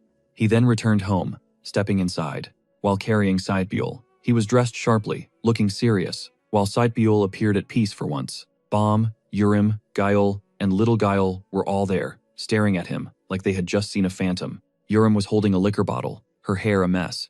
Gayul held the younger child, all of them with their mouths wide open. Even the normally composed Bomb was completely shocked. Then again, who could stay calm? Seeing Jite enter carrying a nearly naked woman? Later that night, in the tense living room, Urim stood with her arms crossed, giving Jite a death glare while the other girls watched. Our boy looked incredibly awkward, as she demanded that he start explaining. She gestured to the unconscious woman he'd laid on their couch. "Who is this?" she demanded. Jite started to speak, but Urim cut in, asking with a smirk if this was his girlfriend. She poked his side, saying she never knew he was that kind of man. She then called out to Gayul. He was in such a hurry he undressed her before even getting in the house, and that certainly caught Gayul's attention. Whipping around with Gayul in her arms, she demanded to know if this woman was actually his girlfriend. Jate stayed cool, saying they were just acquaintances, but the red-haired girl wasn't buying it. She started taunting him about friends who take off coats, then shirts, asking what could possibly be next. She was clearly trying to shame him, so our main character just silenced her with a swift chop to the head. Ouch. She crumpled to the floor, stunned, as he repeated that he and this woman were not close, that she barely knew him. Bomb asked if he left because of her, and he confirmed it, saying he had to find someone, and this new woman could help. He then announced she'd be staying for a bit, which got a shrug from Urim. She mumbled that she was over it, her head still throbbing, but Gayul was not letting this go. Furious, she shot up, declaring this was their home, their sanctuary, and she refused to let it be ruined by his personal drama. Little Gayul pumped her fist, totally backing her up. They were not having it. Little Gayul was in full agreement. Hearing this, the red-haired girl called her old-fashioned, before our hero pointed at the janitor. Gayul argued the janitor could stay since he wasn't human anyway. Bom and Yoram quickly agreed. They didn't want some strange woman in their house. The golden-haired girl cheered, declaring the vote settled. Saibiol, the newcomer, had to go. Bom, looking exhausted, said they would figure it out tomorrow. She and Gayul had class early. Once they left, Yoram seemed shocked by the harsh rejection. She asked for his next move, and he just sighed, saying he'd search elsewhere. All while Sabiol was passed out on the couch, completely oblivious to the drama. The next morning, sunlight streamed peacefully into the house, until a blood-curdling scream shattered the calm. Jate, holding a frightened Gayul, demanded to know what was happening. She just told him to see for himself. That woman he brought home was losing her mind. And indeed, Saibiol was freaking out, smashing a bottle and screaming, demanding to know where she was and what they did to her. Jate calmly noted she was finally awake. The red-haired girl, unimpressed, told him to handle it. Saibiol's screams intensified as she questioned why her clothes were changed. Yoram tried to de-escalate, insisting our main character did nothing weird, but that just enraged her more. She threatened to hurt them all, claiming she was a superhuman. The red-haired girl had seen enough, mentally branding Sabiol a psycho, and even considered just ending her right there, a seriously savage thought. Suddenly, system messages lit up for our main character. He'd gathered 10% of Malice's traces, and the Grand Clock had unveiled a new truth. Anyone corrupted by Malice would have their mind twisted, remaining unstable until they were properly cured. Sabiol's condition worsened. Sweat beaded on her face. Her eyes glowed red. She was in agony. Our hero recognized the signs instantly. This was Malice's mental corruption at work. But before he could act, Sabiol lunged, crackling with golden energy. Yoram intercepted, asking for permission to take her down. Jate gave the green light, just warning her not to kill. Sabiol shrieked, lashing out wildly, but the red-haired girl blocked her with a golden barrier, telling her to open her eyes. Then, she slammed into her, pinning her to the floor. After the scuffle, Saibiol was nearly exposed again, covered by a scrap of cloth. Yoram immediately panicked, swearing it wasn't her fault, and yelling at the janitor, who'd been watching from a corner. She screamed at him to clean up the glass, but he just replied, rejected. His duty was to protect the young lady, not to be a maid. His eyes then flared blue as dark energy coiled around him. He glared at Jate, demanding his sword. Terrified, little Gayul clung to our hero, trembling. Jate instantly realized the janitor's strange behavior stemmed from the same malice. He was positive this tin can had been corrupted too. Now he sets Gayul down, as the situation spiraled. The janitor then roared that he only lost before because he was careless, a mistake he wouldn't repeat. Before the machine could make a move, Jate struck with another clean hand-edged chop, slamming him down in a shower of blue sparks. The blow knocked the janitor's head clean off his body. He was done playing games. Soon, the janitor was tied up on the floor, right next to Saibiol. The red-haired girl sat nearby, holding the janitor's head. Meanwhile, little Gayul placed her teddy bear on the neck of the headless body. Yoram recapped the situation. Both the woman and the robot were acting wild, thanks to that villain's malice. She then asked what comes next, since they were in a real bind. To the hospital with these two? A fair question, but our hero has a more pressing one for her. He asks if he truly drank every single bottle last night. With a frown, she says no. To dodge Uriel's intense stare, he awkwardly pulls the janitor's metal helmet over his head. She mentions having a few left in her room, and just like that, he tears open a giant, purple portal. It pulsed with a cool, dangerous energy. "Bring one bottle and follow me," he commanded. "We're going to get them treated." Ball and the janitor. In the next instant, they were standing in a vast, ancient underground labyrinth, all ancient stone and eerie purple light. Uriel's eyes widened with excitement. What is this place? Jate called it his base, the very spot where he planned to fix these two problem children. Suddenly, Uriel found herself staring through heavy metal bars. Skeptical, she noted it felt more like a prison than a hospital. "Just follow me," was all he said. She even teased him, asking if he'd lock them up for misbehaving, which, knowing this guy, was a definite possibility. And what do you know? Ball was already in a cell. She was curled into a ball of misery, her crimson eyes glowing faintly from beneath her hair. "No more cages," Jate declared.